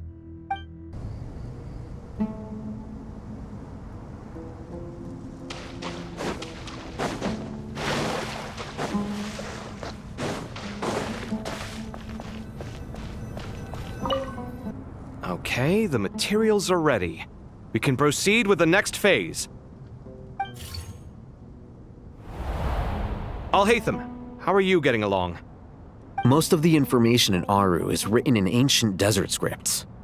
Some of this is written in a tribal language, while other parts seem to be a variant of an oasis script, based on the glyph forms. Oh. Not lost to history, I hope. Some are. All we can do is infer the meaning based on the rules of related languages. Although, this section actually fills in some of the missing historical record. I'm transcribing it so we can bring it back to the academia. After Aaru started up, 2 more lines of text appeared here. Can you read them? Humans may not read what is written by the gods, except by not reading. Victory should not be easy to attain, for it symbolizes divine wisdom. Knowledge must not waver, for it has external borders. Is this a clue to solving a puzzle? Or is it being symbolic? You can't read it unless you don't read it. Victory is wisdom. Knowledge is confined by borders. Wait, I think I've got it. It's a metaphor, isn't it? It's talking about... a chessboard.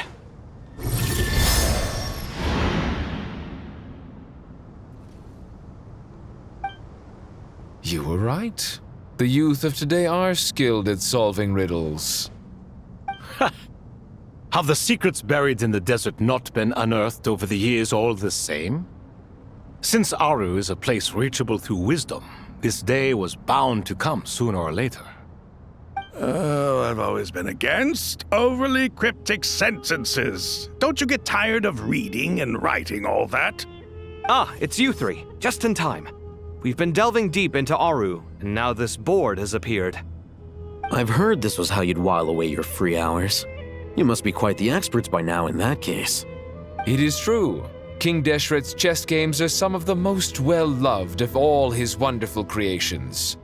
If you have ever been to Safhe Shatranj, you may well be familiar with the chess pieces you see here. Is this chessboard supposed to be another visualization of the interior of Aaru, then? Naturally. Visitors, everything is ready. Only by completing the challenge on the board in accordance with the rules will you be permitted to overwrite Aaru. 1 second. It's not dangerous, is it? Dangerous? Why, yes, of course. I should be the one to go, then. Wait for me here. Sounds like the self-confidence of our present company has rubbed off on you. Don't be ridiculous. I'm your upperclassman, and that means I have to look out for you. I appreciate the sentiment, but a game of chess typically requires 2 players. Besides, I'm sure they won't let things get out of hand. Keeping things relatively safe is in your best interest too, isn't it? Fair enough. I mean, you guys are controlling the difficulty, so please don't go too hard on us, all right? Ah, but Bennu said he wanted to put some respect into these whippersnappers. All right, all right. Thank you. Obviously, we'll still try to be careful. This doesn't seem like ordinary chess. Is the goal to defeat the opponent? No, you must enter the board and pass the trials we have placed there. Ready? Let's do it.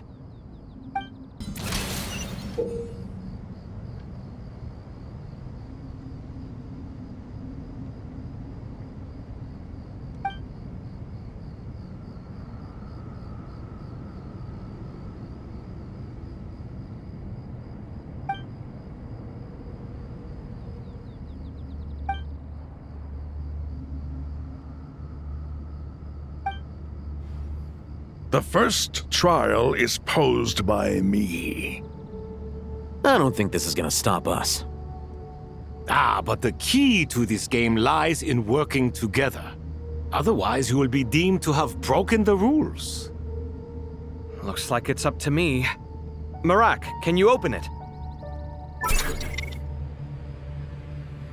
King Deshret's favorite primal construct. Living on in suitcase form, of all things. Amusing. Ho ho! Excellent work.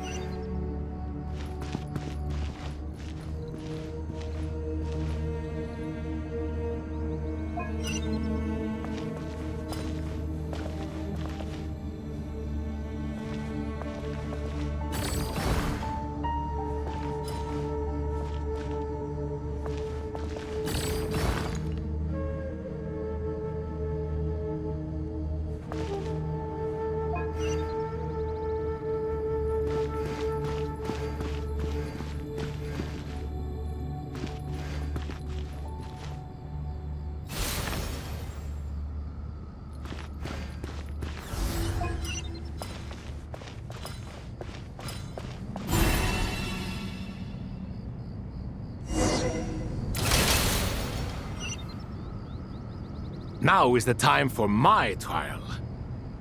Now, don't be nervous. I'll make it nice and easy for you. Really? Thanks in advance. We appreciate it. Alhaitham, what are you thinking? If you don't want to wait, you're free to leave. I never wanted to wait in the first place. Chessboard gave me no choice. If you say so.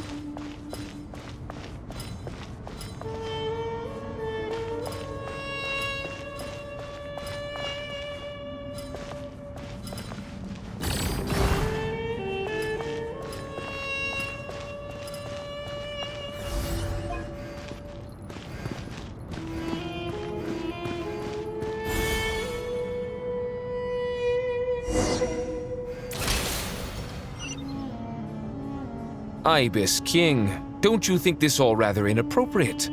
You may as well be handing them victory on a silver platter. Do not expect me to follow your lead. Ha! Suit yourself.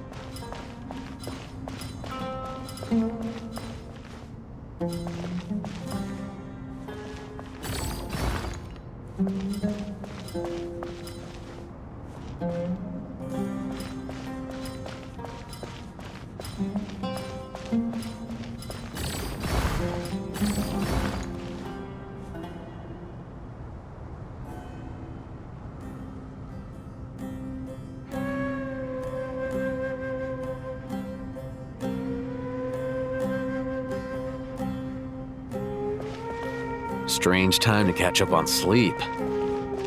I'm not sleeping, I'm thinking! It's not that simple, you know.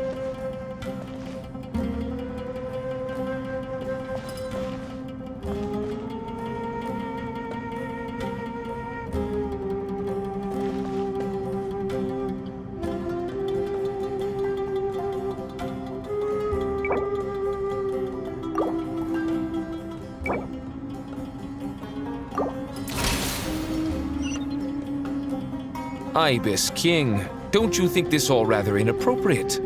You may as well be handing them victory on a silver platter. Do not expect me to follow your lead.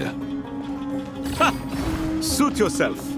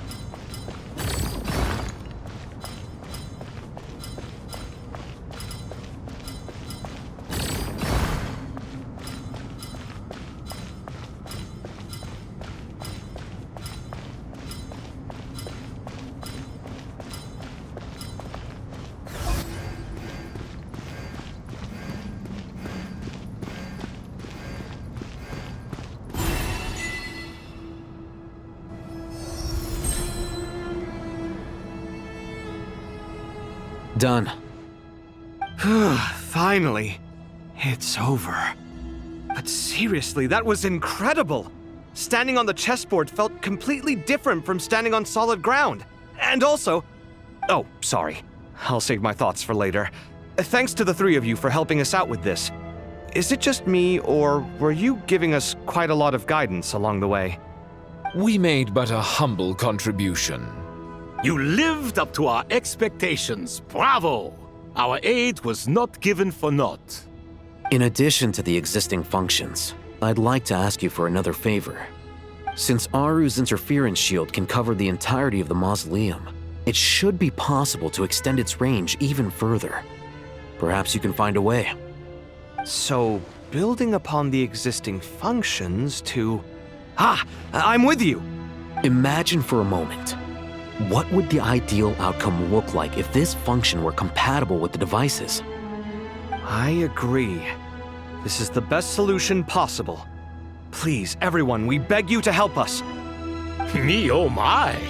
Well, since you ask so very nicely, I suppose... Goti? Croco? What do you say? Naturally. Time to go! Let's go find Nahida!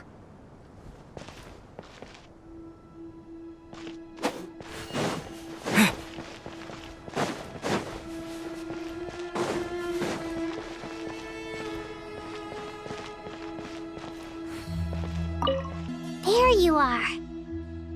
Miss Nicole truly is an angel. She shows great wisdom in guiding others, and she has already sent word to Natlan on our behalf. She said that while the other members of the Hexen Circle are busy with important work, she is quite free, and she's more than willing to accompany the people of Sumeru for the entire journey. Oh, there's Nicole, all right. Always super patient and loves to help everyone out. She's the best. She is. So kind and enthusiastic. Well, time for us to get going.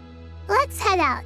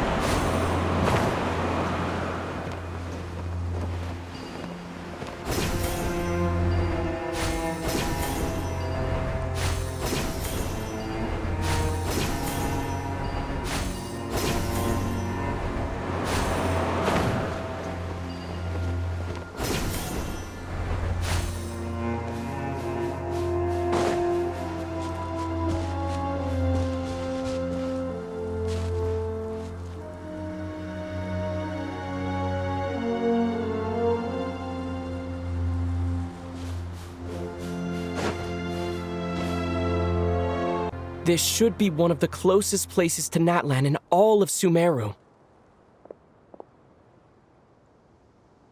There's the barrier Nicole and Nefer mentioned. It completely cuts this nation off from the others. But why? Why separate you from the rest of the world now, specifically? And if I'm not mistaken, Irminsul was polluted once before, wasn't it?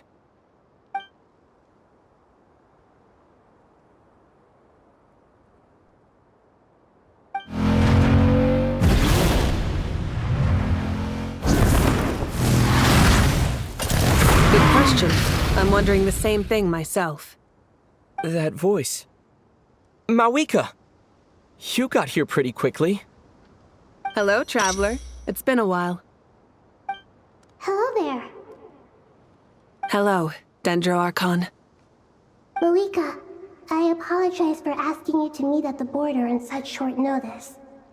I also apologize for not being able to greet you in person. The form in which you see me now is one carried by the Traveler. The real me is inside the Mausoleum of King Deshret, and I am reaching out to you with my mind from here. Irminsul has been infiltrated by the Doctor. We must be on our guard, as he can spy on information in the world from within the tree. Fortunately, there is no record of the Traveler in Irminsul, and you are still within Natlan's borders.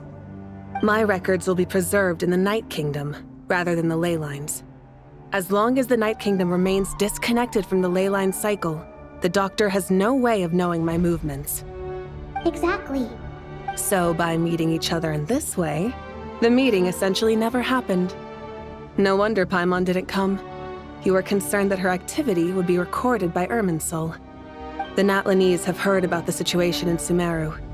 With the borders sealed off, merchants have been forced to stop their shipments. It's pretty serious, and you're the ones bearing the brunt of it.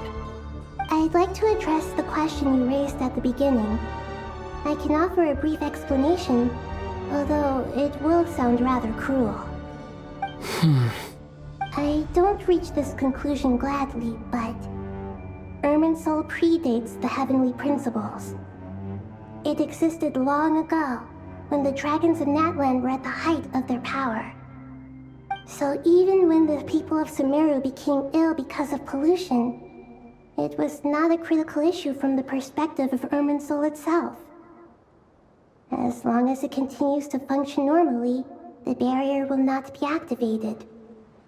But this time, the Doctor's invasion has directly affected the tree.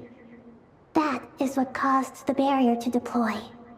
The heavenly principles established a rule that when Irminsul is plunged into grave danger, a portion of power will be reserved to isolate Sumeru.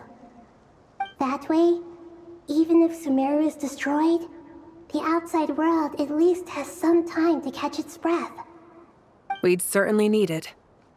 The heavenly principles created almost everything that exists in Teyvat today. To them, preserving the existence of the world and its inhabitants takes priority over protecting Sumeru. Meaning, protecting Sumeru now falls to you. Yes. own power may be limited, especially compared to yours. But that doesn't mean that we're just gonna sit around and wait for the end. If necessary, I will utilize any and every means at my disposal. Nicole of the Hexen Circle didn't say exactly what this meeting was about, but after hearing everything you've said so far, I think I can guess where this is going.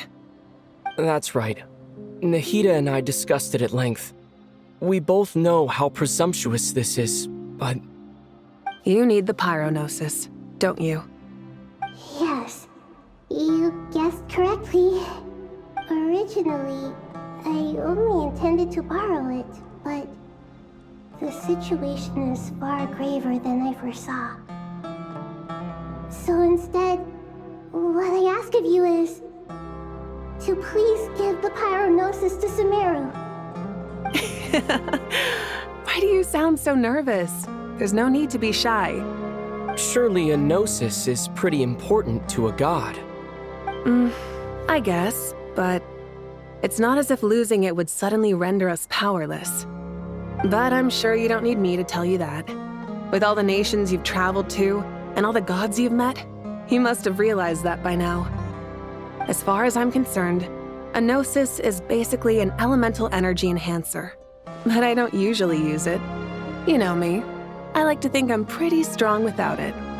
Yeah, not about to dispute that. So you see, you don't need to sweat it. Here, take the Pyronosis. Huh? Just like that? Uh-huh, just like that. To tell the truth, I've always toyed with the idea of giving it to someone who needs it more than I do.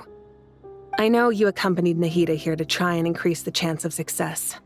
It's a good thing you did, because your involvement is one of the main reasons you've managed to persuade me. Are you sure about this? Handing over your gnosis just because of me? I won't try to quantify it, but trust me. Handing over the gnosis to Tighnari is far from the craziest idea I could think of.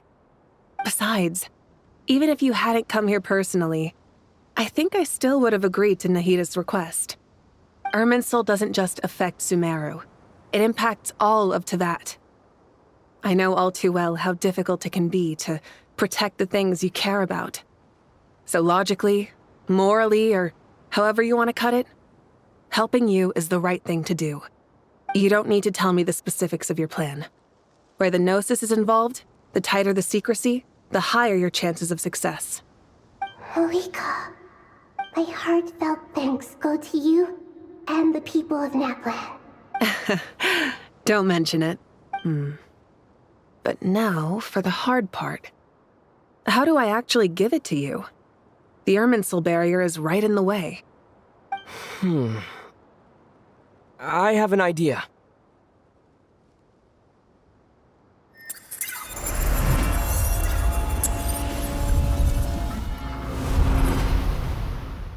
Just as I thought. Incredible. What did you do? Just made a lucky guess. This seems to happen quite a lot. Things that apply to everyone else don't seem to apply to me. I figured the same might be true here. Irminsul usually produces effects based on the records it holds. Since the Traveler is a descender, Irminsul contains no records of him, and thus has no way to impede him. Is that right? You really are full of surprises. Catch. Whoa! Thank you, Malika. Thank you for trusting us with something so important. All right. No need to get so formal. It's not like we're strangers. Besides, there's still one problem. You might be able to pass through the barrier, but I don't know about the gnosis. Any other surprises for us, Traveler? Let me try something. I have the Pyronosis in my hand. It feels strangely ordinary. Not particularly heavy, and yet, this tiny thing symbolizes the mighty authority of a god.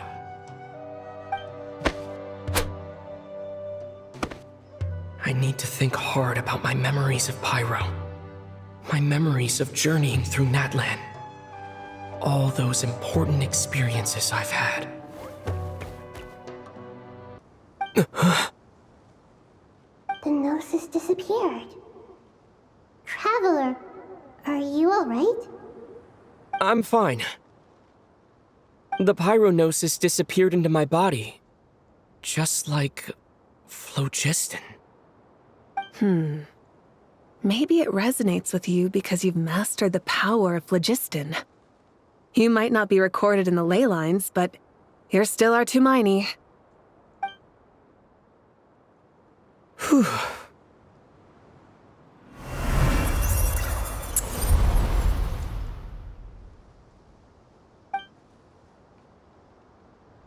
Please allow me to express my gratitude once again, Malika. Pleasure. Well, I've given you all the help I can. The rest is up to you. Good luck. We won't let you down. Yeah, we aren't about to lose.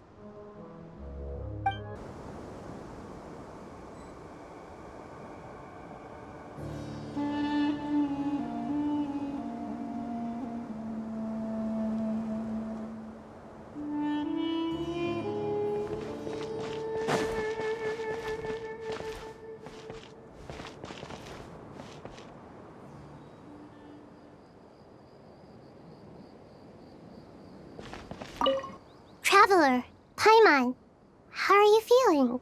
Paimon's a teensy bit nervous, but only a teeny tiny bit. Seems like she's gotten way braver over the last few years, huh? Of course. After all the adventures you've had with the Traveler, I'm sure you've gained a lot of experience and grown as a person. I'm doing all right. What about you, Nahida? How are you holding up? With the negative effects of Irminsul, I am a bit like a piece of fruit that's been burrowed into by hungry insects and left to rot. I'd be lying if I said it was nothing. But please don't worry. We all know what we're getting into, and we've prepared as well as we can. I believe in everyone. I believe in you. And I believe in myself. Stoking the fire inside oneself is certainly one way to live. But knowing when to rely on one's companions is also a form of great wisdom. I've been quietly learning little things from everyone, like plucking tufts of fur from a sumpter beast. Me too. With the constant traveling, I'm always learning and growing. That's the journey of life.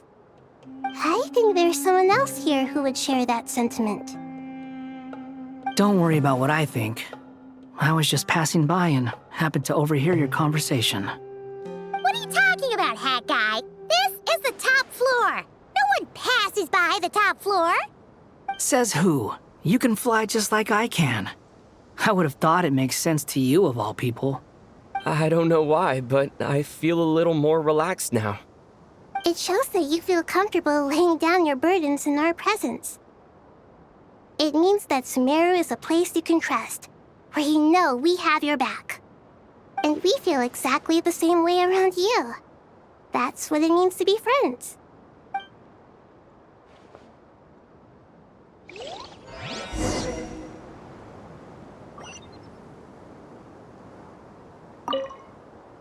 Feel free to mingle if you'd like some time to catch up with people. Just remember to get a good night's sleep when you're done. Tomorrow is a very important day.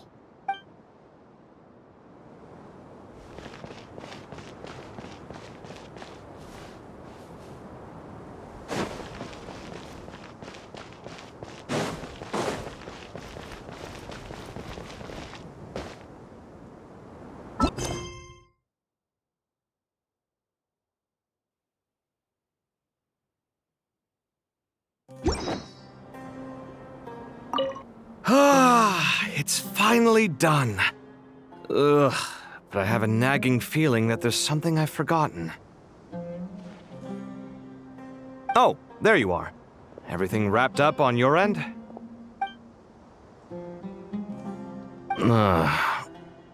Okay, fair enough. That was a pointless question.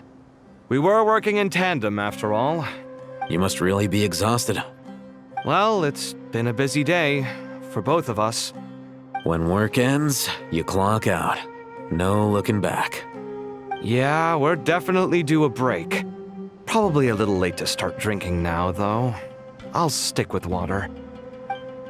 Here, this one's for you. Thanks. You want a bite to eat? I can grab us something. Or wait, I think there's a stove nearby. Let me take a look. Are you nervous? A little, yeah. Unlike you, it seems. How are you not feeling at all nervous? Because everything that happens next is beyond my individual control. I don't worry about things I cannot influence. What do you mean, cannot influence? You're the one who came up with half of the strategies we ended up using. There's only so much I can do. I was only doing my duty. Was it like this last time, too? You mean with Azar and his accomplices? Yes and no. The situation back then was easier to control, but we weren't as prepared as we are this time. So the enemy is stronger, but so are we. I still vividly remember the way you interrogated me in the library after the fact. Where were you when Sumeru needed you most? If your memory is so vivid, you might also recall that it was you who came looking for an argument. You're often the one who initiates these things, you know. I came for a conversation. I didn't know it was going to turn into an argument. Anyway, at least I showed up this time. So, what do you think? What do I think? I think we're certainly better off for it. It's good having me around to help out, huh? Absolutely. As a citizen of Sumeru, you displayed a remarkable sense of responsibility in the face of disaster. Certainly feels that way. I just shudder to think how the world would have ended up if we hadn't gotten control of the situation.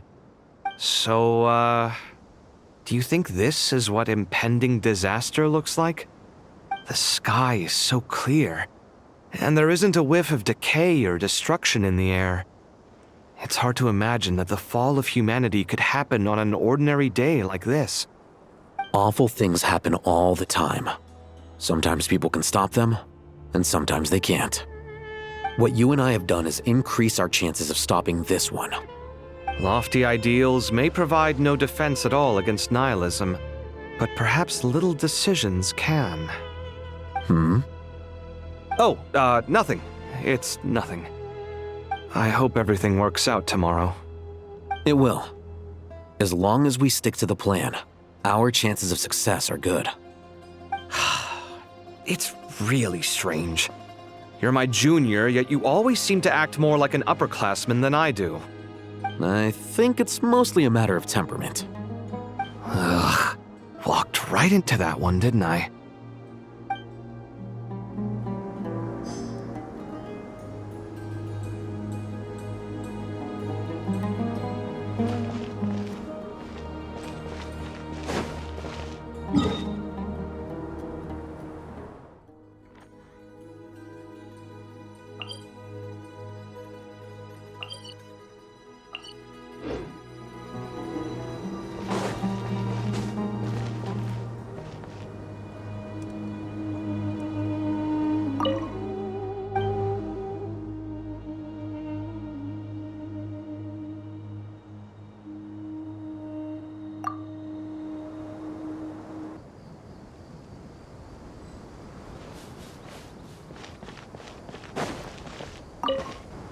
Look at the time. I should head back.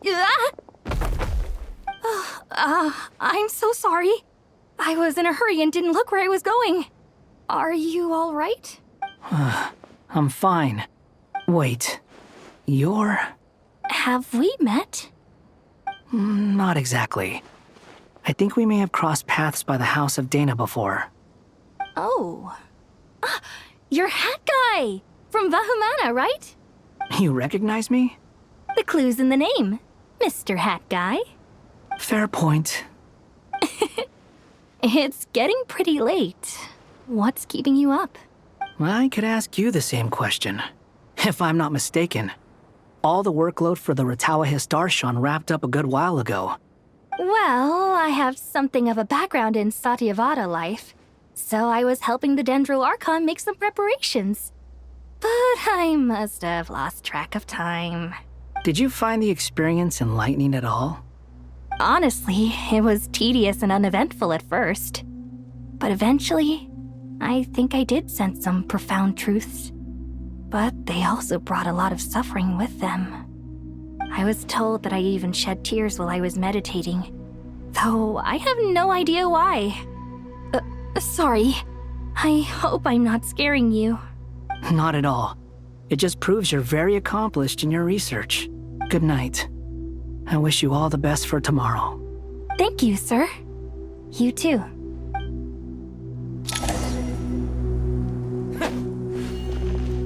Good night. I wish you all the best. Thank you, sir.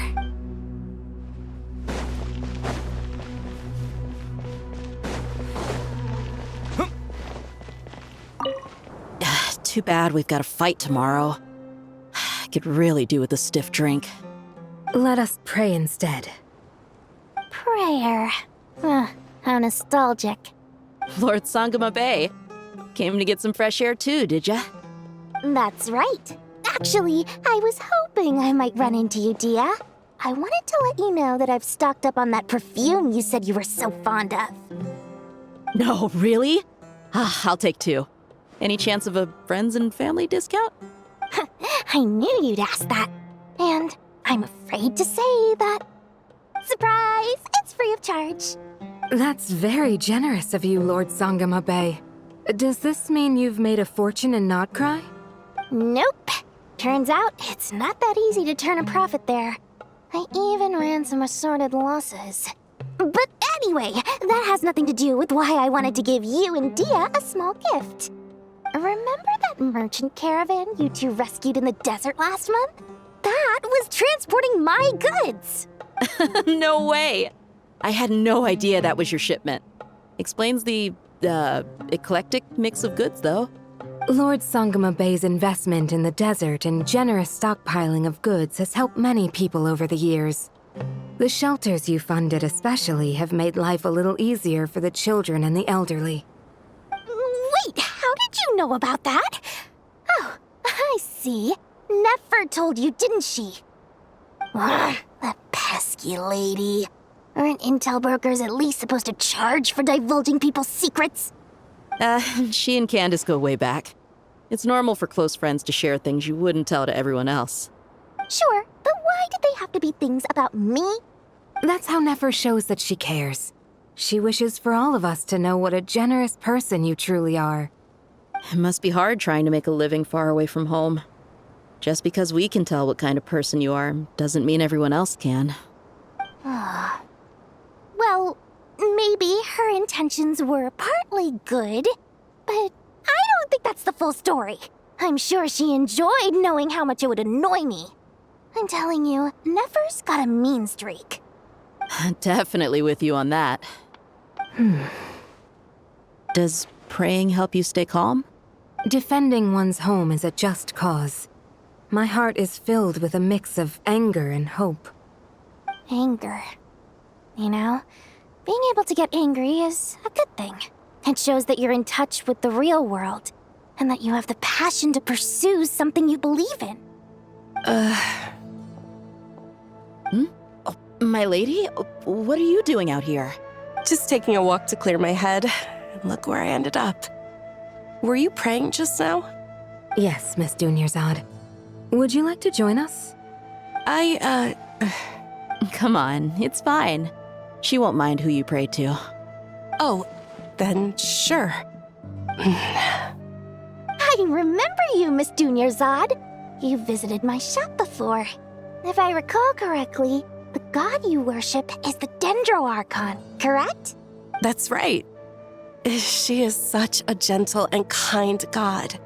But to me, she's more than just a god I worship. I see her more as a friend. And so do many others. She's not some almighty god who reigns on high, but a genuine friend. Agreed. She's a wise teacher and a good friend. I spoke with several people during the evacuation. Everyone's aware that tomorrow's battle is one that ordinary people can join too. A battle to fight for our friends and our homeland. Oh, it makes me glad. I can finally do something for those who protected me. You've grown so much since we first met. Oh, a compliment? Ooh, more please. Thank you. My lady, you've always been a remarkably strong and ambitious person. It's indisputable. And that's not just a compliment. It's a statement of fact. What are you praying for? Our beliefs may not be entirely the same, but we both wish for the same thing. I pray that everyone will rise to the challenges ahead and return safe and sound. I pray for the safe return of all my companions.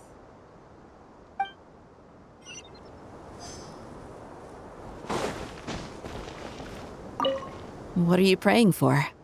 Our beliefs may not be entirely the same, but we both wish for the same thing. I pray that I pray for the safe return.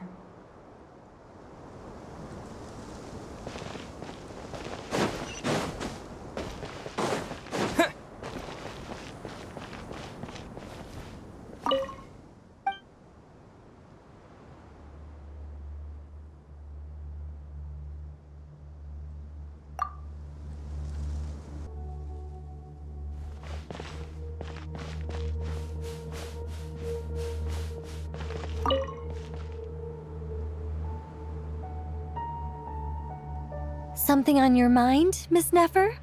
Nothing in particular. It's just... right now, the future feels strange and unfamiliar. But the future has not yet arrived. How can you say how it feels? Some people know that there's an impending disaster. Others remain blissfully unaware. Each group is imagining an entirely different future while walking towards the same one. But when they get there, they'll still find they feel differently about it. People are shaped by their circumstances. Different circumstances create people with different perspectives. I've always found the perspective of the Vahumana Darshan to be a particularly incisive one. Even at the height of the crisis in Nodcry, people held diverging opinions. But things are different this time. Indeed. Regardless of faith, gender, wealth, skin color, or eye color, everyone in Sumeru knows what will happen tomorrow. The world has never been an especially fair place. Yet now, against all odds, a moment of unprecedented unity and equality is about to take place. It's fascinating. If only my father could have lived to see this era. Era? To me, that term represents a much greater span of time. It can be an unsettling word. I would even say I'm afraid of it. Do angels even feel fear? Yes, at least I do.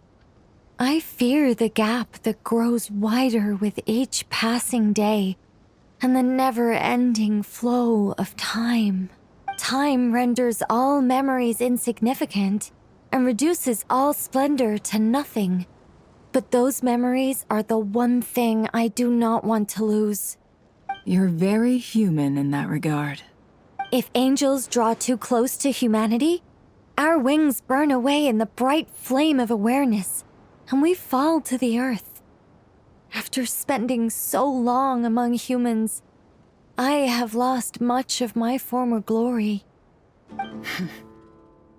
Maybe that's a good thing. You're more human than some humans are.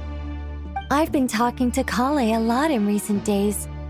We seem to be in completely opposite situations. I suppose that makes us good case studies for comparison. Case studies for who? Myself, I suppose. After comparing the two of us, I suddenly discovered that I desired more than before. It was a gentle, pleasant sensation. Just as most people pursue glory and miracles, I too am pursuing miracles of my own. Guiding humans to make the miracles in their hearts a reality. That is my miracle. It doesn't sound so bad, does it?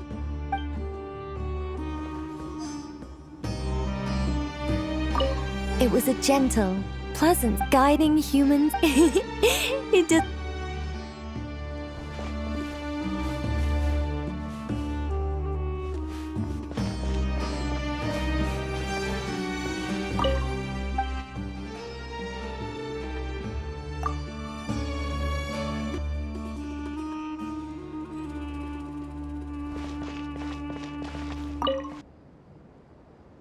We'll make our move after sunrise tomorrow. Good. Is everything ready? As much as possible. That'll be enough. Don't let the pressure get to you. We'll take things one step at a time. That's how we've always done it. Master Tighnari! Mr. Cyno! So this is where you were. I brought some juice and some water. Would you like some? I know how easily you get dehydrated in the desert, so you should definitely have some water. In which case, I'll have the juice. I gotta ask, though. Who's on juice-making duty at a time like this? Madame Faruzan said she was feeling a little nervous, so I told her about the automatic juicer my friend invented. She took it right off me and started making carton after carton of juice. A juicer? Did Sucrose send that to you? Yeah. I hadn't had the chance to try it out before this incident occurred, but I couldn't bear to leave it behind in Gandharvaville. The juice is very sweet. I think so too. Collei, how are you feeling? Physically, I'm okay, but it just still feels strange to me. Why would a great power like this come to someone like me? I know the feeling well. That same question ran through my mind every day as a kid. At least now, you have someone who can relate to you. All the more reason that you should apply for Spontamod. Tighnari fiercely opposes the idea, though. Those two things are completely unrelated. What are we all chatting about, Would anyone like any juice? Oh, you have some already. I had some earlier, ma'am. Maybe give the extra to someone else? Very well, very well. I shall be off then. There's this enormous power, and then there's little old you. You feel like there's no connection between the two. And that sense of dissonance is difficult to get used to. Yeah. But after all this time, I can't believe this stuff still gets to me sometimes. Makes me feel a little childish. Collei, just because we normally keep the conversation light doesn't mean we can't discuss deeper issues. I don't think it's childish at all. You were the victim of a terrible crime. It's normal to struggle with the fallout from it. You have absolutely nothing to be ashamed of. My professor once told me that no incident can be considered truly resolved until the victim says it's over. Your rage and your pain are completely justified. Thanks. Miss Nicole said that. The same god remains which were once used to inflict so much pain upon me have now become a weapon with which I can protect everyone. It's like my own personal kind of evolution.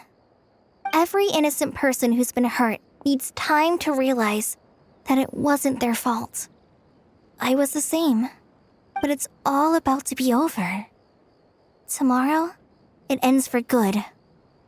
I don't know if you've noticed, but you rarely stumble over your words anymore, and your outlook has become much more positive. It's a big change from how you used to be.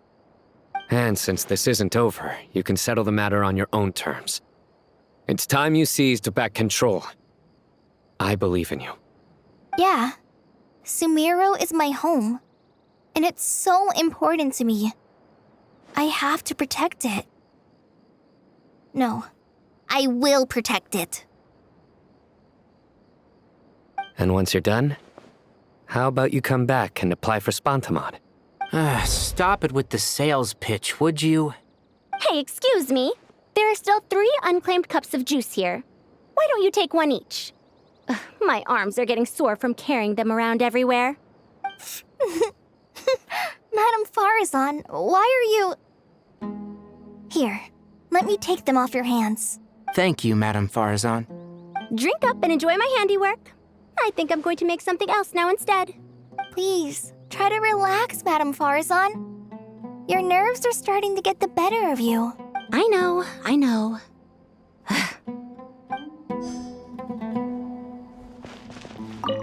drink up and enjoy my handiwork. Please, try to relax. I know.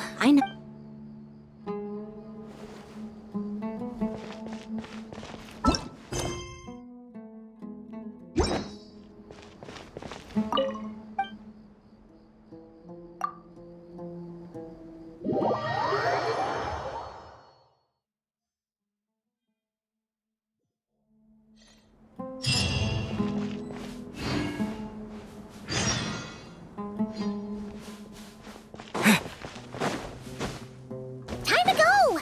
Let's meet the others at the Mausoleum of King Deshret.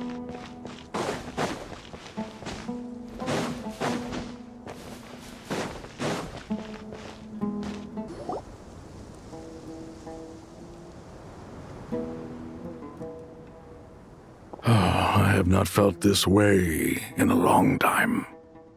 Standing up high, gazing out at the rolling dunes.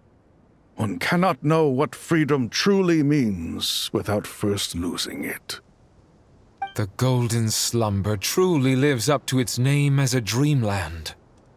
Though desert sands exist there too, no mirage, no matter how glorious, can compare to true beauty. Dendro Archon, what is on your mind? I was wondering whose counsel I should seek on the questions in my heart. What kind of questions? So many. More than can be put into words. As I once said to a friend, we look, we see, and we comprehend. But the question still troubles us. What are the many disasters that this world faces, but the sum of all irresolvable questions? The biggest question you should be asking is how to seize victory. Yes. Although, I would express it differently. I must not fail. And so the question I am most curious about now is whether the path to victory will be an arduous one. What we declare to be a young sapling, we may, in fact, find to be a towering tree, if we would only cast aside our ignorance and look beyond the veil of time to see her true form. Nahida! We're here! Just in time. My preparations are almost complete. Ready when you are. We're here too. Miss Nicole! Miss Nicole! You run so fast! I thought I'd get a lot of exercise as a forest ranger, but I can barely keep up with you. Sorry, I got a little carried away. Lesser Lord Kusanali, the equipment is ready, and the modifications to Aaru are all complete. As discussed during our meeting, Accessing Irminsul via the Akasha is no longer feasible at this stage. There are other options, it's just they're a little more extreme and more technologically demanding to implement. Maybe you should take it from here. The architecture and functionality of the Akasha terminals overlap considerably with Aaru. There is reasonable evidence to suggest that one was developed based on the other, or that they both utilize technology of the same origin. As long as the transplant and merge operation succeeds, Aaru should theoretically work on a scale greater than the Akasha and approximately equal to Irminsul. It will become the largest active computing device in all of Teyvat. A system this powerful is capable of a lot of different things. In the past, the Akasha was primarily used for one-way information transmission, but I suspect it could also serve as a central bridging hub.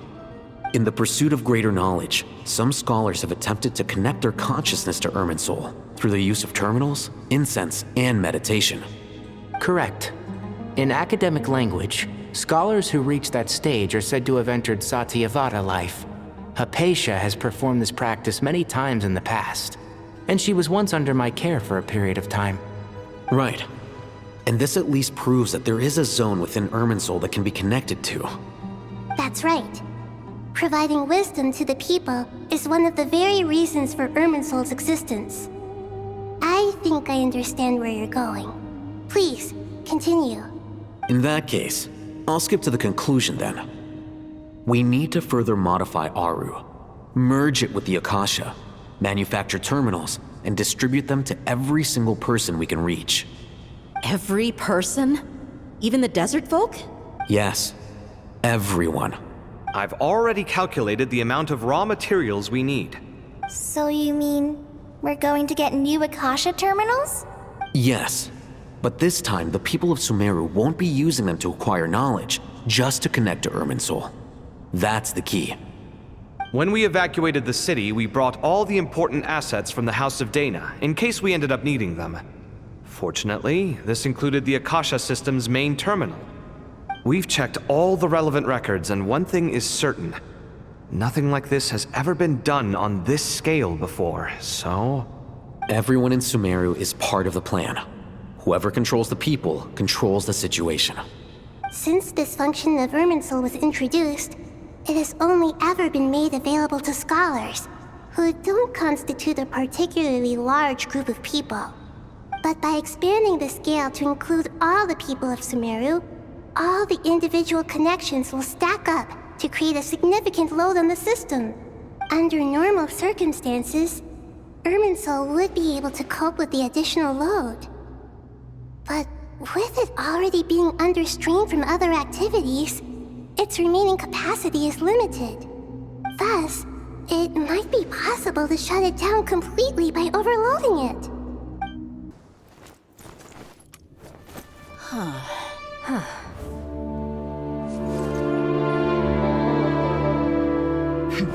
Counting down. 3, 2, 1. Are you ready? Ready!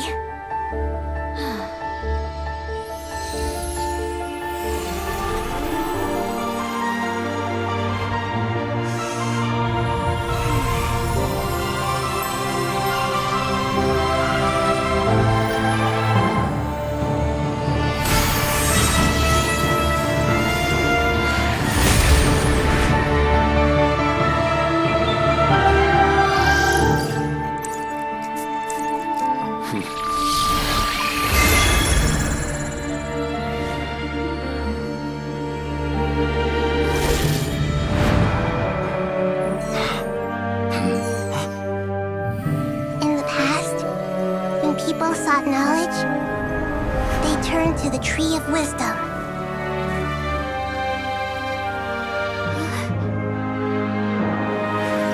Today, we use it to save Sumeru and the whole world.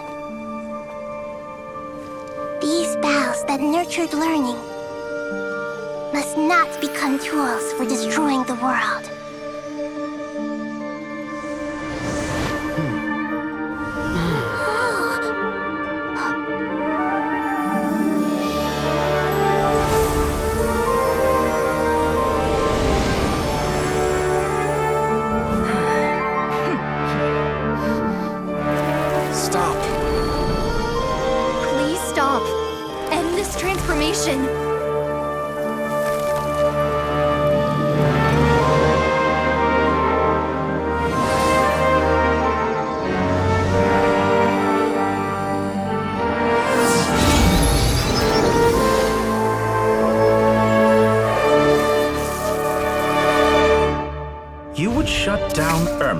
Just to stop me? You fools.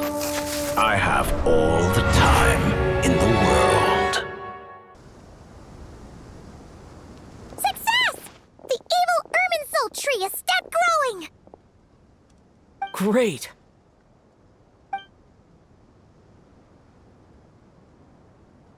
What a display of true courage!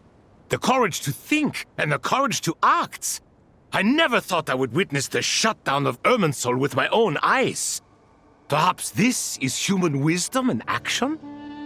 Indeed, only humans could do such a thing. Gods are few and far between. What was once created for spreading knowledge is now used for another purpose. A rather ingenious plan. I am grateful to you three for your help. Only thanks to you were we able to extend Aaru's interference capabilities to cover all terminals. Now, Nobody who wears a terminal will have their activity accurately tracked by Irminsul. No matter how many eyes Dottore possesses, he will not be able to see us clearly. Now for the next step. I will need the help of your supreme powers once again. How might we be of service, Lord of Dendro? I need to reach the Eternal Oasis immediately. Right now? In that case, Ibis King, would you agree that this is a fine opportunity to dust off our old tricks? Nefer, I assume you have that chess set with you? You mean the one you gave to me as a gift? Asking for it back, are you? How could I? You misjudge me. I just wanted to show you another way you can use it. Connect to Safei Shatranj. Safei Shatranj? You mean that place in the desert? Thoth's chess set gains its power from the chessboard laid out in the desert by King Deshret and ourselves. All ceremonies conducted using the chess set must be activated via Safei Shatranj. In other words, the chess set is an extension of the chessboard. In the past, moving a chess piece was a sacred and momentous act. Transfer initiated. Entering live combat mode.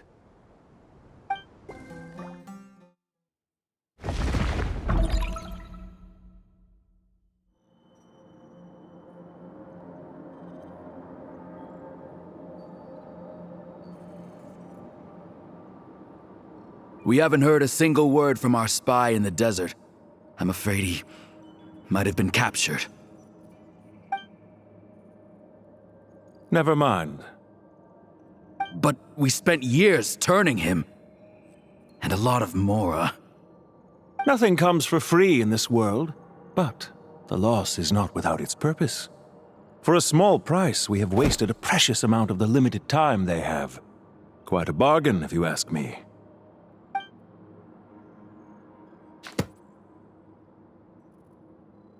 Understood. Weighing profit against loss is a necessary part of life.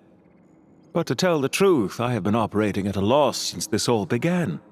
Since many centuries ago, in fact. For instance, why would a banker act as the executor of a will? If you hadn't deposited your personal belongings at Northland Bank, I would have no reason to be here right now.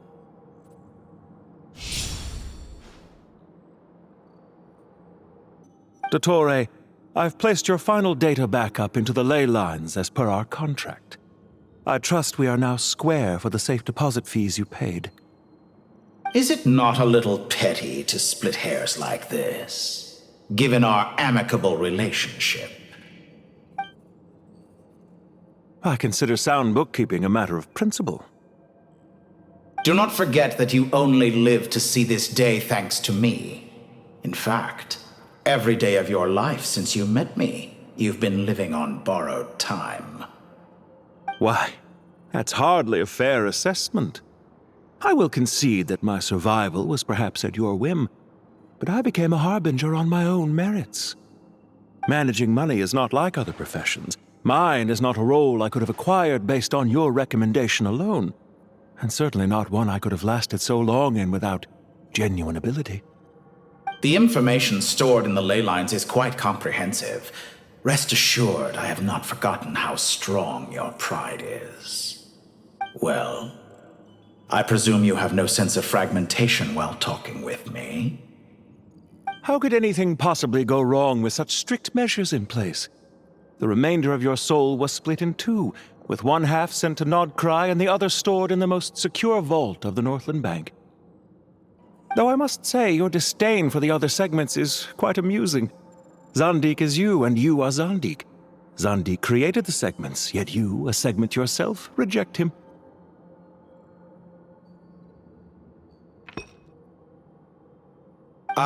That is, Zandik, created segments of various ages in his later years. To achieve this, he had to freeze time and part with a portion of his soul.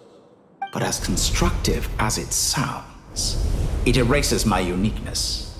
If each segment is equally me, then by the same token, none of them are truly me.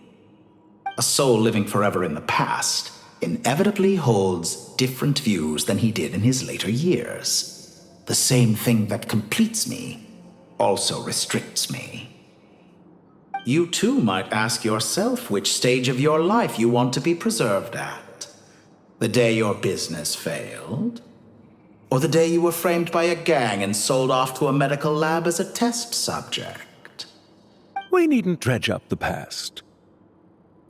This undesirable plan was eventually scrapped. Lesser Lord Kusanali was quite right. I needed an opportunity to eliminate myself. And after that, I concluded that there was no more effective plan than directly splitting the soul. Once the soul is transferred out, you will find that creating a physical body is far simpler than creating a puppet. The other half of your soul suffered a crushing defeat in Nodcry, you know. And yet in the process, I obtained the information I always wanted, did I not? Because now we finally know where the best testing ground truly lies. I once thought your ultimate goal was to ascend to godhood. But as it turns out, that was merely one of your experiments. Experiments take many forms. Most people are too eager for success, too fixated on the end goal. They forget that the experimental process itself is just as important. A suspiciously vacant seat, a new face. I trust you can put two and two together. The reason it doesn't exist is because someone tampered with the record. What can I say? After all your efforts, you really did uncover the world's secrets. So, is the new world you promised a lie? No, it never was. I am glad to be able to control Irmin's soul from within. Now I shall attempt to create a new world inside the existing one. Almost everyone faces the prospect of death, but not a single person has ever been able to experiment unrestrained in the afterlife through sheer force of will. I am the only one to have overcome this enormous challenge. Would I not be letting the world down if I didn't make the most of the opportunity to experiment? Clearly, the dividing of your soul did not affect the magnitude of your ego. Out of all the versions of you that have ever existed, this you is the most insane and the most radical. Is that why you chose to work with me? Which was it then? My insanity? Or my radicalism? Could I call myself a venture capitalist without a suitably ambitious plan to invest in? Yours happened to fit the bill quite perfectly. Well then, I must say, while I am surprised enough that you showed up at all, what surprises me more is that you chose to present yourself as my former subordinate, and not as the banker Pantalone. Why make things harder than they need to be? Exposing my true identity in a situation like this would only serve to destroy diplomatic relations between Snezhnaya and Sumeru. I daren't imagine the consequences. Showing up in the name of the original antagonist gives you the recognition you rightly deserve, while also being sensitive to Snezhnaya's predicament. It was an easy win. As for why I'm here, if you're suggesting that your credit is in the negative, I won't argue with that. Many people say that about you. I'd argue that a significant factor in your willingness to cooperate is the fact that you have but a few years of life left after my death. Living and dying together has a way of binding two parties together rather closely. Is it not true that a relationship should be judged by both the positive and negative returns it yields? So some of what I said actually made it into your head after all. It's true that I hope you don't die too soon, but don't you find that a strange thing for me to say? After all, you've already had quite a long life, especially for a human being. Let's not pretend that you're any more innocent than I am. Are we not the same in this regard? We both despise the existing laws of this world, and neither of us enjoy being under anyone else's control. Is it really so greedy to want the world to operate by a new set of rules? Of course not, my dear friend.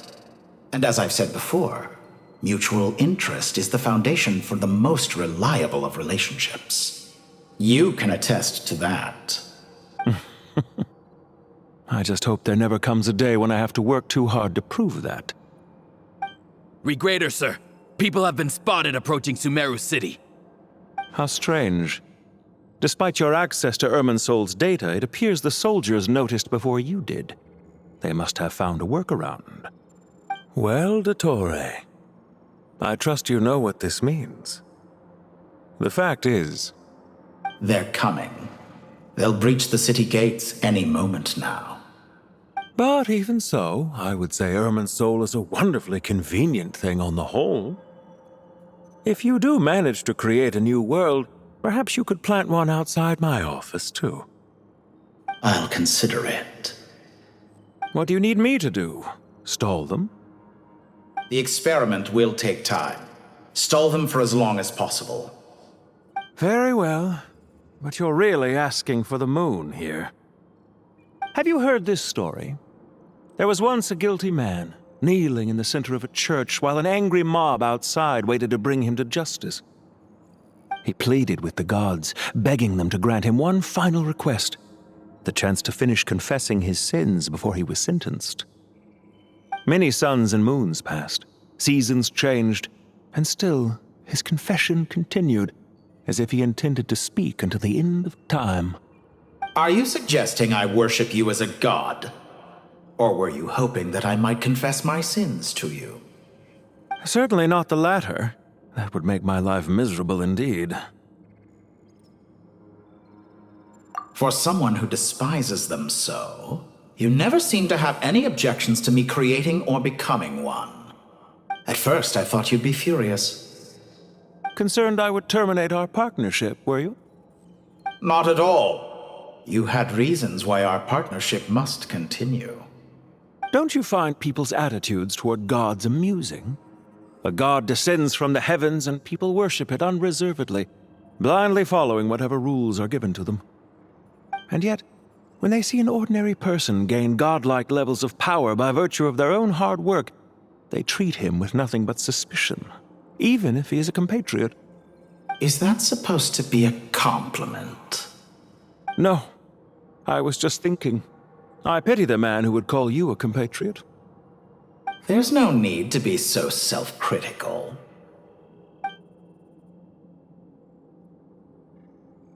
I know it's a little late in the day to be asking this, but how have you been keeping? I'm flattered that you would take the time out of your busy schedule to consider my well-being, Doctor. The part of your soul that went to Nodcry caused quite a stir, sending our organization back to the drawing board on numerous fronts. It was quite a headache for everyone involved. Dear me, I must have caused you no end of trouble. You certainly did. I had the rare honor of being summoned before the Tsaritsa with Pulcinella to answer for myself. A terrifying ordeal. Don't worry, I pulled through. At most, it's a public relations nightmare. I made sure of that. Now I'm curious. How did you explain yourself? Oh, it was quite simple. I just pinned the blame on someone who wasn't there to defend himself.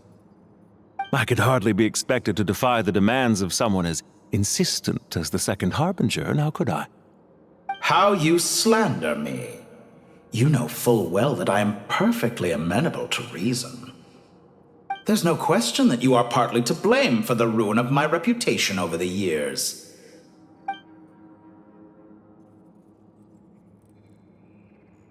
Do you have anything lined up for when this is all over?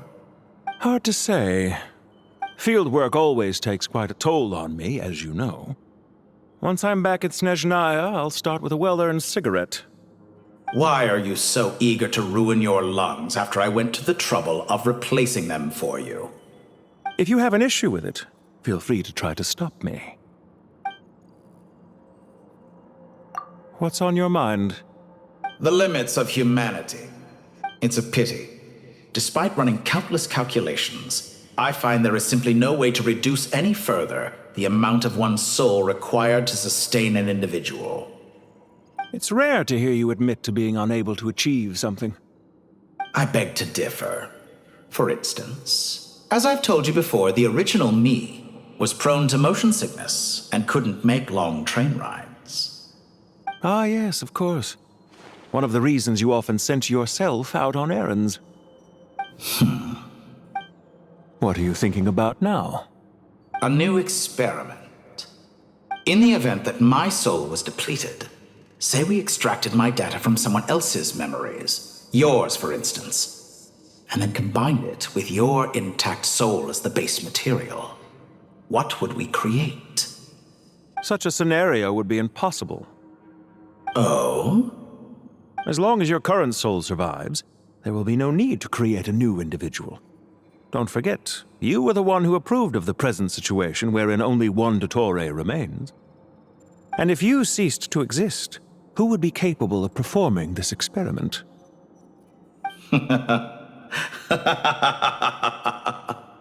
Since the day I met you, you've always excelled at talking your way out of a quandary. Isn't it a little too early to be saying goodbye? Not that I wish to keep you from your business, of course. Very well. Let's leave the conversation there for now.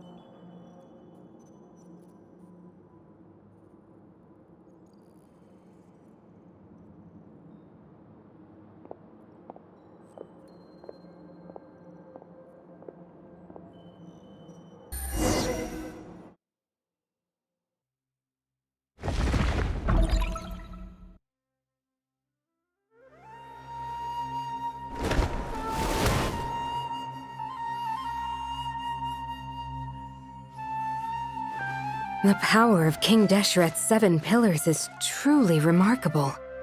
With just a chessboard, you can move an entire unit across the material plane. Yeah, sets us up for a much easier fight. Really makes my day. The last time we stormed the city, it involved a lot more running around. I wonder how many people can say they stormed a city twice in their lifetime. I was just thinking that. I've definitely had more than my fair share of unusual experiences in my life. This is my first time here, actually. We never usually leave Gandharvaville. I hope this will be my last time. Does everyone have to chime in? Can't we just fight?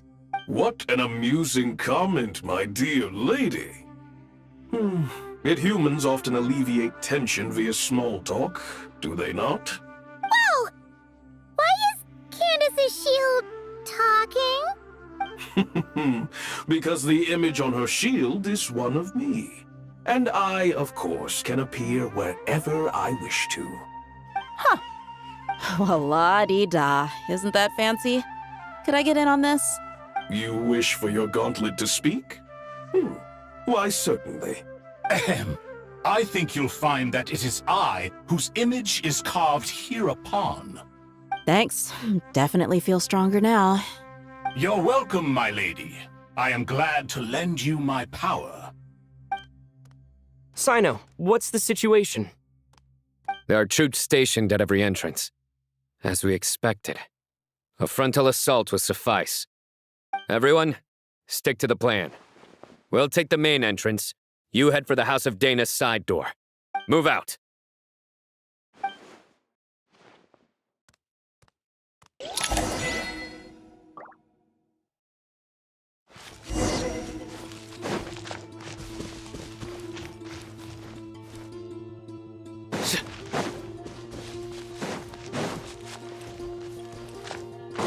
Out of my way! Take this! Now with Watch out! Prepare to meet your maker! Get lost! Whew. Thank you, Jeht. You gotta be more careful. If you're not ready to put your life on the line, you can't be certain of defeating your opponent. She's right. Keep your wits about you, Rana.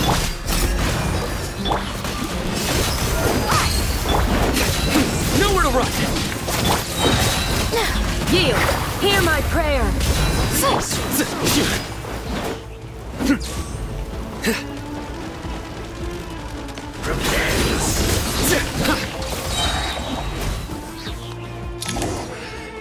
Take them out and secure the harbor. Reinforcements will arrive by water.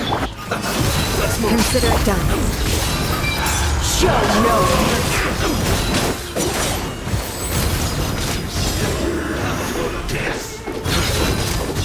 Your penance is due! Wait! We shall prevail! This body belongs to ice. Look alive! You need to hurry up. Do your work! Surrender! Your sins weigh upon your soul! Stay condemned! This one's well done.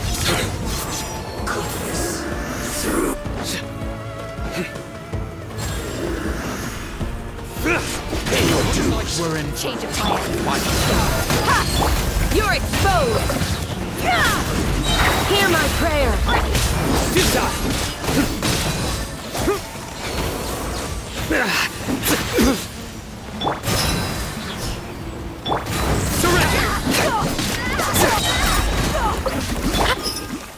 You asked for it! So... quiet.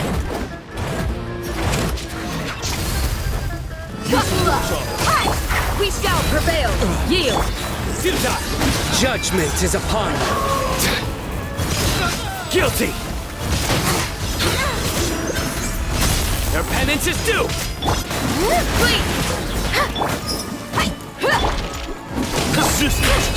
Angel! Send!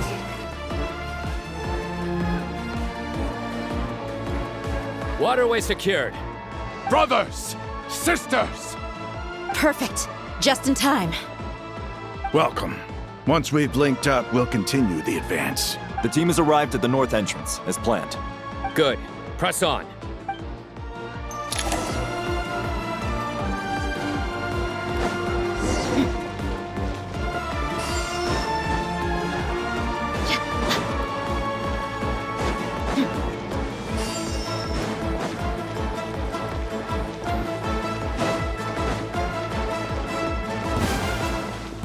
There you are, you straggler. Look alive! Let me amuse myself a little. Grant us your blessing! Over here! Surrender! Through me, justice is served! Guilty! Let me amuse myself a little. Do your worst! Buckle up! Hi! The more, the merrier. Look at me. We shall prevail! Nowhere to... That's a crowd. Your sins weigh upon your soul. Your penance is due. You stay condemned. Did it take too long?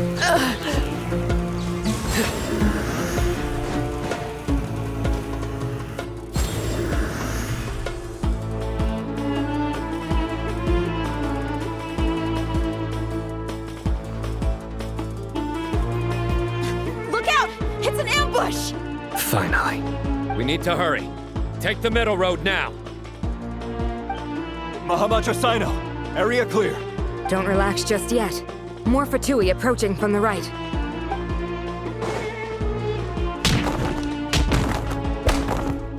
Irminsul cannot track our movements. If necessary, we could split up. Don't worry. We'll wipe them all out. As you can see, our people came raring to go. Good, good. How are things with the Traveler? Can Tighnari keep him safe? Don't underestimate Tighnari just because he's a forest watcher. He can handle it. All right. You know that's not what I meant.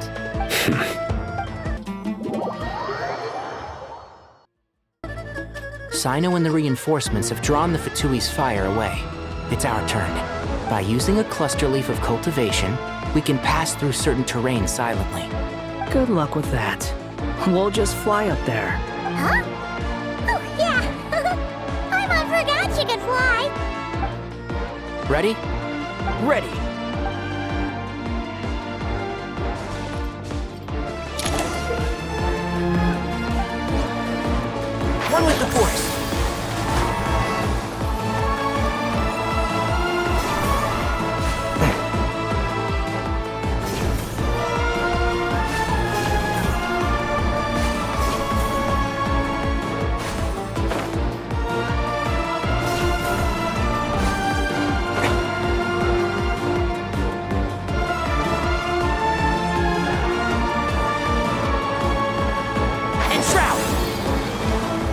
monsieur!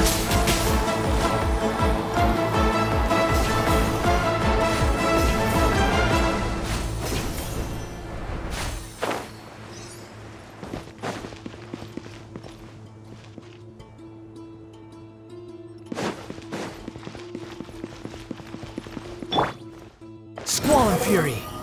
I'm gonna fix your...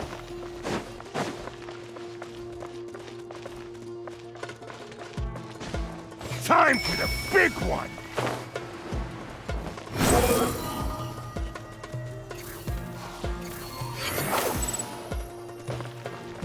Quit following me!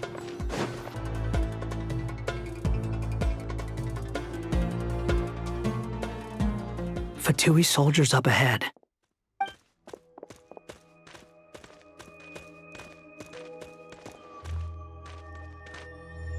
Careful. Prepare for battle. Hey! There's people over there! You have some nerve showing your faces here in the center of Sumeru City.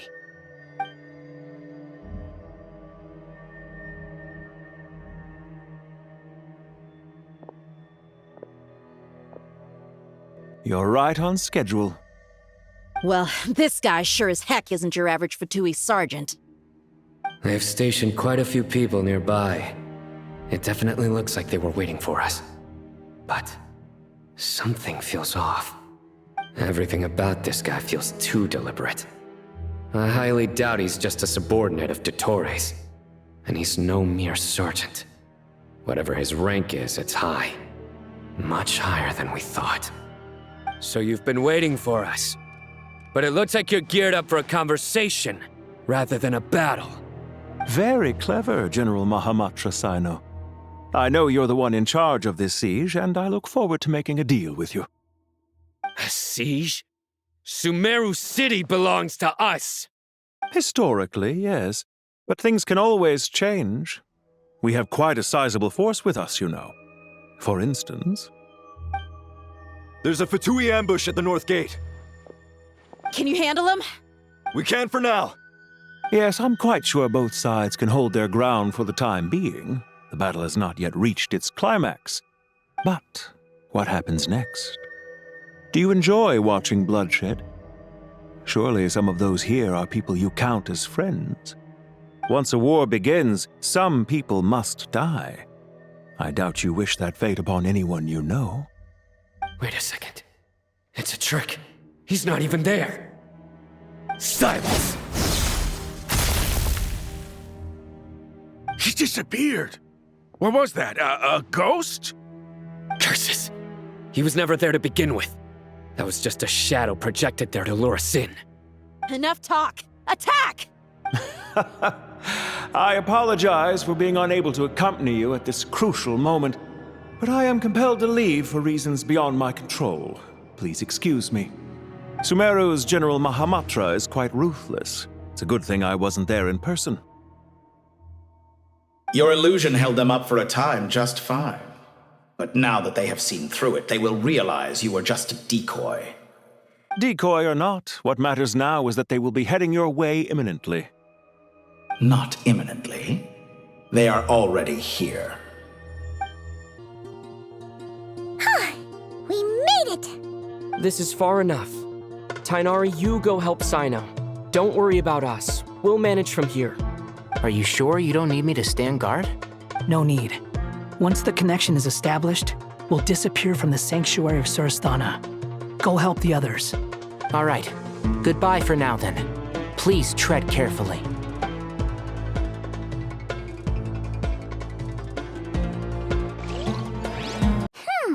Now where's the interface Nahida mentioned?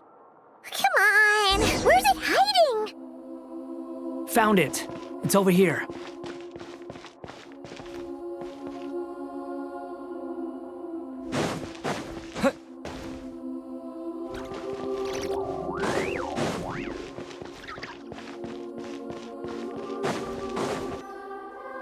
We can connect to the inside of Irminsul through the Sanctuary of Surasthana's built-in security system.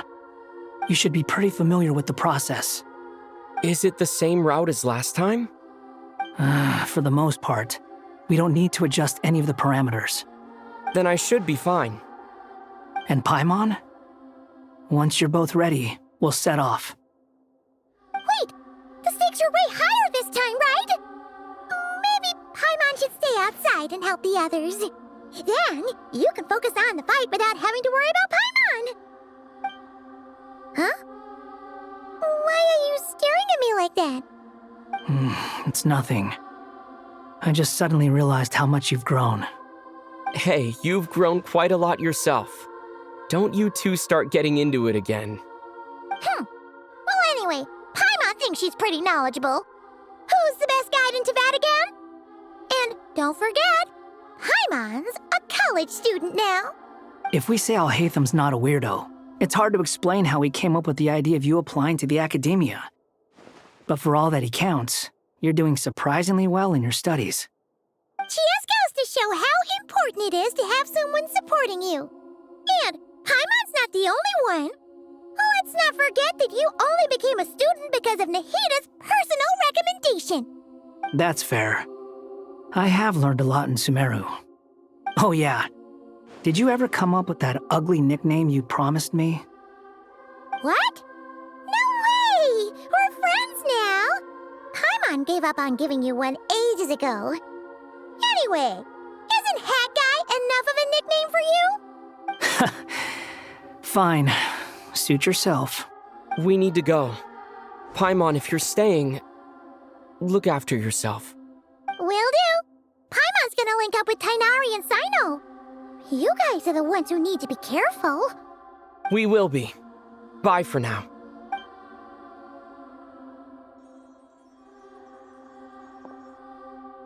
Initiating connection.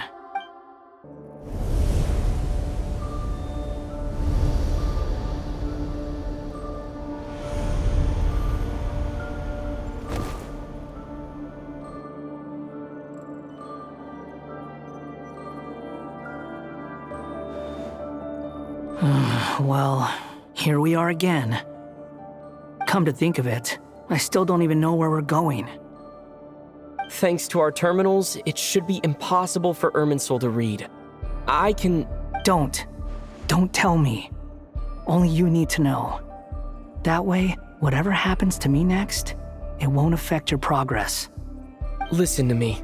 Your safety is just as important as mine. Don't even think about sacrificing yourself for the greater good.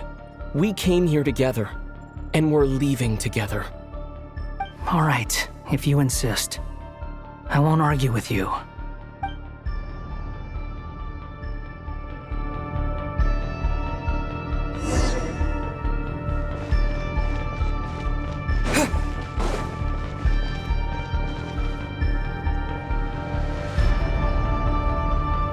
This place looks so different from how I remember. It's unrecognizable. It's a complete mess. Like someone's turned the place upside down. Must be Dottore's doing. Either he's searching for some information he needs, or... It's still changing. He has to know we've entered Irminsul. But luckily for us, he can't pinpoint our location. Be on your guard. Don't let him find us. The red parts have probably been corrupted by Dottore's power. Don't touch them, or you might alert him.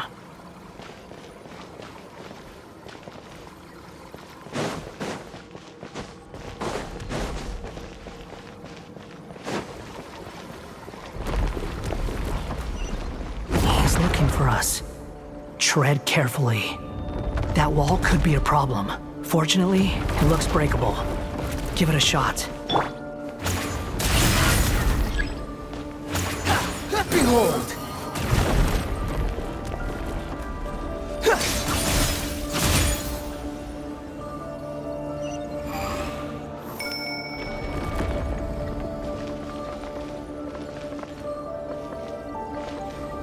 The wind rises.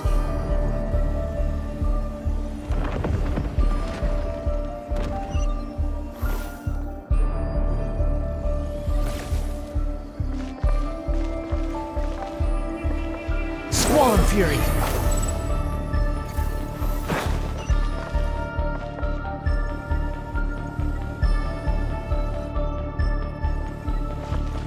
wind rises.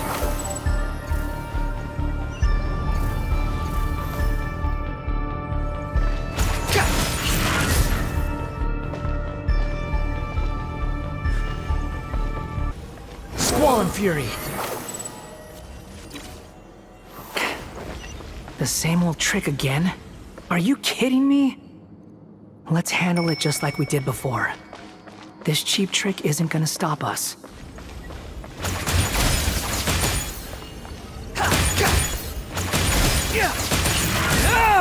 Behold! Oh no, it's a trap. Is that why he was using the same trick over and over again? To get us to lower our guard?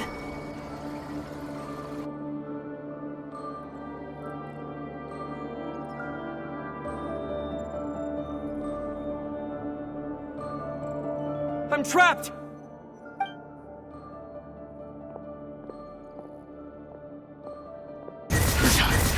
Why won't this thing budge? Hello? Hello? Can you hear me? Nicole, is that you? Yes, it's me. I'm monitoring your progress from inside the Eternal Oasis, and I have to say, this terminal is simply marvelous. It makes tracking you so much easier. I couldn't see anything at first, but now that you two are inside, I can use your location with support from the terminals to get a partial view of the situation inside Irminsul. It's not the clearest image, but it's better than not being able to help at all. So, here I am. I can't intervene directly, but I can help to guide you out of the jam you're currently in. So please, just follow my lead. Dottore in his current form is a blight upon both Irminsul and the ley lines. Pay attention to your surroundings. There must be sources of his contamination nearby. The corrupted information is his means of Is that one of them? Precisely. Take it out. Good work. But we're not done yet. Stay close, and let's see if we can find any others like it nearby.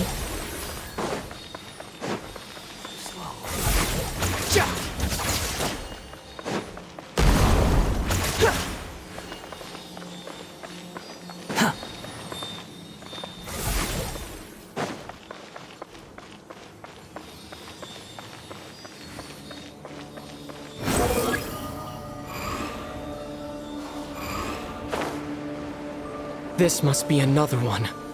Agreed. Now... Oh, wait! Watch out! It's Dottore. I think he's found us.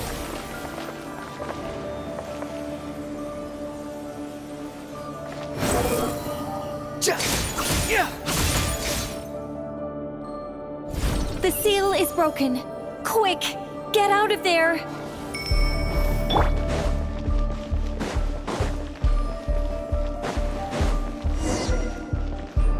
And where exactly do you think you can run to?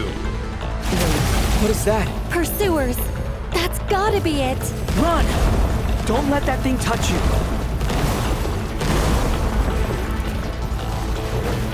Dodge that attack!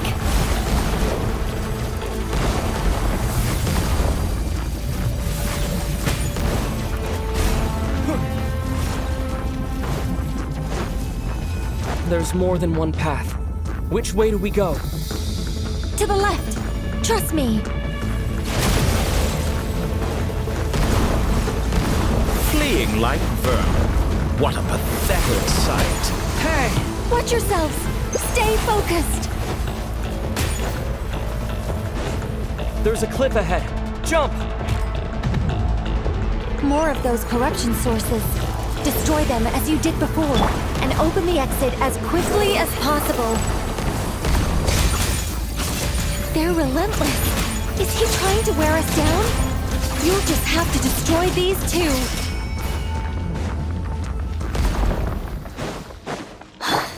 I think the pursuit is over. Hard to say. Stay alert.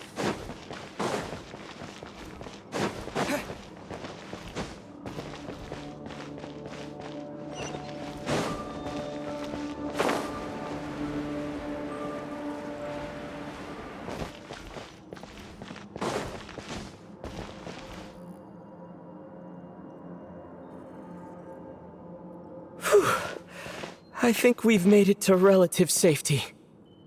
Phew, goodness. That was tough. You doing okay? I'll be fine. Don't worry. Take a short rest, and then... Nicole? Nicole! The connection's been cut. But that means... Look at you supporting one another. How very touching.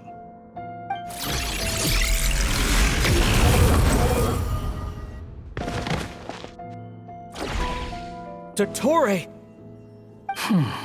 Took you long enough to find us. You're more useless than I thought. Oh, really? I think I deserve a little more credit for my methods than that.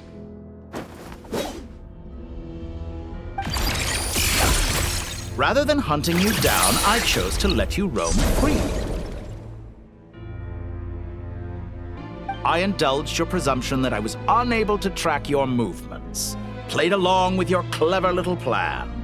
Fleeing is for animals, but I rather enjoy watching you flee. Some things lose the will to run altogether as soon as you put them in a cage. If that's true, then why did you come looking for us? Because I wanted to observe you up close, of course. Don't misunderstand me, I'm not here for a fight. Is it so unusual that I wish to greet my old acquaintances in person? After all, it's been a while. Scaramouche.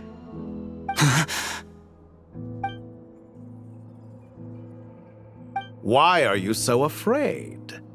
I have done nothing unprecedented in discovering the truth. Nor did I go to any great lengths to uncover your story. You made a bold series of moves in deciding to erase yourself. And with the power of this great chronicling device called Irmin's Soul, you were able to achieve something quite remarkable. Once most people form an opinion about someone, it tends to imprison their mind. Yet you managed to erase every trace of your existence. A novel take on death indeed. However, this meant that you stood out to me all the more when I saw you in Nodcry. I didn't even have to go looking for you. Just the sight of you was enough for me to intuit the truth. For someone in my position, connecting the dots was a trivial affair. It would have been more surprising if I hadn't managed to piece it together. You seem very pleased with yourself for figuring it out. I'm sure you'd even be more delighted to learn the full extent of your crimes. That would hardly be necessary. Besides, isn't there something that concerns you more right now? Something that fills you with dread? Let me put your mind at ease. I have no intention whatsoever of restoring any of the records you deleted. For one thing, it would be exceptionally difficult. But more to the point, I doubt that the prospect of losing your current life is all that frightening to you. Because in your case, the cruelest twist of fate is that you'll never again have the chance to make up for any of your mistakes. Isn't it? Dottore?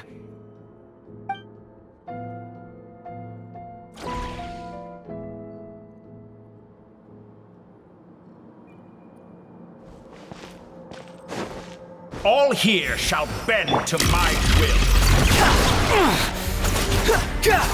The wind rises. That's far enough.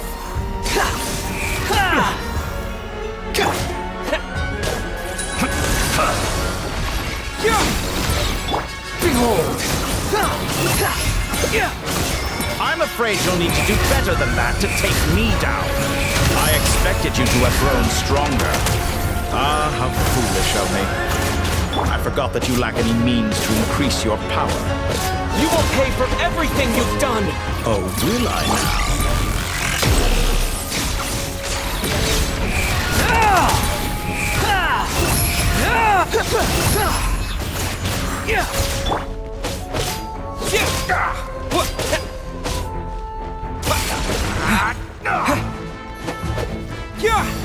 Squall and Fury!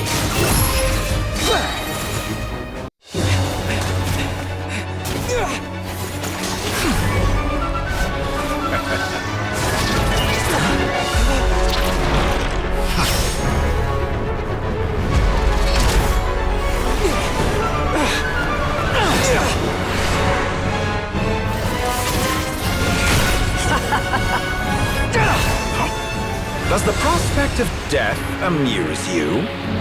I could ask you the same question! I'll distract Dottore. You focus on the mission. Got it!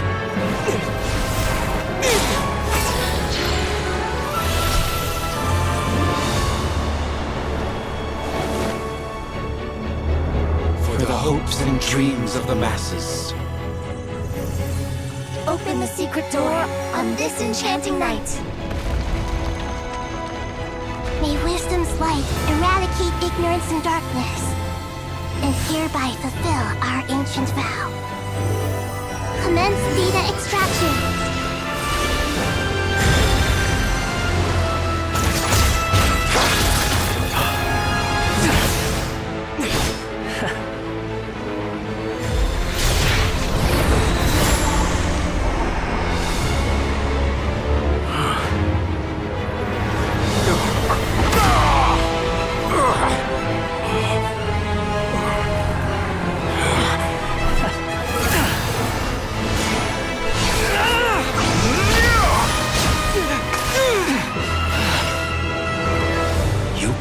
Outdated ideals and stand in the way of progress. You will pay for interfering with the grandest experiment of all time.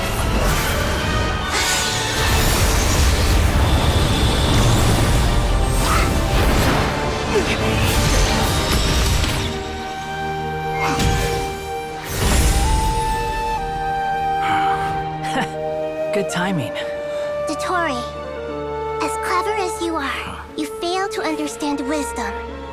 Wisdom takes many forms, but the path you have chosen eschews them all. Huh.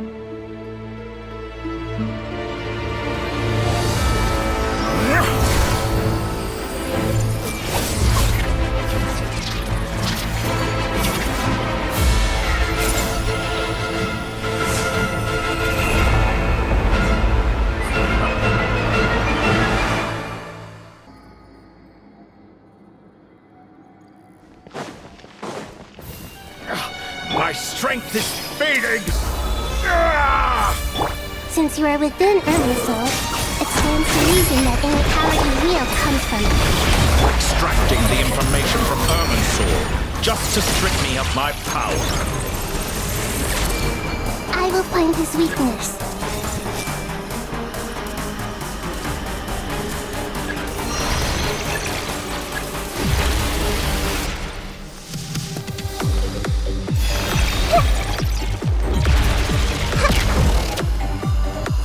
Everything!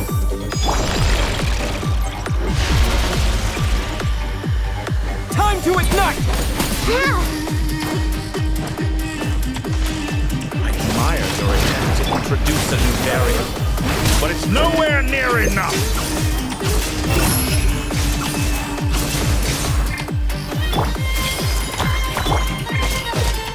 Scorching fire!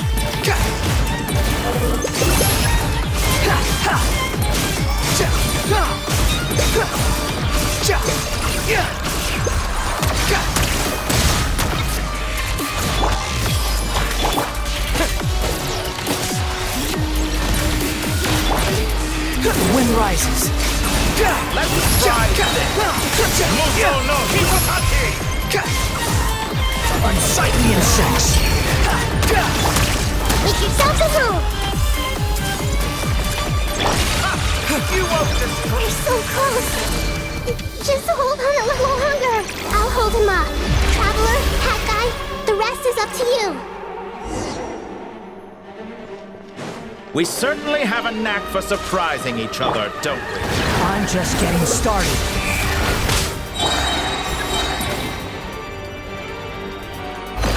It's time! Say your prayers! Stay on the offensive, but watch your back!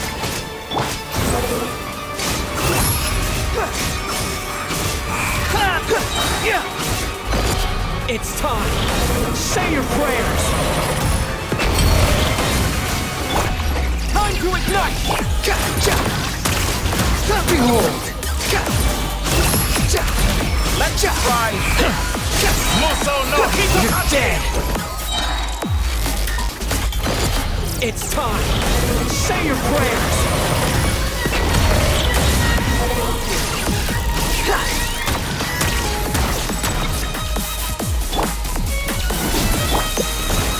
Burn all before you! Flame of the primal flame! That's far enough! Upon the gale.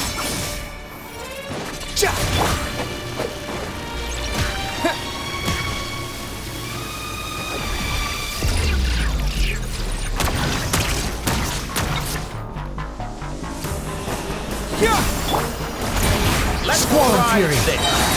Muso no Hitokaki! It's time! Say your prayers!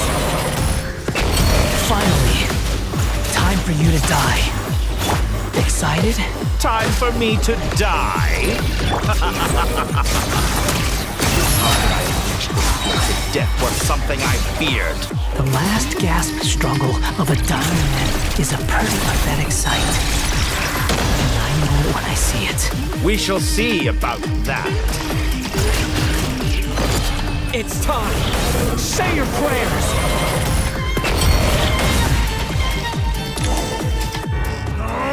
That's enough!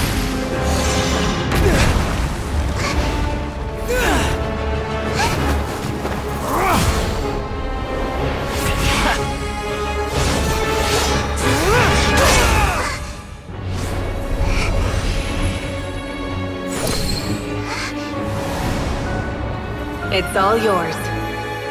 Do with it as you see fit.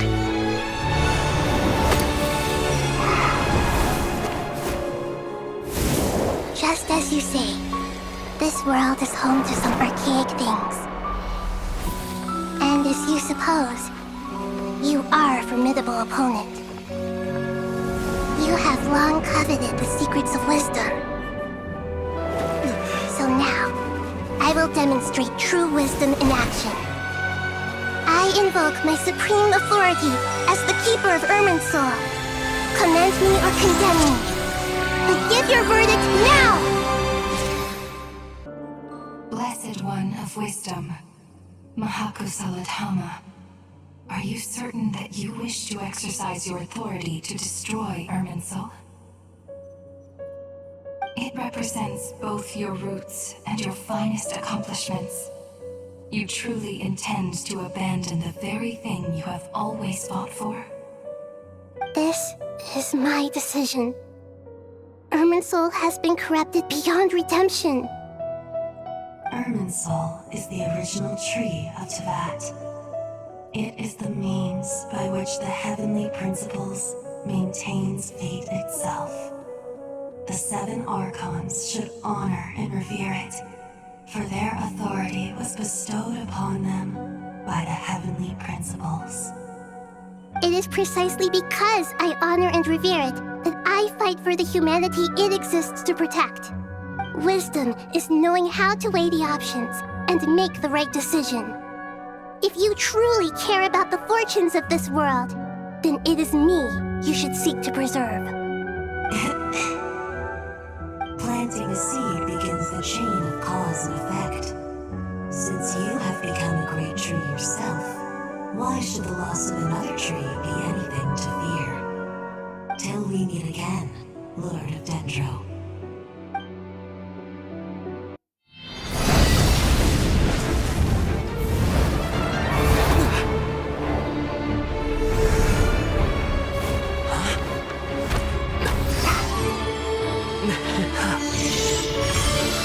The first flame.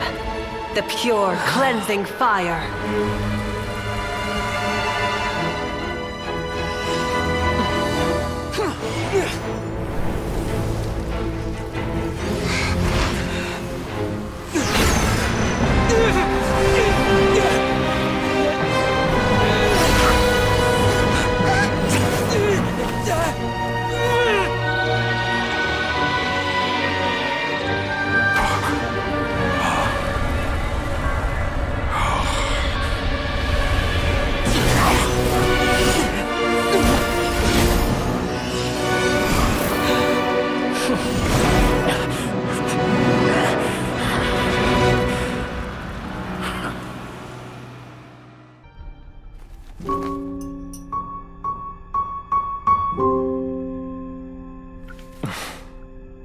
shall we?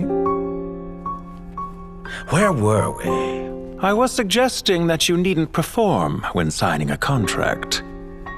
You're only sitting here because your bank demanded an evaluation of the trustee. So you told a story about a young scholar from a merchant family in Sumeru? I told a compelling tale, didn't I? The post-expulsion story is far more captivating. The human experiments or the elixir of immortality? The part where you die. Ah, yes. My favorite part. The 35-year-old Segment thought of himself as Dottore, reserving the name Zandik for the original specimen. Of all the Segments, he was the most selfish. After his expulsion, Dottore searched for a new direction. He joined the Fatui, studied Elazar in great depth, secured resources. He was rather fortunate in his career.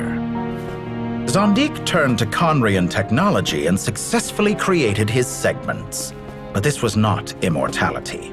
Even with backup segments, his body would still age. Still, thanks to Snezhnaya, Zandik found the ideal base for his experiments. Then a perfect partnership materialized at a crucial moment. The year that both parties realized they needed more time. Fortunately, Zandik succeeded. In a miraculous turn of events, he gained the extra time he needed. I seem to recall it differently. All right, it's true. No matter how much elixir he took, Zandik remained human and continued to age. Then, on the morning he turned 85... Help me up! Call for help! Surely he would be rescued, Zandik thought. But to his surprise, no one helped him. Zandik was too selfish for that. Don't forget, you're one of us. Yes, and we're all waiting. Waiting for me to die. Pantalone arrived for a meeting and happened to witness what followed. He found it unsettling. I never said that. But the Zandiks were unfazed. It was a rare opportunity for self-dissection.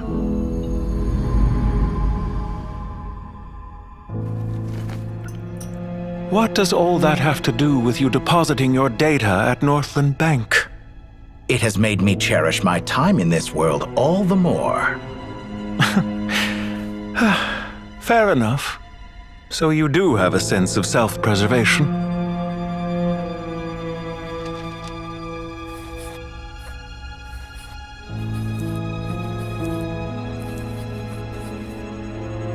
What do you mean? You're hardly normal, and you don't cherish life. You just don't want to admit defeat in the limited time you have. Even so, don't I deserve an interesting ending? I'm counting on it.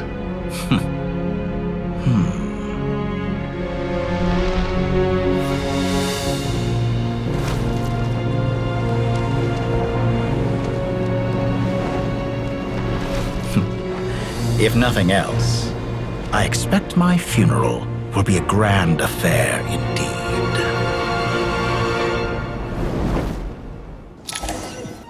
What a magnificent fire.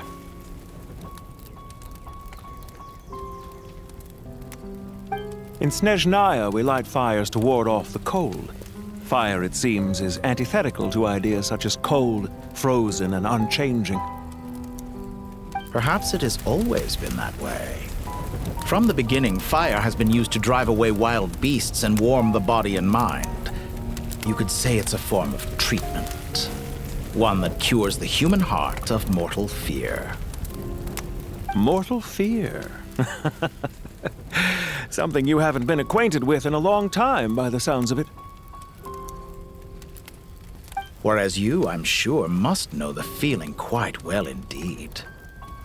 I remember when we first discussed the elixir of immortality, you claimed that extending your lifespan was about buying more time. But was that really the truth? You fear the prospect of dying a wretched end in this world, don't you? Of course I do. I'm only human after all. And while you may have forgotten it, you cannot deny that you too were once human, Dottore. I do not believe that there is no such fear in your heart. Perhaps you are right. But I abandoned it long ago and devoted myself to my experiments. I have felt no fear since. From the very beginning, I never thought you could win this game. But still you came, contract in hand, to honor our agreement. Because I am a reputable partner. And as we have discussed, experiments are about more than results alone. The process is equally important. I have come here and completed my creation, and I do not regret my decision. I'm afraid your journey ends here. After I die, there will be no one to make the elixir of immortality, and your remaining stock will only last a few more years. How then will you prove that you didn't perish in this incident alongside everyone else? When I feel optimistic about market environments, I never forcibly adjust them. They have their own direction, and I myself am one such environment. I have been quite particular about many things in my life, but where the manner of my death is concerned, I choose not to be. You make yourself sound so magnanimous. Oh, but I am, and I hope you will be too. It may have been a long time since anyone told you this, Dottore, but I recognize that you are a truly rare talent. Ha! I can see it. The experiment in blasphemy that I've been performing all this time. It has been a long process, and I do not care about the results as much as people might imagine. If the very goal of your experiment was to explore infinite possibilities, then there was never any reason for it to end. Indeed. Yet now, the experiment has officially drawn to a close. What should I call you? Zandik? Or do you prefer Dottore? Suit yourself. Goodbye, Feofan. This time, that's what it truly is.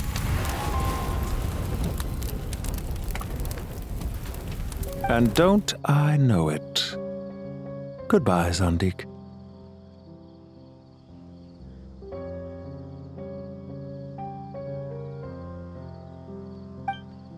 I could have carried out many more experiments, but to me, Lord of Dendro, this outcome is certainly not the worst. I believe you. But unfortunately, this is where it all ends for you. This experiment does not belong to you, nor do any of the results. Experiment? It sounds like you're trying to outdo me in my own field. Wisdom is conveying information in terms that people can clearly understand. You know exactly what I mean. Indeed. I can see no further outcomes. Ha! You have a formidable mind, and you are braver than I thought. Setting fire to the very thing your survival depends on. Your previous threat was empty, but this time, it is real. When necessary, wisdom can be as fierce as an inferno. Some of the flames that incinerate you come from within yourself. Perhaps you are right. You see what lies at the bottom of the human heart, and that is your wisdom. Here is where your journey comes to an end. All that is yet unknown belongs to those of us who will carry on living. It seems I have unwittingly been your arch-enemy all along. But now, it's all over. I do not deny your intelligence. But what you refer to as experiments, I would never describe in those terms. They are events that take place in the real world, And they are so much more than mere data. Goodbye. We will never meet again.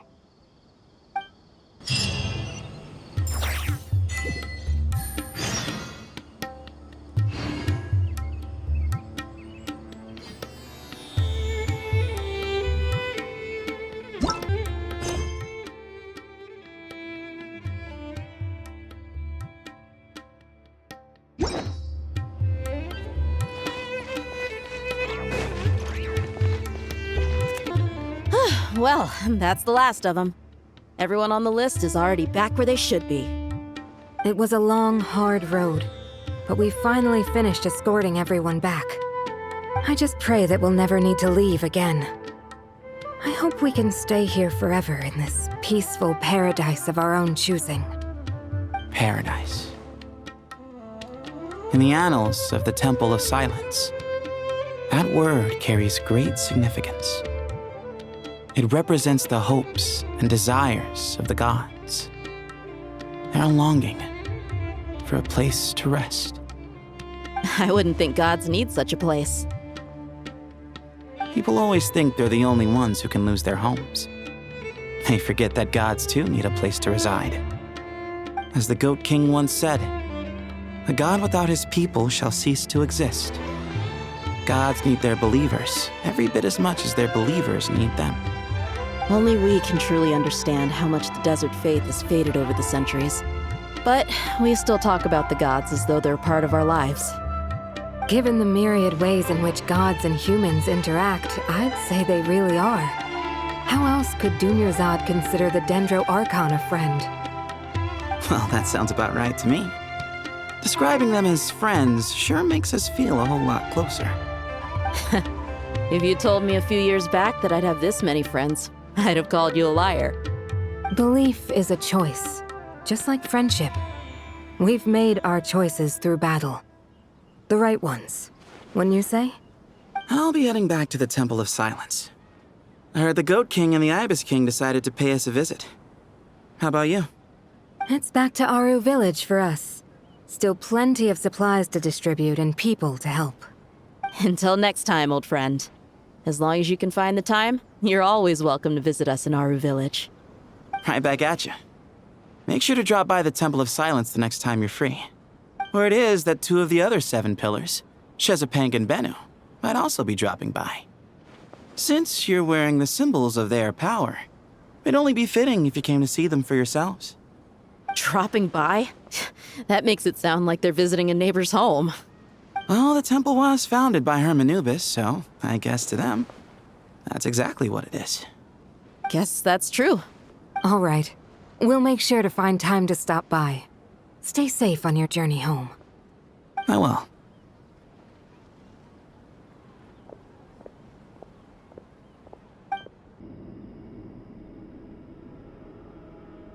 You do have a point. See? Retirement has always been a problem, especially for old-timers like us who've been locked away all these years. You finally step out into the light, and bam! You're face to face with a whole different world. Naturally. What do you think, Layla? Huh? Why would you think to ask me? How could I possibly be qualified to decide where the servants of King Deshret should live? Sorry if my question was unclear. Do you think their statues will stand out too much if we place them here? Hey, I never agreed to this. How could we possibly allow our statues to be left in Hermanubis' home? That would be like breaking into someone's house, then pretending it belonged to you in the first place. Different beliefs can coexist. We still need to respect one another. By which you mean, you two plan to stay at the Temple of Silence, for a while at least, but you have no intention of relocating your statues here. So, you see this as sort of a family visit? Is that correct? Family. You could say that. In a sense, Hermanubis would view this as his home.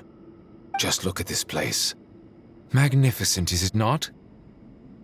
The The sad truth is, in the past, all three of us invested so much into misguided ventures. We failed to build what we should have, and wasted so much time instead. And what do you mean by that? I mean that for the most part, time spent associating with the likes of Sobek and, let's say, Thoth, might reasonably be considered wasted. Why does that not surprise me? Go on. Anyway, given how much time we'll all be spending together, I'd say that the bonds we built will end up proving to have been a sound investment. Once Sethos, the current leader of the Temple of Silence, returns, you can discuss the matter of staying here with him.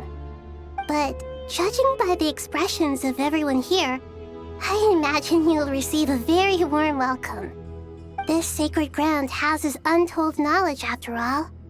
What better place for the servants of King Deshret to appear in the mortal world? How about we share a meal together first? I imagine it's been many years since you last tasted fresh food. Oh, that sounds wonderful! After so many hundreds of years, I can only surmise that desert cuisine has become a lot more varied. Are we having a get-together? If you'd like, I can help prepare some food. After all, Lord Thoth, you helped me so much in the desert, and I still haven't properly thanked you. Oh, my, that would be wonderful. I'm touched that you still remember. How the times have changed.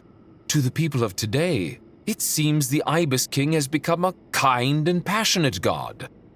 And you, Mr. Herreshoff? What kind of god do you wish to be? To be honest, I haven't given it much thought. How about you, Dendro Archon? Do you have any hopes for your future? Me? I'm very happy with my current life. Forgive my bluntness, but you do not seem to derive your authority from majesty and might, like Lord Al-Ahmar. Clearly your approach has its advantages, but also its dangers, don't you think? I do, but projecting a majestic front doesn't really suit me. Besides, my relationship with others isn't simply one of a god and her people. Not putting on airs might earn you more adoration. Exactly. Besides, I really like parties where everyone brings their own food and we all come together to share. You should join us. I'm sure you'll find it fun. Last time when we got together for a picnic near the Avidia Forest, it was quite the occasion. Seeing as you're already here, how about we hold the next one in the desert? Can we do that? Wouldn't Tighnari have to transport a ton of drinking water? Don't worry, I can help out. Layla, would you like to join us next time? Me? Sure. The more the merrier. That way we... Don't take this the wrong way. I just think you should know. When it comes to passing the time, chess is more our thing. In that case, Dendro Archon, what do you say? If I were to compete against you, I can't say with certainty I'd win, but I certainly wouldn't mind giving it a shot. Where's Sobek? I'm sure he'd be good for a few rounds. Cards, cards, cards! I'll always prefer chess. I wonder what variant of chess we're talking here. Mr. Thoth, is there some sort of astrological significance to this game? Oh, I'm glad you brought that up. As long as the leader of the Temple of Silence agrees, we can search Hermanubis' place for books to teach you how to play. Such devastation visited on Sumeru City. So many houses destroyed or damaged in the fighting. Who could have foreseen this? Look at all of this. It's going to take me forever to tidy up. I suppose living below the academia doesn't always work out to your advantage. I would have thought a little appreciation of my sincerity and effort in helping to clean up this mess might be in order. Helping? Effort? This is your house! Of course you should be putting in the effort! If anything, I'm the one who's helping. So you see yourself as just a helper in this situation. I must admit, I'm rather shocked. If you're trying to say that since I live here too, I have an obligation to tidy up, fine. I suppose I do. Wait a second, stop changing the subject! Nevertheless... In the wake of a great storm, a missing roof is a predictable inconvenience. Can you stop making it seem like I care more about this house than you do? Doesn't it upset you at all to see your home in this state? I won't pretend it's ideal, but that's no reason to be upset. This is the roof over your head, your shelter from the cold. The furniture is scattered, the paintings have fallen off the walls, the windows are shattered. Don't you feel even a little disheartened? The way I see it, these problems are easily solved. Ugh, this is precisely why I hate talking to you about sentimental things. It's like banging my head against a wall. You simply don't understand just how much work goes into making a proper home. It sounds like this is causing you a lot of anguish. You mean the house or the paintings? I mean your sentimentality. Oh, well, yes. But I'd rather not dwell on such things right now. Generally speaking, when anguish becomes the norm, people usually make an attempt to improve their situation. But there are so many people and things in life that are difficult to change. It's not like you can force them. Besides, anguish can be a source of inspiration. And I'm not sure I could break my reliance on it. I'm glad you're able to make yourself think like that. What kind of a response is that? I was stating a profound truth about the very nature of art. Suffering is the cradle of all creation. Even you can't deny that. And I wasn't trying to. I'm just happy for you. Pure and simple. Can't you tell? Happy about what? Happy that you can always find an answer that backs up your views. You...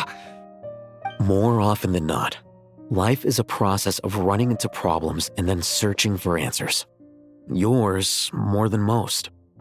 Not everyone's so good at justifying things to themselves. It's something that you've been steadily mastering. Huh. What about you, then? What skills have you been mastering lately? Pass me that box. Huh? Okay. You may consider this my progress on the path to mastery. What? Wait a second. Isn't that box mine? Hey, it is.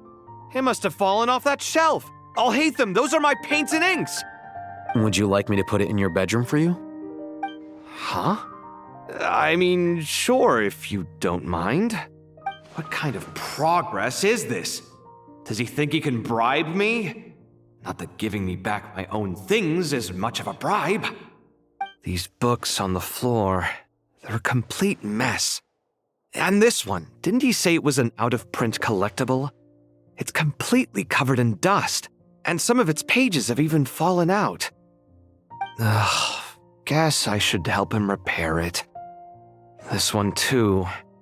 And this one. Local subterbeasts, imported goods, such a bright future ahead. I can picture the Mora just rolling in.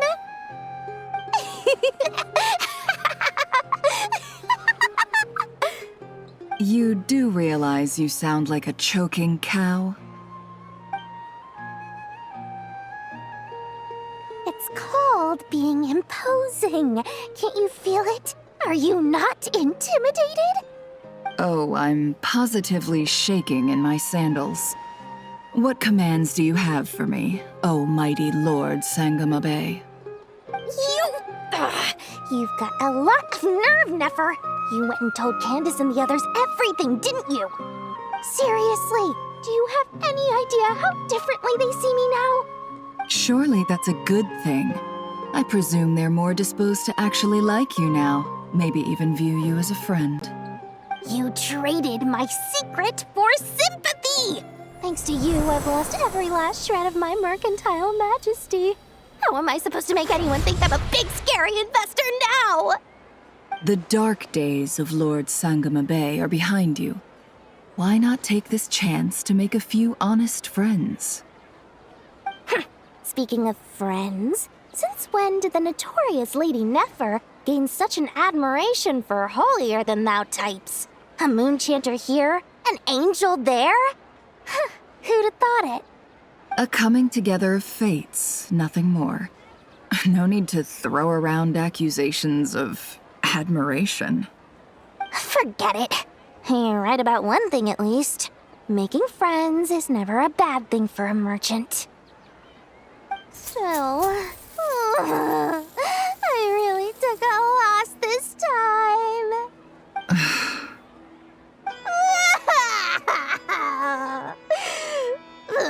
What are you looking at?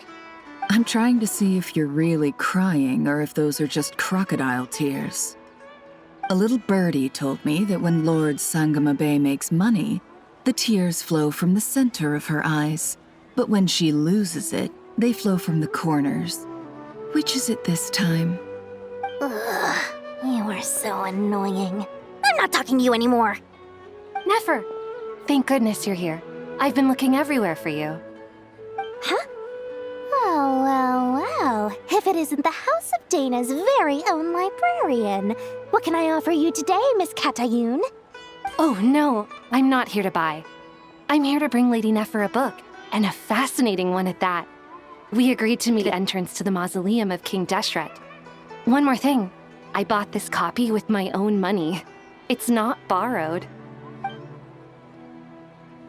Reasoning knows not time of day, but suspense always follows a blizzard.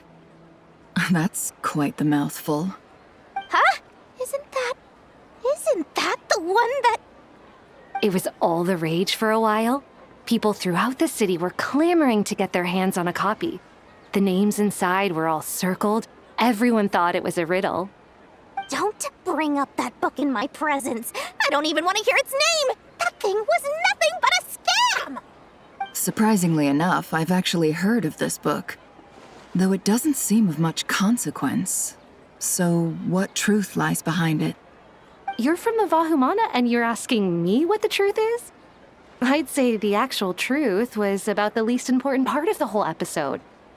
I brought you this book because it probably has the most interesting backstory of any in the House of Dana's collection, at least in recent years. As for its quality, well, you can judge that for yourself. Don't tell me it's actually any good. You may not know this, Lord Sangamabe, but Lady Nefer has a fondness for books with... how should I put this? Mixed reviews? No eye for good literature, huh? Perhaps she feels that bad books hide interesting secrets? But I shouldn't put words in her mouth. It's probably fair to say she prefers the conversations that books can spark over the substance of the books themselves. Suits my style as an intel broker, wouldn't you say? Very interesting, thank you. I'll return it to you once I'm done reading. And as it happens, I have something for you, too. Incense? I imagine you've already used up the incense I gave you last time. Here's some more. This batch is from Nodcry, so the scent won't be quite the same. Well, actually, I've been saving the incense you gave me. I couldn't bring myself to waste it without a special occasion. But I'll gladly accept this, too. And I promise I'll use it this time. Katayun, you haven't changed a bit.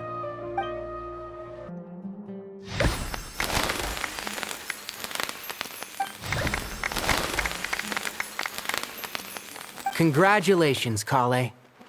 Well done, Collei. After studying for so long, you've finally become a full-fledged ranger.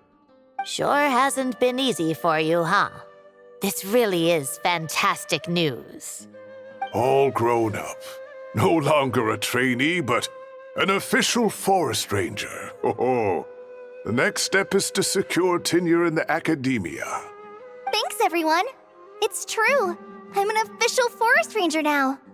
Master Tighnari, thank you for your guidance and support. I wish Mr. Cyno were here so I could thank him too. Cyno had a matter to attend to at the Temple of Silence. I don't imagine he'll be back for some time. But don't worry, we can celebrate together once he's finished. I'm afraid the party will have to wait. Collei still has some matters to attend to first. Collei? Is everything all right? No, it's not what you think. There's nothing wrong with my health. I just have a few things I need to deal with. I've made plans with the Traveler and Paimon to visit Mondstadt. Master Tighnari and Mr. Cyno will be accompanying us too. Well, that's a relief. Let's get together when everyone's back. I'm sure you'll be doing even better by then. Of course. I have a feeling you're right. Phew! After all that catching up on sleep and food, Paimon's feeling full of vim and vigor again. For someone who spends so much time resting, your recovery routine is surprisingly simple. Hey! Paimon's been working her butt off too, you know. She flew all over the city helping everyone out. Don't worry, I saw how hard you worked. Alright, we all know you're the most hardworking person in Tevad. As long as you're rested and full, that's what really matters.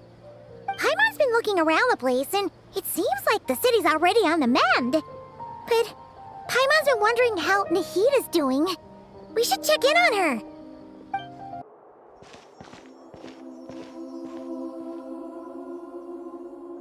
Hey, Nahida! And Hat Guy's here too! Traveler, Paimon! What's going on here? Nothing much. Nahida was just expressing concern for my physical and mental well-being. Oh, the Traveler told Paimon all about that. We've both been very worried about you. Are you feeling alright? You make it sound like I'm on the brink of some kind of breakdown. Truth is, I'm doing much better than you might imagine. If we can just get to the bottom of Dottore's intentions, we can minimize his negative influence. That's the sort of thing I excel at. Just listen to that newfound optimism. It seems like having you enroll in the Bahumana was a truly inspired move. I can really see the positive influence. Observe, a classic Sumeru specialty. Chalking everything up to education and learning. To be honest, even I can sense the change in you. Everything Dottore said to you was a way to manipulate your mind. Fortunately, you're no longer under his sway. Can someone as old as me really continue to grow? If it helps, just think of yourself as a late bloomer. It's all a matter of phrasing, and it comes down to what standards you measure yourself by. For a puppet, developing at such an age is perfectly normal. But if you choose to call yourself a late bloomer, it sounds more like you consider yourself human. However you see yourself, well done. All right, I see what you mean. Anyway, what's your next step? What else can I do but complete my current courses? Everything else can wait. Anyway, that's enough chit-chat. There are still things in the city I need to help out with. I'll be heading there now.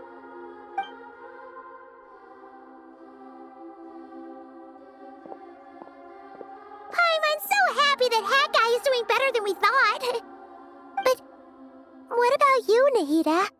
How are you holding up? The pyronosis burned down the corrupted Irminsul. The flames blazed for 7 days and 7 nights before they finally subsided.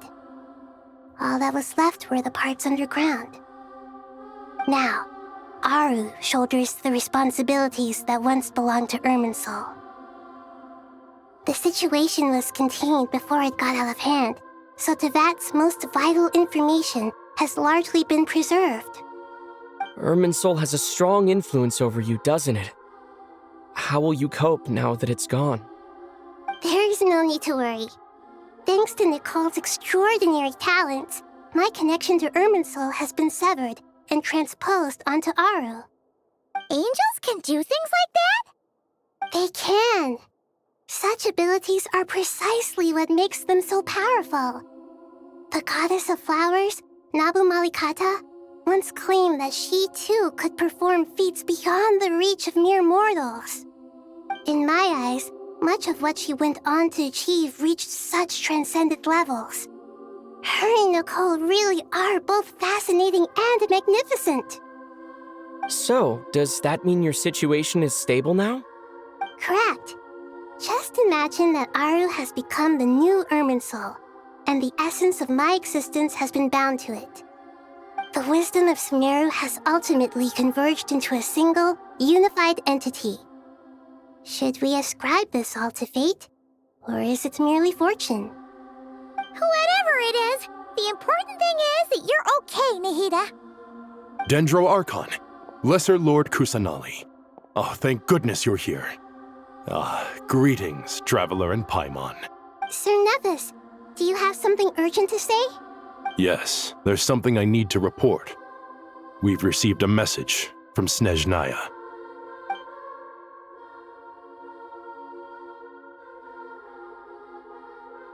The Fatui Harbinger, the Rooster, sends us his sympathies, along with all the usual pleasantries. His stance is that, following the unrest and Nod cry, Dottore was subjected to internal censure. This madness was the act of a rogue element, one who cannot be seen to represent the Zapoliarni Palace. No less than can be expected. Snezhnaya paid a heavy price working to stop him. They even lost one of their own harbingers.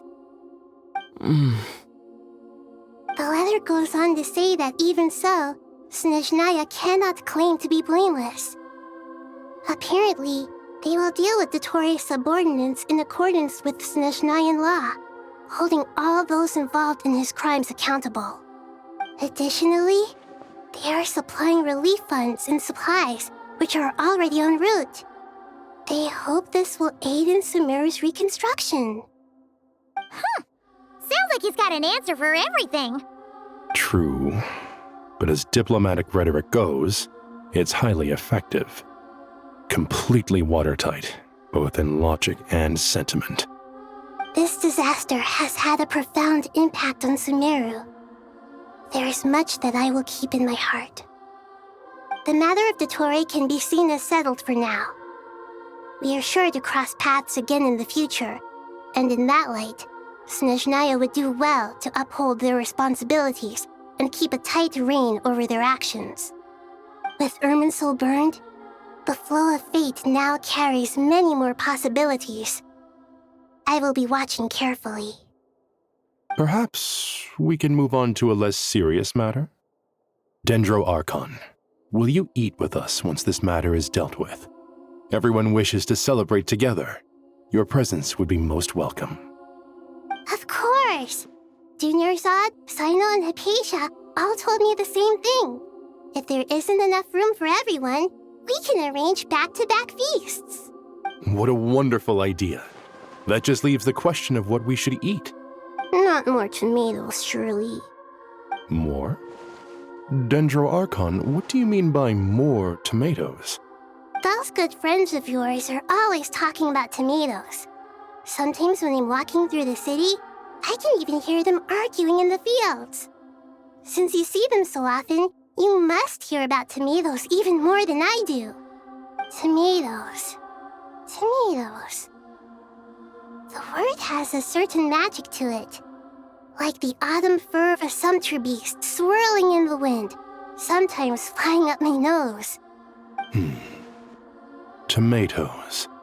What can we make with tomatoes? Wait, why tomatoes? Take your time, there's no need to rush. The Traveler, Paimon, and I still have somewhere we need to visit. You'll have plenty of time to think it over before I return. Does this mean you're going to Natlan? Meet them there in person. It will require a long journey. I know. But this is necessary. I must go myself. Traveler, Paimon, we'll set off as soon as you're ready. Is that all right? Sure. We'll be ready whenever you are. You hear no objections from Paimon. We should grab some snacks along the way, though. It'll be just like going on a long holiday. Wonderful. I'm looking forward to this so much. That land is such a lively place. It's super cheerful and positive, too. I can see that. There are people outside exercising at all hours. Such a healthy way of life. You came. Welcome, welcome. You must be hungry from your journey. Would you like something to eat? Oh, thanks, but no thanks. We've been eating the whole way here. We had a mushroom platter, Sab's meat stew, butter braised chicken, Hadasara pudding. Paimon's positively stuffed. All right. No need for all that detail. I'm starting to get hungry myself. Maybe later then. We can wait till everyone's got an appetite. Then I'll head out for a meal together. Sounds like a plan. Let's find somewhere to sit down. I should tell you, I already have some sense of why you've come. Why's that, Malika? To say thank you. Your senses are spot on. But on top of that, we also feel guilty. Because the pyronosis has vanished? I sensed its loss. Despite scouring through the remnants of Irminsul, we couldn't find any sign of the pyronosis. Not even any trace of it burning to ash. That's certainly unusual. Still, the potential fallout from Irminsul's loss is significant, to say the least. Perhaps the pyronosis's disappearance is simply a knock-on effect of the impact it's had on a certain strand of fate. There's no need to feel guilty. We were clear that this time, there was to be no returning, only giving. Pure and simple. Thank you really is a fascinating phrase. We use it to express gratitude for the smallest of things. Yet, when faced with a kindness too immense to describe, we use exactly the same words. It's not that we lack other means of expression. It's that when we truly need to express our feelings, the simplest and purest words are always the most powerful. You're right. In Natlan, we prefer simple expressions too. Companionship, friendship, support. They might not sound fancy, but the sentiment behind them is sincere. That's wonderful to hear. Sincere feelings are often a vehicle for the deepest wisdom of all. Irminsul's destruction doesn't seem to have done you much harm. I'm glad to see you're doing well.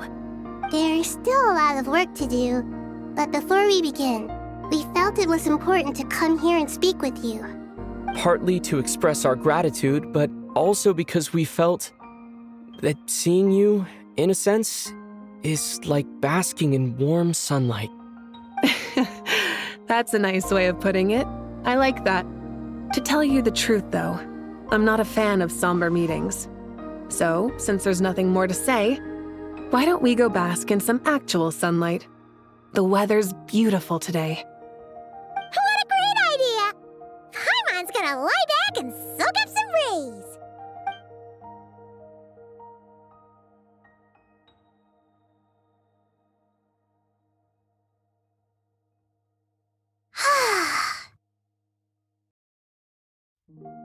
In that case, I think I'll lie down for a bit too before we head to our next stop. And where might that be? Mondstadt. Paimon and I are gonna head back there with Collei and the gang. Long ago, I sensed that the god remains inside Collei had come from the goddess of flowers, but I kept it a secret. Those remains weren't hurting Collei, not as she is now. They simply exist. Besides, I could sense a deep yearning within her. A yearning for an ordinary life. A yearning to hold on to the hard-won happiness she now enjoys. With someone like her, I have a responsibility to keep her secret. She should be ready to face the truth by now. Whenever people meet, there is always the potential to create warmth and kindness. Every child grows up, But even as adults, they are still children in the eyes of certain people. Oh, just like how Paimon sometimes sees Nahida as a little kid. Is that so? Well, anyone who's friends with a kid is probably a kid themselves. Of course! And there's nothing wrong with that. When we get back, we'll actually be hanging out with another of our friends who happens to be a kid. Or more like looking after, in her case. Anyway, we'll always be there to watch out for our friends. Dear Sucrose, when you receive this letter, I'll probably be as busy as always.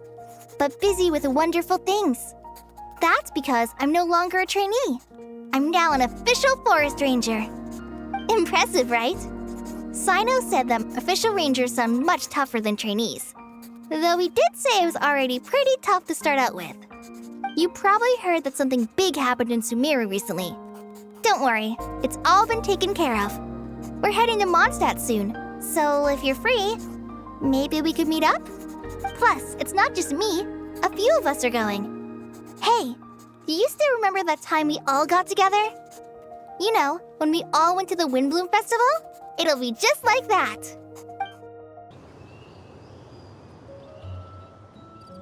Tighnari, is that... Don't you say it! Is that the great VII? Behold, the great VII, General Mahamatra. How times have changed. I wasn't expecting you to beat me to the punchline. You've changed. You've really upped the aggression in your battle against Cyno's jokes. Collei, how did you know what I was going to say?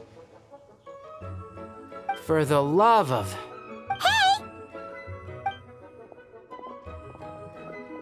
Traveler! Paimon! You're right on time!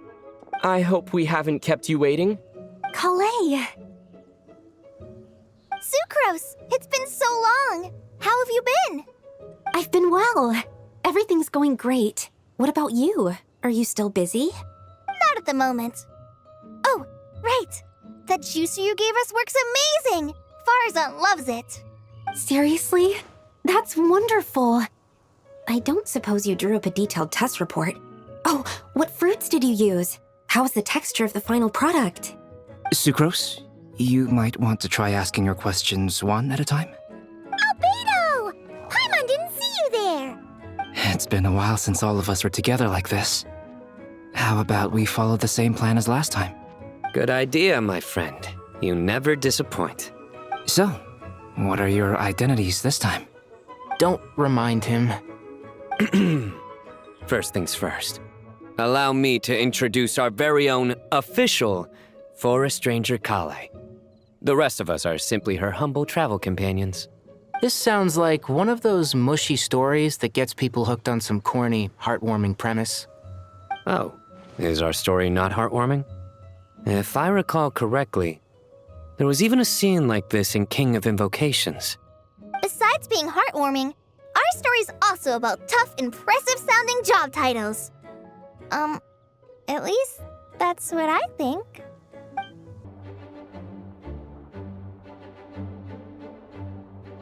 Oh, you're here already? I'm still giving Dottore a little trim. I won't be a moment. A trim? Does Dottore need haircuts too? Of course. It's important to know how to take loving care of the apples of your eye. All of these trivial matters get left to me. It's because I'm an angel, and angels are, in a way, the guardians of all Teyvat. Oh, right! Well, that's definitely an impressive-sounding job title. What are you writing? I'm just brainstorming some cool-sounding lines. Oh, write them on these card backs. Of course. Clearly, my lines are pretty amazing, wouldn't you say? Miss Nicole. Collei? You seem a little nervous. I was just wondering, who was the person you mentioned who needed their wish fulfilled? Wish? What do you mean? Miss Nicole asked if we could meet up in Mondstadt once everything was over. She said a friend of hers had a wish that needed my help to come true. Well, you never mentioned that before. All we knew was that you'd arranged to meet in Mondstadt. But we thought it had something to do with the god remains. To be fair, everything I told you was true. Anyway, my friend is waiting. Come on, let's pay her a visit.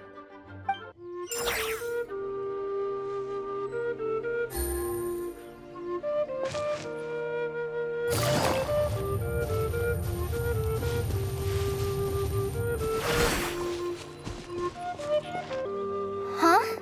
You're... Surprised? I bet you weren't expecting to meet a woman like me beneath this beautiful tree in a faraway land. An oasis will spring from the place where a djinn resides.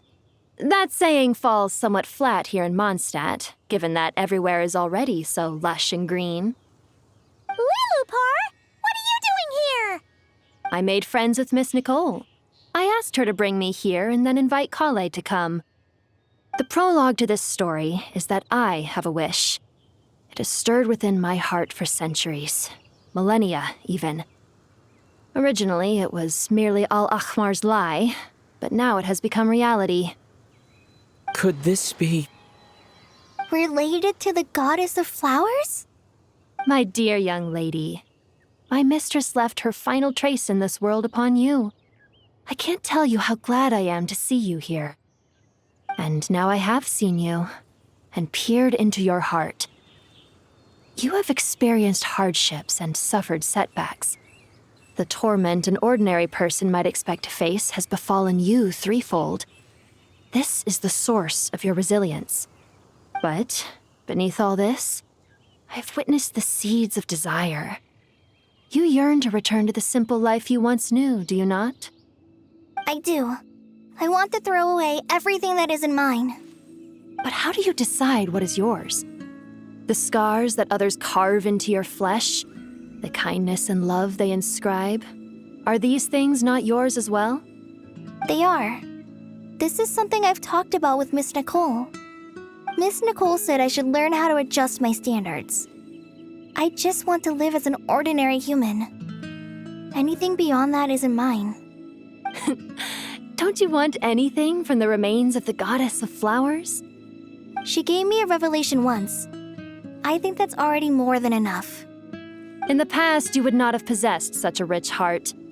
Your brief life has taught you to hold on to everything good, to home in on kindness. How fascinating. You're nothing like Nabu Malikata, and you're certainly not her. Of course not. I'm not some great and powerful being, Miss Liloupar. Yet I am a djinn. We exist because of the Lord of Flowers. We revere and love her. My wish is to see her one last time, to give everything for her. Collei, can you do this for me? But her remains won't be easy to remove. Are you sure this is what you want? That's beside the point. First, I need to know, are you willing to do something for the soul of this lonely, wandering woman? I'm willing. But look, you know nothing about me. Even if you have heard the stories about me, all you would know is that I was rightly punished for the many evil deeds I committed. Ah, so you do know. Your lips are quivering, your eyes trembling, and still you're willing to do something for me. Life has been cruel to you, and yet you've learned to be kind. My dear young lady, to repay your kindness, I too must play my part. Are you sure about this, Liloupar? I yearn to see my mistress. For this moment, the world can burn to ashes, the universe be engulfed in flame. I care about nothing else. And you, Collei, I can give you a gift. You'll become just another ordinary human. But Miss Liloupar, what will happen to you? My wish will be fulfilled, and I can die happy. Why would you wish for that? A long, unending life might seem desirable for one who has never possessed it, yet it brings torment to one who has. My remains are scattered across the yellow sands, but my soul can find no peace. Since you've promised to grant my wish, Give me that release. Allow the dying to die, and let the dead rest in peace.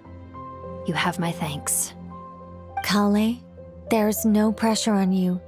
What she said, it's all true. A wish is a genuine desire, after all. It's as if you want to use the last of your life to give me a better future. Nothing so selfless. We'll be using our futures to fulfill each other's wishes. This is a noble act, a beautiful and secret transaction between two women.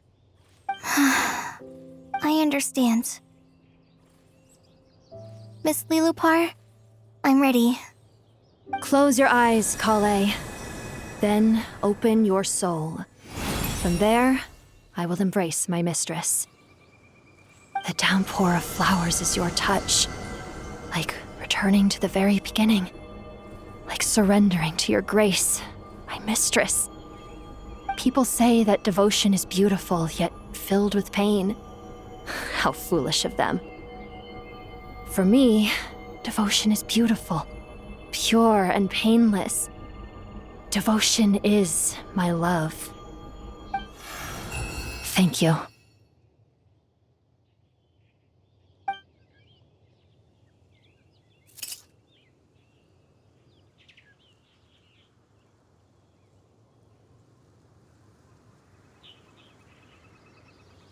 Liloupar! She disappeared? She left, carrying the blessing of flowers. Collei, are you alright? I'm fine. Now that the remains are gone, I don't actually feel any different at all. Those remains weren't hurting Collei. Not as she is now. They simply exist. Besides, I could sense a deep yearning within her. Collei must have already received what she was yearning for. I'm doing fine. I feel relaxed. There's really no need to worry. Then my wish has come true, too. To become ordinary? That's just one of my wishes. Actually, I have a few more. For instance, I want to protect the people I meet and help them find happiness. That sort of thing. So between Miss Liloupar and me, you fulfilled 2 wishes already, and protected 2 people. Wonderful, isn't it? I feel so fantastically happy. I guess that settles things here. So what's next? What do you want to do when we get back to town? Collei, look who I've brought to see you. Hey, Collei! I heard you guys were holding some kind of secret event. How come you started without me? Huh? Oh no, it's nothing like that. We were just saying goodbye to an old friend. Really? Who? Me. The old me. So that's what this is all about. Did you come all the way to Mondstadt for that? Because we knew the old you so we could witness the change? Exactly. The old me is gone. I puffed her into the air, and she became a fluffy pink cloud, floating into the sky, before disappearing forever. Do you think, maybe up in the sky, she has friends waiting for her with test tubes, flasks, and bows? Oh, when you put it like that, it doesn't sound so bad after all.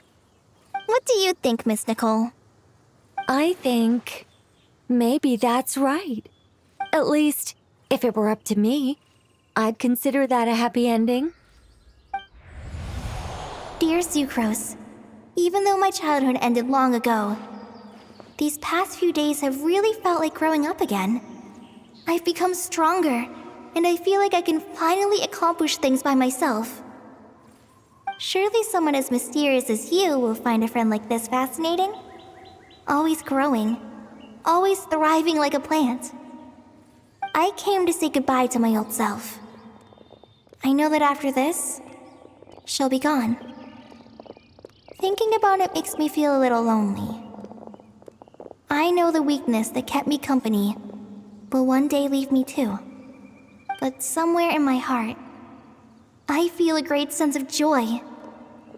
It feels like I've always wanted to take this step, to walk towards the new me.